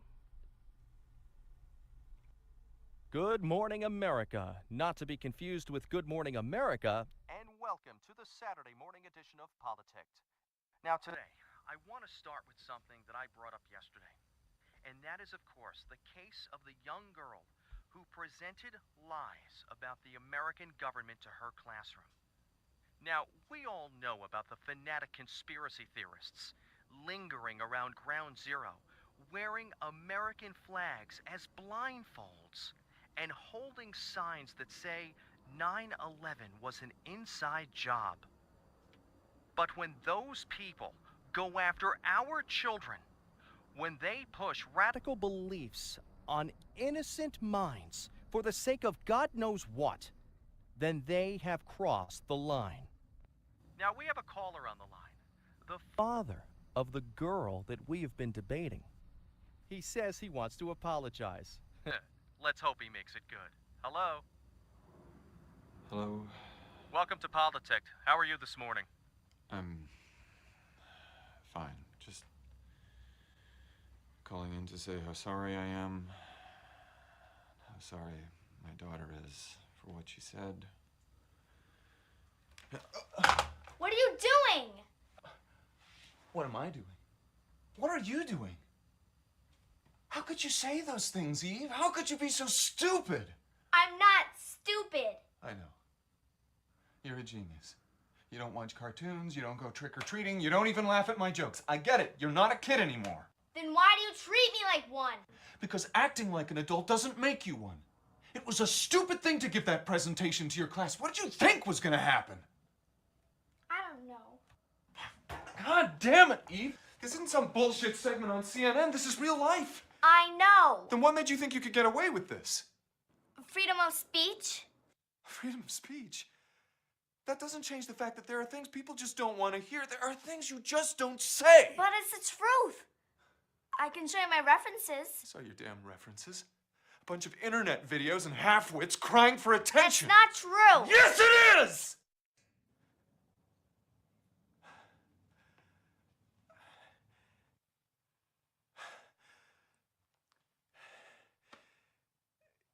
You're still young, so maybe you don't realize that people lie all the time. They do and say whatever they have to get someone to listen to them. You don't listen to me. You just tell me I'm wrong. Is that why you did this? To get my attention? No. Then why? Is it because of your mother? I miss her too. But if this is just some scheme to get me to talk about her, then I don't know what you want me to say. It's not about her. I don't even remember her. Bullshit. You used to talk about her all the time. Because I thought that's what you wanted. I thought it made you happy. It doesn't... I just... Why didn't you just talk to me? You don't listen. Well, I'm listening now. Did you watch the videos I referenced? What? No, I didn't watch them, and I didn't watch the ones about Bigfoot or aliens either. That's not funny, and you're still not listening. Eve, we're not done talking about this.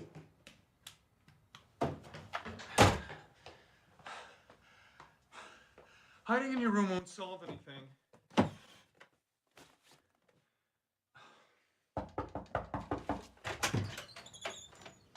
So, what? Now you're running away? I'm sleeping over at Jenny's tonight. You've known about it for days. Now are you going to give me a ride, or do we have to take the bus? Fine. Get in the car.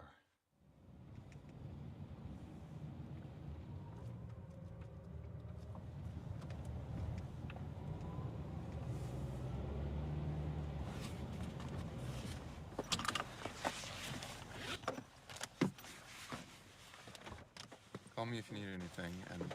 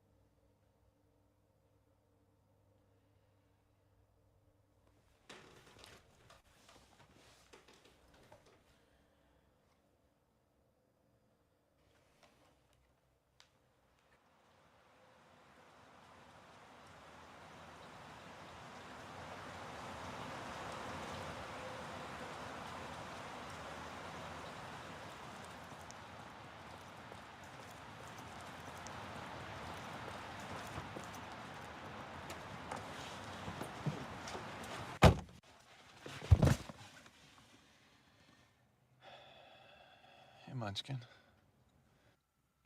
How's Jenny's? Fine.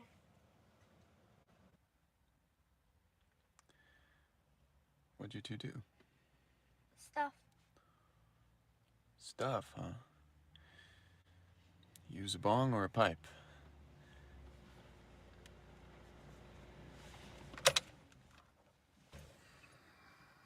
Let's go. Not yet. Why? Because I want to talk to you. Well, I don't want to talk to you.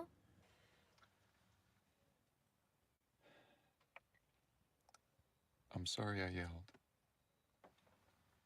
That's not what you should be sorry about. I know. I'm sorry I apologized for you. You're a young woman now. You can make your own decisions.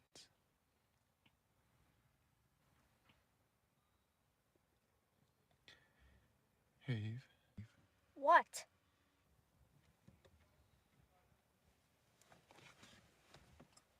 I watched one of those videos yesterday. From your presentation.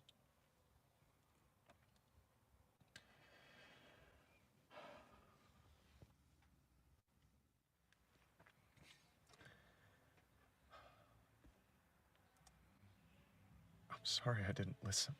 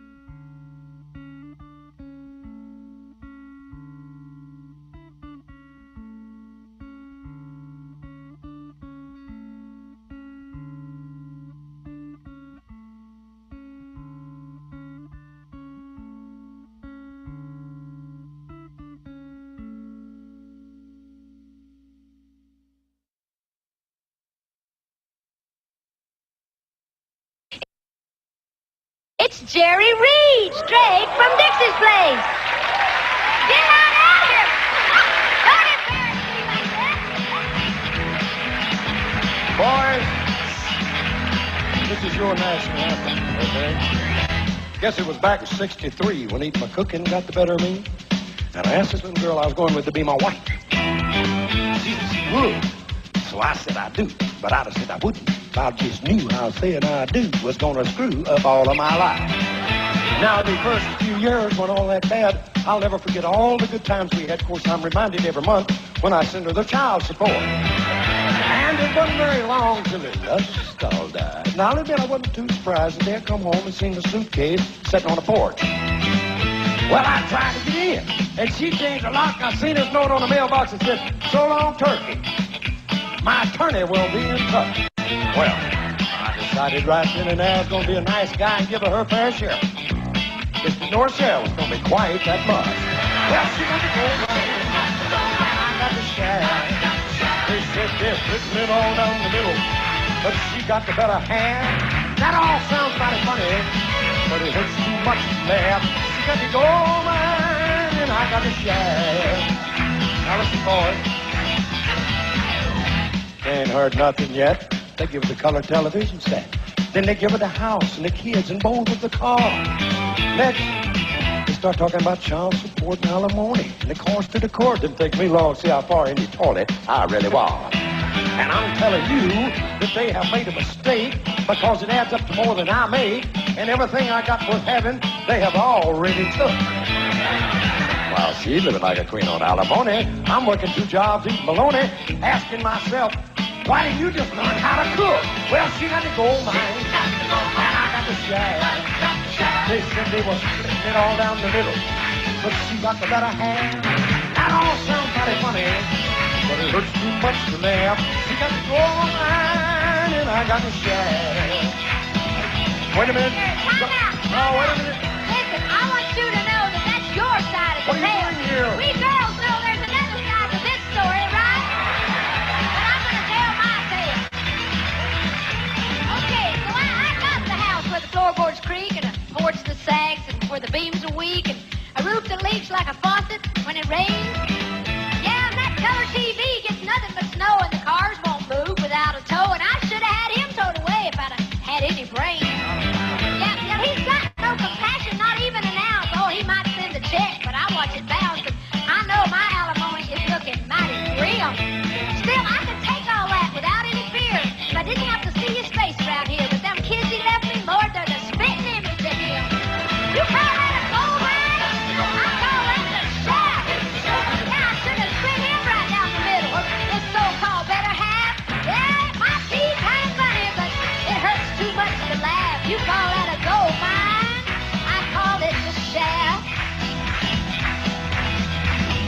Now, you've heard her side and you've heard mine. Yeah, and evidently, somebody's lying. Now, I asked her, ain't this an honest babe? Well, she got the gold mine. I got the share. They said they were splitting it all down the middle. Yeah, but you got the better half. It all sounds mighty funny. Heaven hurts too much for that. You got the gold mine and I got the share. I said you got the gold mine and I got the share. What gold mine?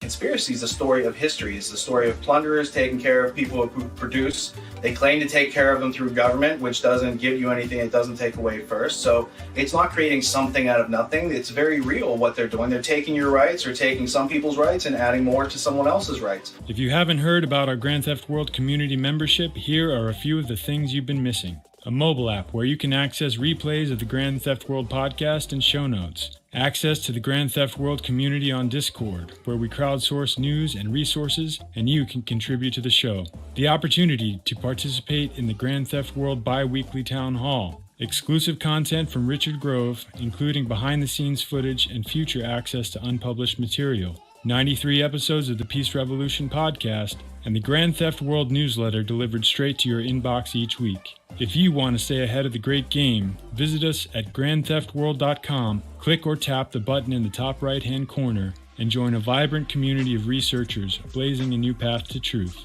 We'll see you there.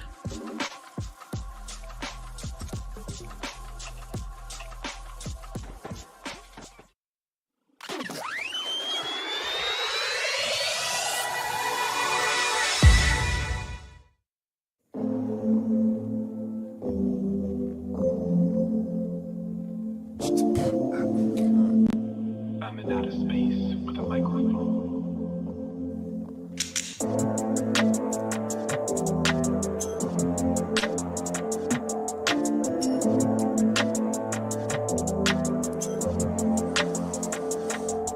Long history, so scoop it as I unfold the groove, tune in, and not drop out, not to cop out the post gears, remove music. This wealthy cat was moving, stack of cash in sports cruiser, major accent deals mover, promoted fast like homeschoolers. Then noticing one day some bills that went unpaid, those crumbs they led one way, discovered some unfun game, Then he was called into a meeting to disrupt and expose, but that was the day that the world froze. So stuck in the traffic and then caught in the panic, he dipped out in a frantic speed to exceed the seed planted at the event, and what would soon come, connecting dots to be revealed in Project Constellation. Big props to Maria, broadcasted, that's where I'd hear and get hooked on the name of Richard Grove. What he's saying is hypnotic. Synchronicity came out like chronic, all in full stride, compadres around all sides, seeking sources to provide solution.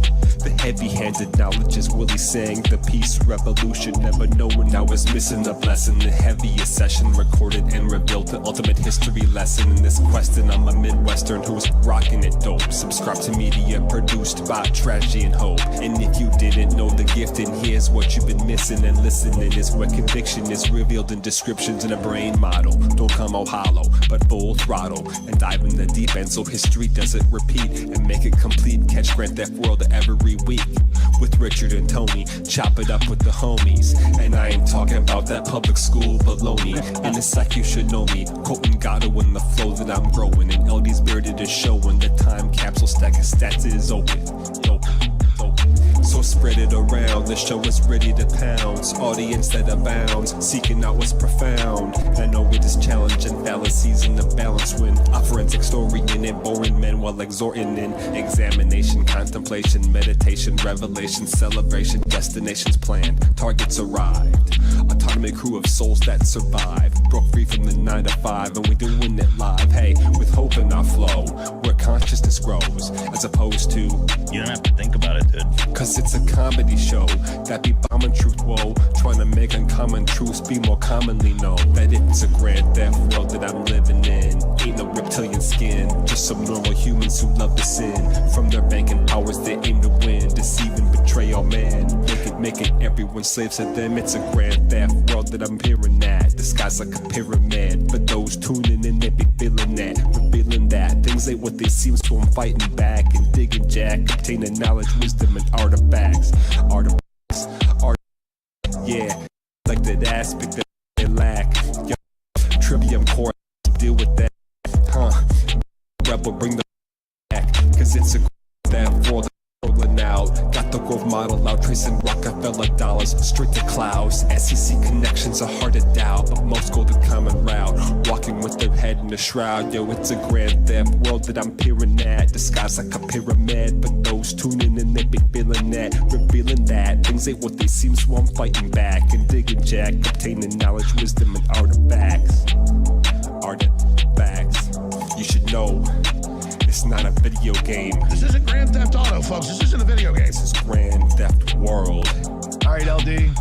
It's a Grand Theft World that I'm peering at in the sky like a pyramid. For those tuning in, they'd be feeling it. Revealing that things ain't what they seem, so I'm fighting back and digging jack, obtaining knowledge, wisdom, and artifacts.